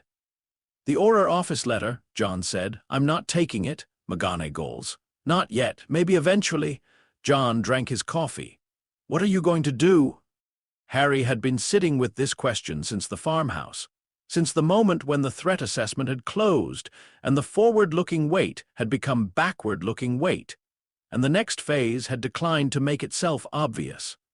He'd been sitting with it, honestly, which meant he'd been sitting with the real answer rather than the available answer, and the real answer was the one he'd been approaching from multiple directions for 3 days without quite arriving at. "I'm going to write the report," he said. "Submit it through Kingsley. He'll make sure it reaches the people who need to see it without letting it get buried by the people who'll find it inconvenient. That takes a month, maybe 6 weeks with the appendices reviewed. And after the report. Harry looked at the case file on the table. "There's a case Kingsley flagged 3 months ago that he didn't have resources to investigate, something in the Outer Hebrides.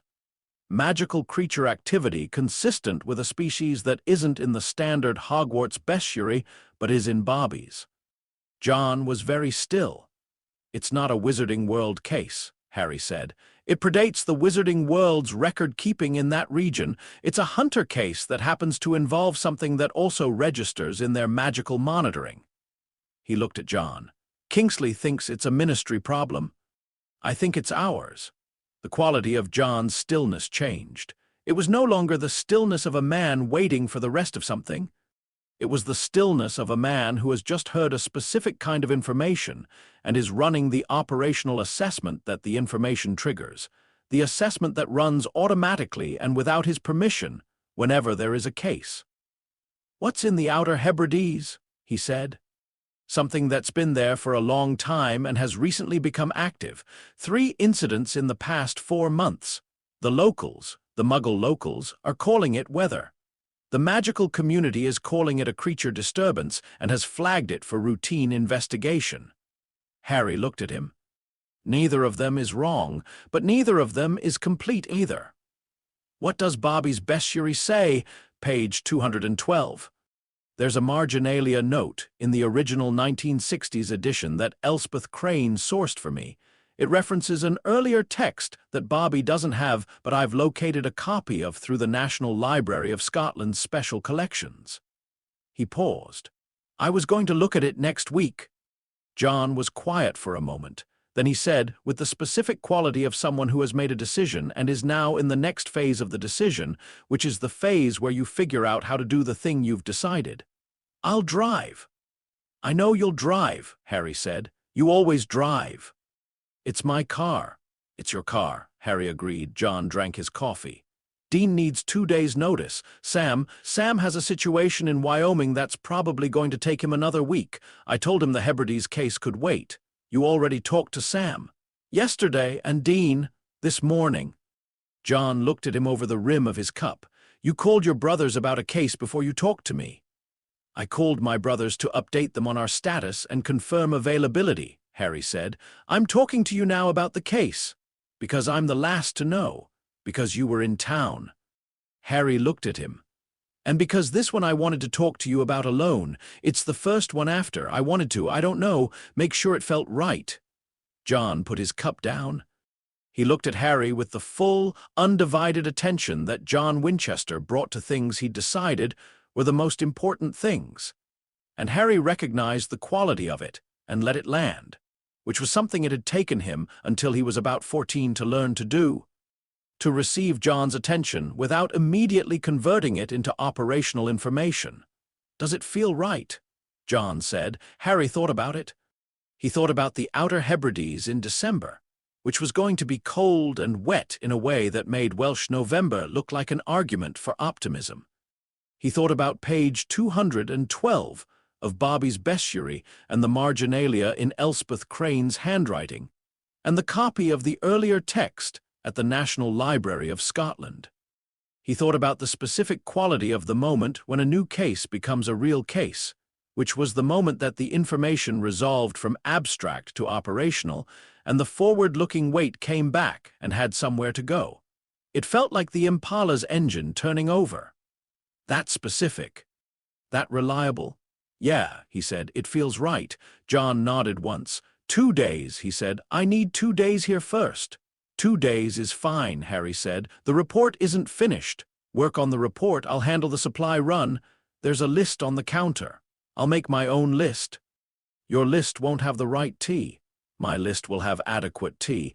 It will have PG tips, which is not. PG tips is adequate tea. It's the baseline definition of adequate, which is not the same as Harry. Yeah, 2 days, then the Hebrides. John stood up. I'm making dinner. The soup needs another 20 minutes. I know how long soup takes. You once served soup that was still cold in the middle. That was 1997, and the burner was broken, and I'd like it noted that you ate it anyway. I was 7. I ate everything. You were 8, and you had strong opinions about food even then. The cold soup incident is in the training log. It is not in the... John stopped, looked at Harry. Something in his face was doing the thing it did very rarely and only when he was caught between two completely incompatible emotional states. The one that wanted to maintain the dignity appropriate to the situation, and the one that was simply pleased, simply and without complication. In the way that people are pleased when the thing they have been building has turned out to be something real. The corner of his mouth moved, 1/2 centimeter, maybe less. Harry looked at the soup on the stove to give him a moment with it. The 47-page report.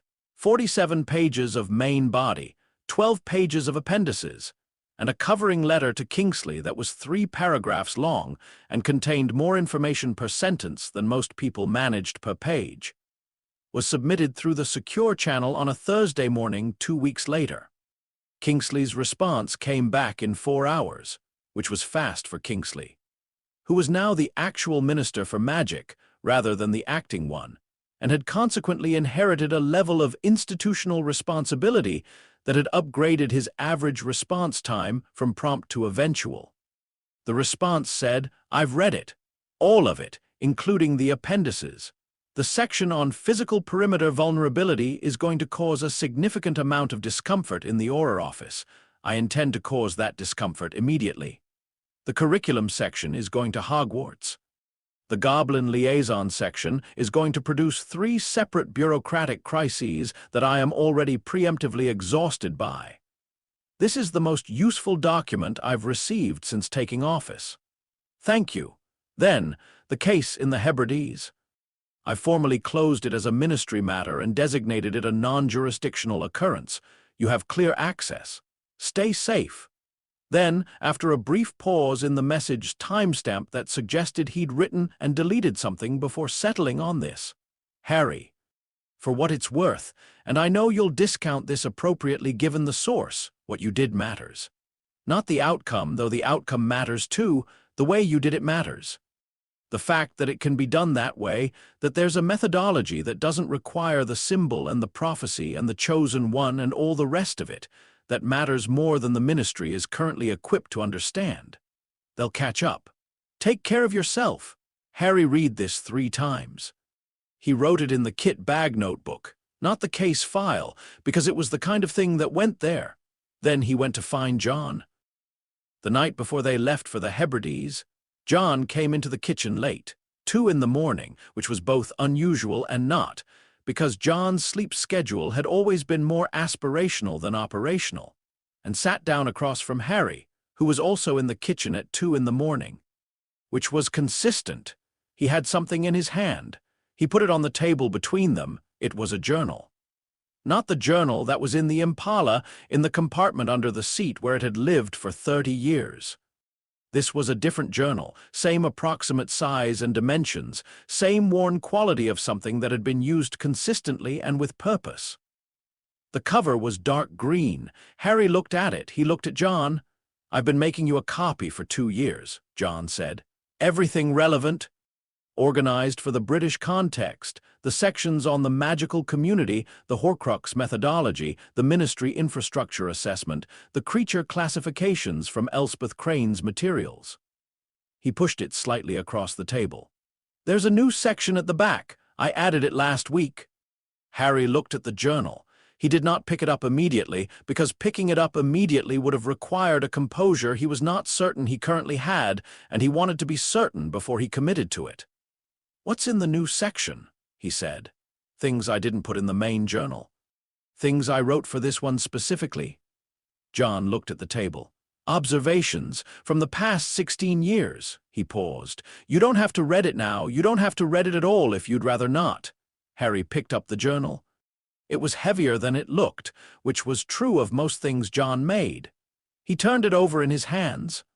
The cover had the same wear pattern as John's journals, the specific texture of an object that had been carried and consulted and referred to, that had been part of a working life rather than sitting on a shelf. He opened it to the back. The new section started on the last 30 pages. John's handwriting, cramped, purposeful, the same handwriting that had been building the most comprehensive supernatural field guide in existence for 30 years, covered every page. Harry read the first line, which was, October 31st, 1981. Somerset, England, found a nursery, found a kid. Made a decision. This section is about the kid. He closed the journal. He sat with it for a moment. "Thank you," he said. John said nothing, because nothing was the right response. He picked up his coffee, which was cold, and drank it, because that was what you did. Harry opened the journal again and turned to a page in the middle and read 3 paragraphs. He closed it again. He put his hand flat on the cover. "The cold soup incident is in here," he said. "It is not in there." John, a pause. "It's a brief reference to the incident, to the general principle of field conditions requiring adaptive resource management. That is a description of the cold soup incident. It is a description of a broader. You wrote about the cold soup." John drank his cold coffee. "I wrote about a lot of things," he said, with the dignity of a man who has decided to take the high road and is finding it somewhat less comfortable than anticipated. "The soup is 2 sentences. How many total pages?" 30. 30 pages of observations. 30 pages of—" John stopped, looked at the table. Then, with the specific restraint of someone saying something they have decided to say once and only once. 30 pages of things I should have said and didn't, and things I saw and wanted to record, and things I didn't know how to." He stopped again. The muscle in his jaw did the thing it did. "You were the last thing I expected, and you turned out to be you." He looked at Harry directly, which was John Winchester's version of everything he'd just not finished saying, and which landed with the complete and undivided weight of it. "That's in there, all of it." Harry looked at him. He could have said several things. He had, in fact, been building towards saying several of them for approximately 16 years. And the building had been patient and thorough in the way that he built everything. And the things he'd built towards saying were true and real and well-constructed, and were not going to be said tonight. Because tonight they didn't need to be said. They were already in the room. They were already on the table in 30 pages of handwriting in a journal that had been made over 2 years for the specific purpose of saying them, and the saying had already happened. "The Hebrides case," Harry said. "The creature on page 212. John, who had been doing something very controlled with his face, let the expression settle into something easier. "What about it?" The marginalia in Elspeth's copy references a secondary source. The secondary source is in Gaelic, which neither of us reads. Bobby does. Bobby does, but Bobby's not coming on this one. He's got the South Dakota situation and the thing in Tennessee. I was thinking we call the retired librarian. Elspeth Crane. She reads Gaelic. I've worked with her for 4 years. And I get the impression she's been waiting for an opportunity to get back in the field in some capacity. The Hogwarts situation made her leave, but she didn't leave because she was done with the work. John considered this. "You've already called her." "Yesterday." She said yes. "She said she'd think about it, which means yes."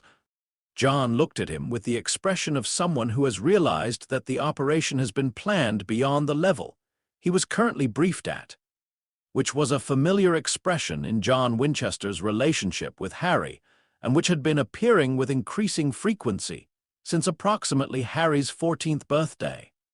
He had never once found this irritating in the way that certain other manifestations of similar behavior, Sam's arguing, Dean's improvisation, occasionally tested him. With Harry, the quality of the planning made irritation irrelevant. You could not be annoyed at a plan that was better than yours. 3 people plus Bobby on the phone, John said. 3 people and Elspeth's Gaelic and Bobby on the phone. It's a reasonable resource set for an unknown creature case with a magical community dimension. And Dean. Dean has the Louisiana situation until at least next Thursday.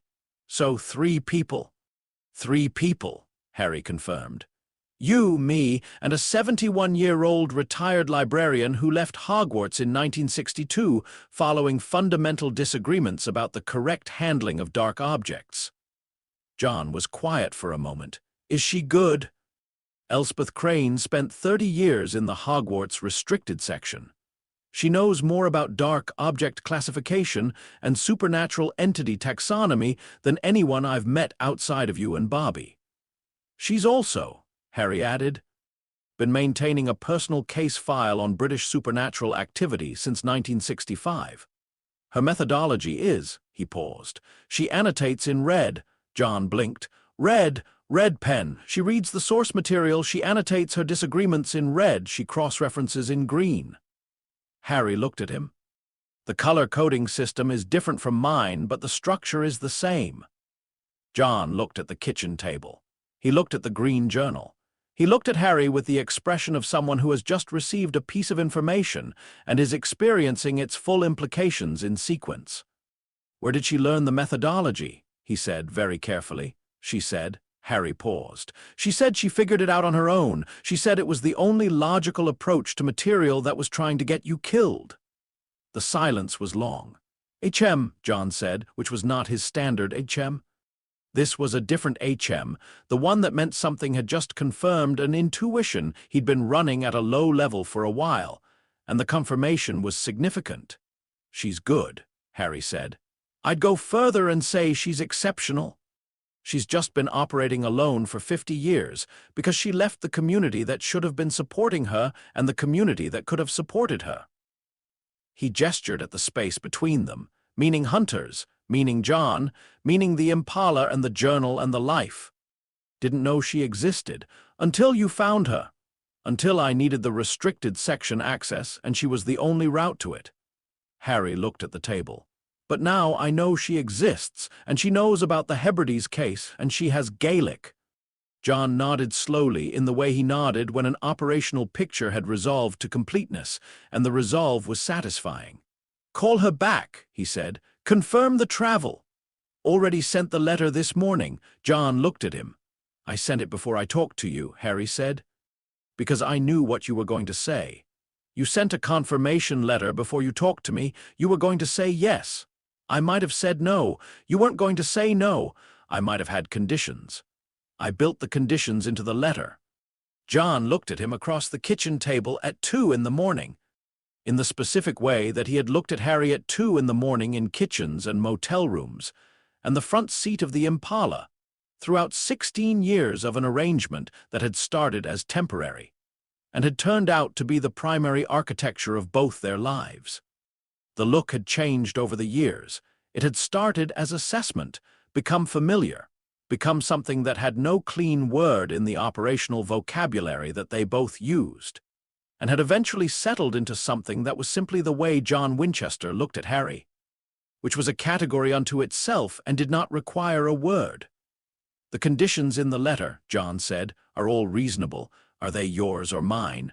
Mostly yours. 2 of them are mine, and I labeled them clearly. John Winchester looked at the ceiling, then at his coffee, then at Harry. Go to sleep, he said. We leave at 6. It's 2 in the morning. Then you've got 4 hours. I need to finish the appendix review. The appendices are submitted. They're Kingsley's problem now. There's a section in Elspeth's Gaelic source that Bobby started translating last week and sent me a partial. I want to cross-reference it with the page 212 marginalia before we're in the field. Harry? Yeah, 4 hours. Harry looked at him.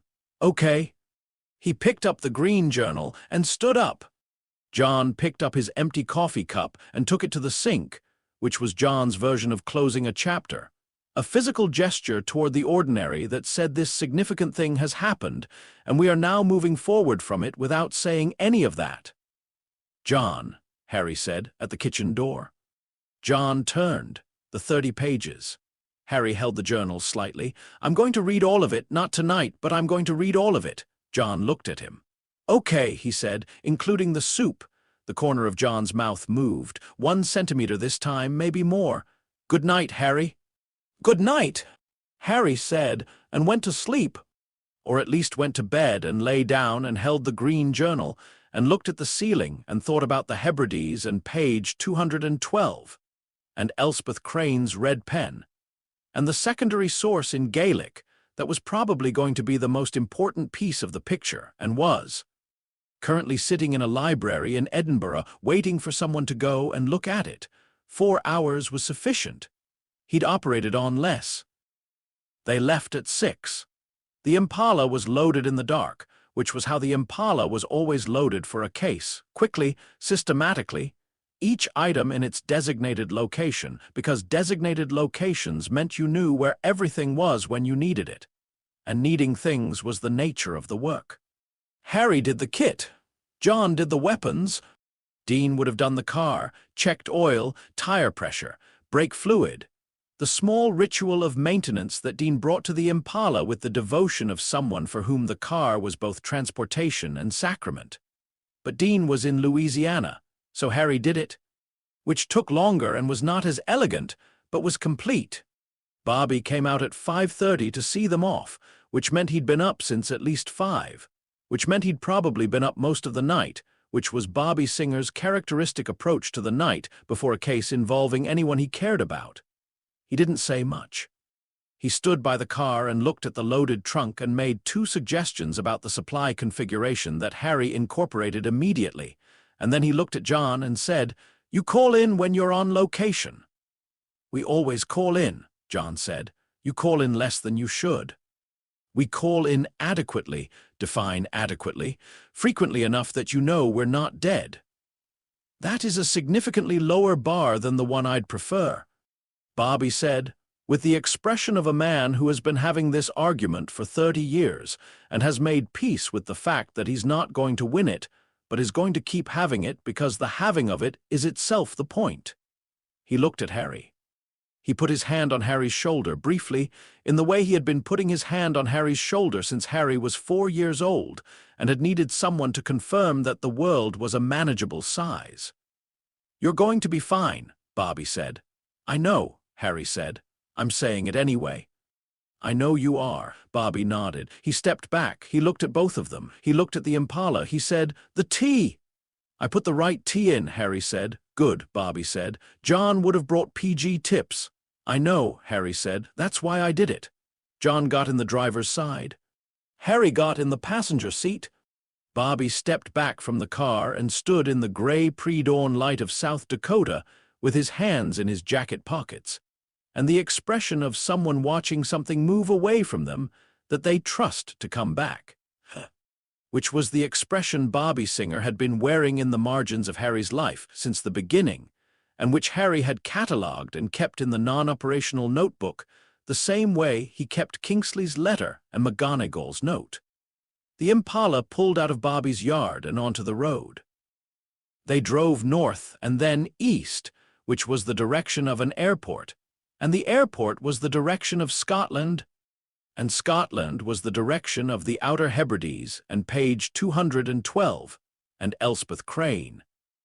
And whatever was on the coast that had been there for a long time and was recently active, and was neither a ministry problem nor a standard supernatural case file entry, but was something in between that needed someone who could read both sides of the boundary. The sky was doing what South Dakota skies did in December, which was demonstrating why the concept of dramatic had probably been invented here. Great gray-pink striations from the east where the sun was technically rising, in the specific way of a winter sun that was going to show up but was not going to commit to it. Harry had the green journal in his lap. Not reading it, just holding it, in the way you hold things that contain a lot that hasn't been processed yet, and that you're not going to process all at once, but are going to carry until the processing happens in its own time.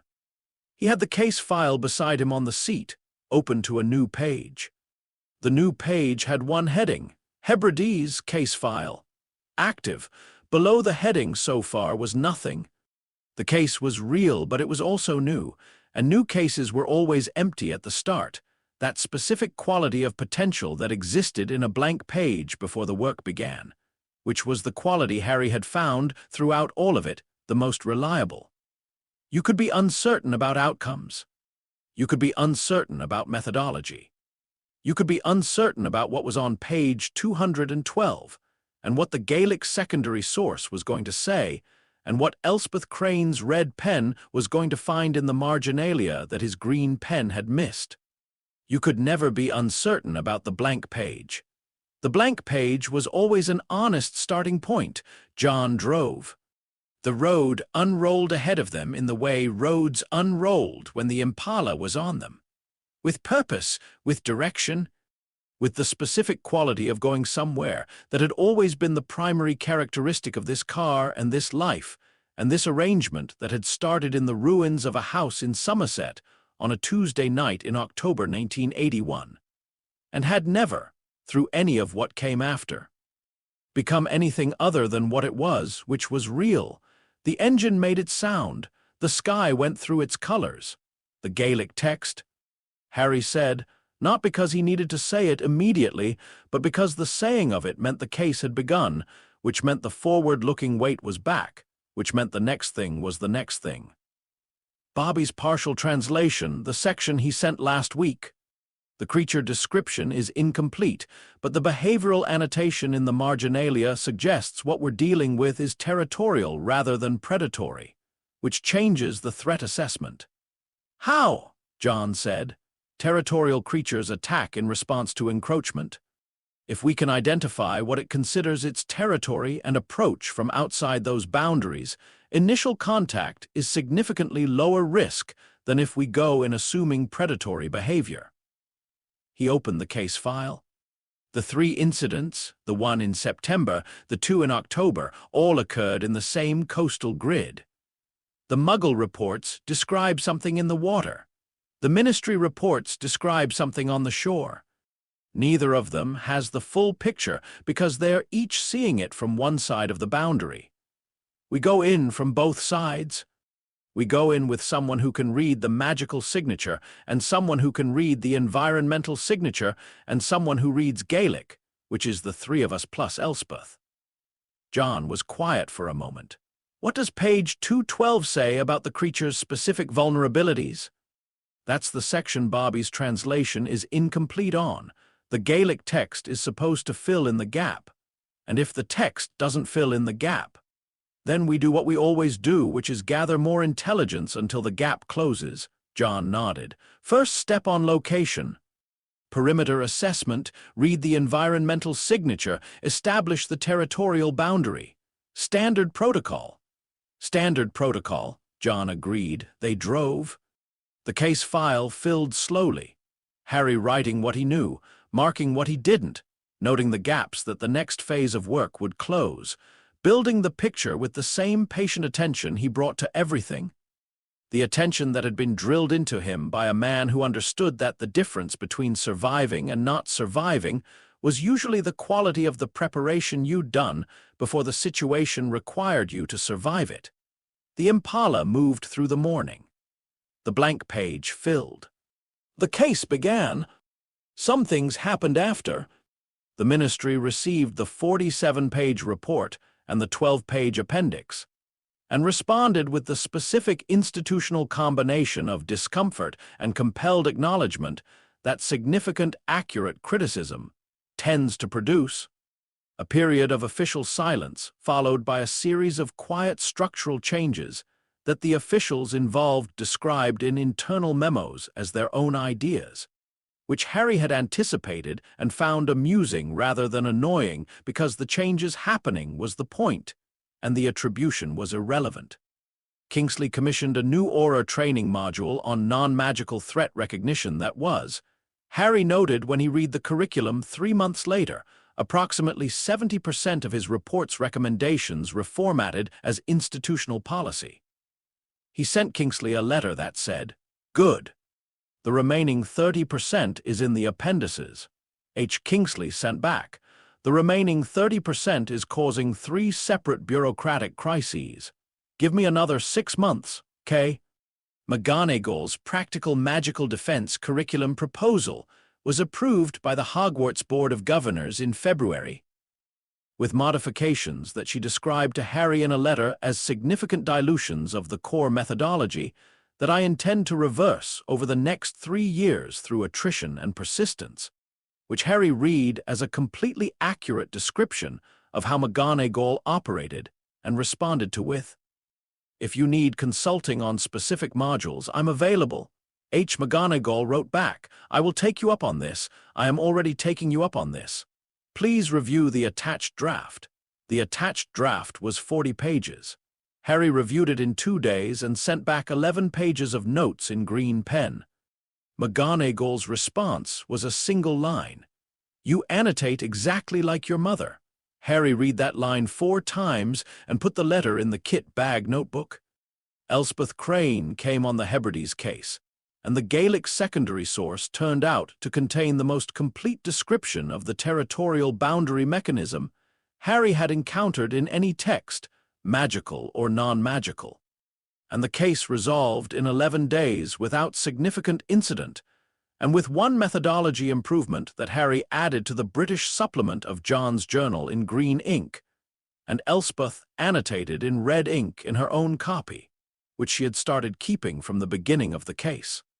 After the Hebrides, she came on 2 more cases, and after those 2 cases, she stopped asking whether she was invited and started asking what the departure time was. And nobody said anything about the transition because it was the correct transition. Dean finished the Louisiana situation and came north, and was present for a case in northern Wales that winter involving something in a lake that was neither magical nor muggle in the classifications. Either system had available, and which required all 5 of them plus Bobby on the phone to resolve, and which Dean afterward described as the most unhinged 2 weeks of my life, and I have genuinely bananas weeks for comparison, and which Harry wrote up as Case File 112 and noted in the summary as Boundary Case. Requires new classification category. See Appendix for proposed framework. Sam came in April, driving up from wherever Sam was currently based. Sam moved more than the rest of them, which was partly the work and partly Sam, who had always been searching for something he hadn't entirely named yet, and who moved toward it in the way that some people move toward the horizon, knowing it recedes, but moving anyway because the movement itself is the point. He came in April for a week and stayed 3 months, and during those 3 months the family had the shape it had been built to have, which was not neat or symmetrical or without friction. Dean and Sam had the fight they'd been having in various configurations since Sam was 17. John and Sam had the fight that had been running on low heat for a decade and was finally cooling, not resolved but managed, which was the most you got with some fights and was enough, but which was complete in the way of things that have all their pieces present. One evening in June, Sam and Harry were sitting on the porch of the Scottish safe house where they were between cases, and Sam said, in the voice he used when he was going to say something real, "Do you ever think about who you'd have been?" Harry looked at the hills. "In the wizarding world?" "Yeah, if Hagrid had gotten there first, if you'd grown up with the Dursleys and gone to Hogwarts and done the whole," Sam gestured. The prophecy version, Harry thought about it. He thought about it honestly, which meant he thought about Diagon Alley at age 10 and the quality of it, the genuine, extraordinary beauty of the place, the complexity of the community. The things he'd found in the restricted section that were unlike anything else in his experience.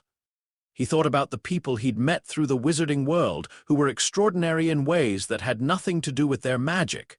McGonagall, Kingsley, Elspeth.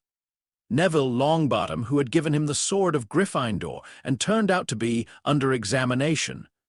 Exactly the kind of person who gave you the sword of Gryffindor. He thought about his parents, whom he had not known and would not know, and about what McGonagall had said about his mother arguing about transfiguration and being right.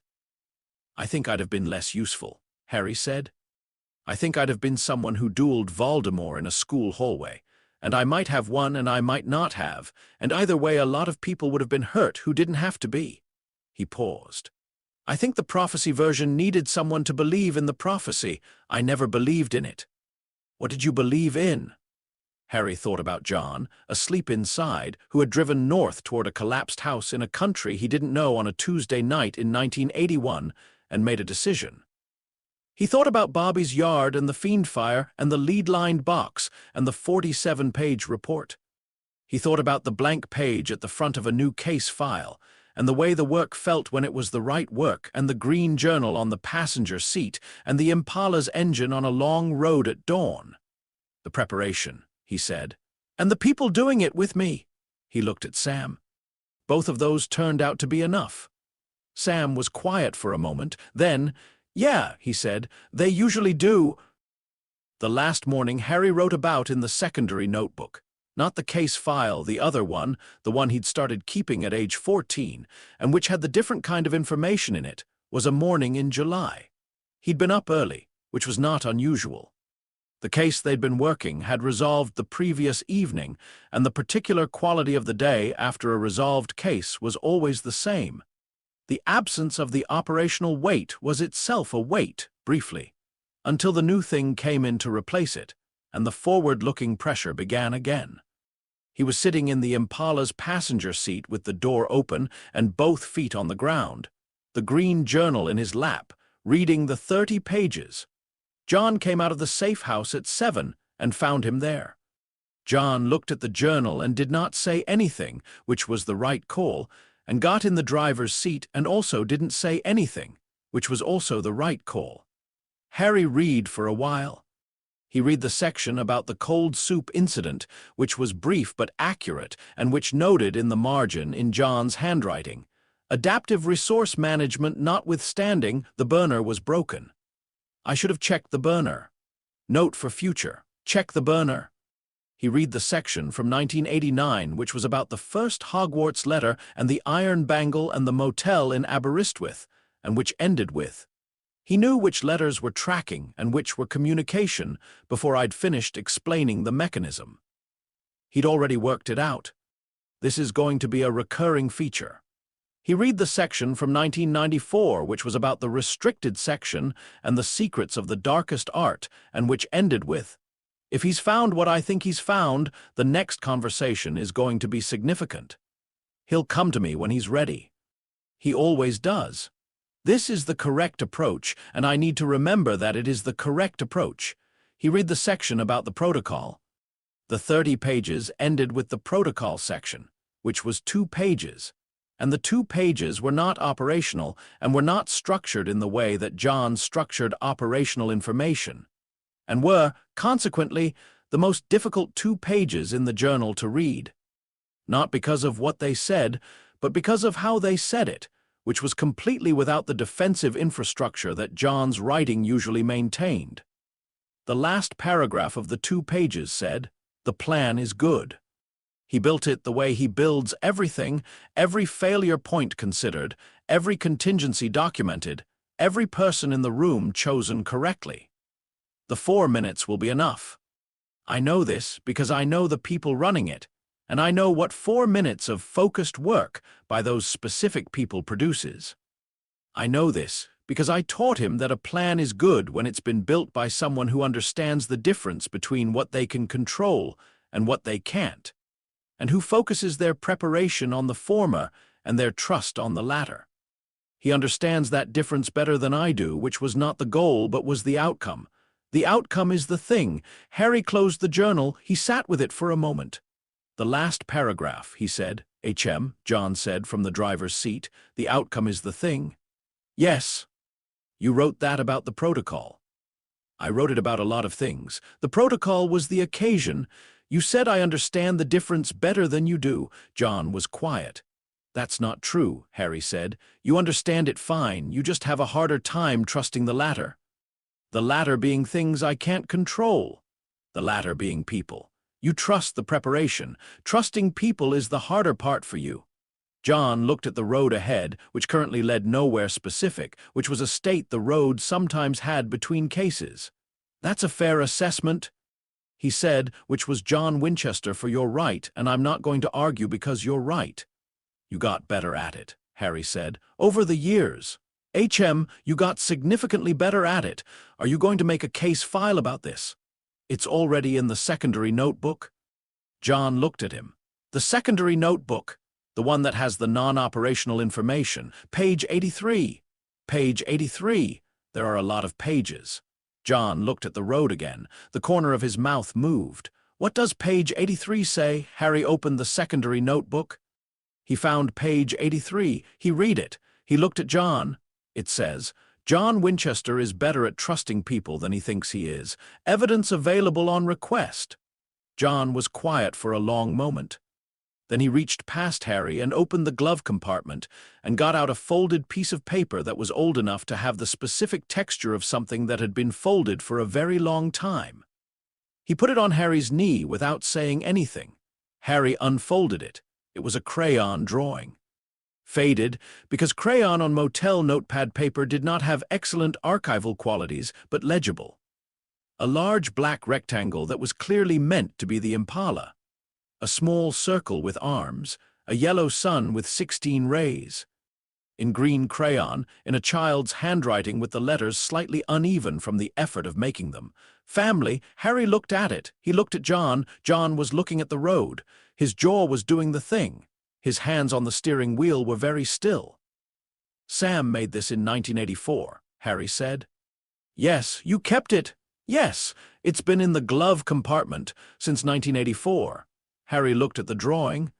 He looked at the sun with 16 rays and the black rectangle, and the word family with its absent letters, and the small circle with arms that was a very accurate representation of how he'd probably looked in 1984, which was like a small circle with arms.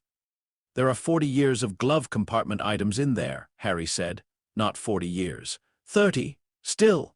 Items of relevance, John said. The glove compartment is organized. What else is in there? Relevant items. Show me. John looked at the road. He looked at Harry.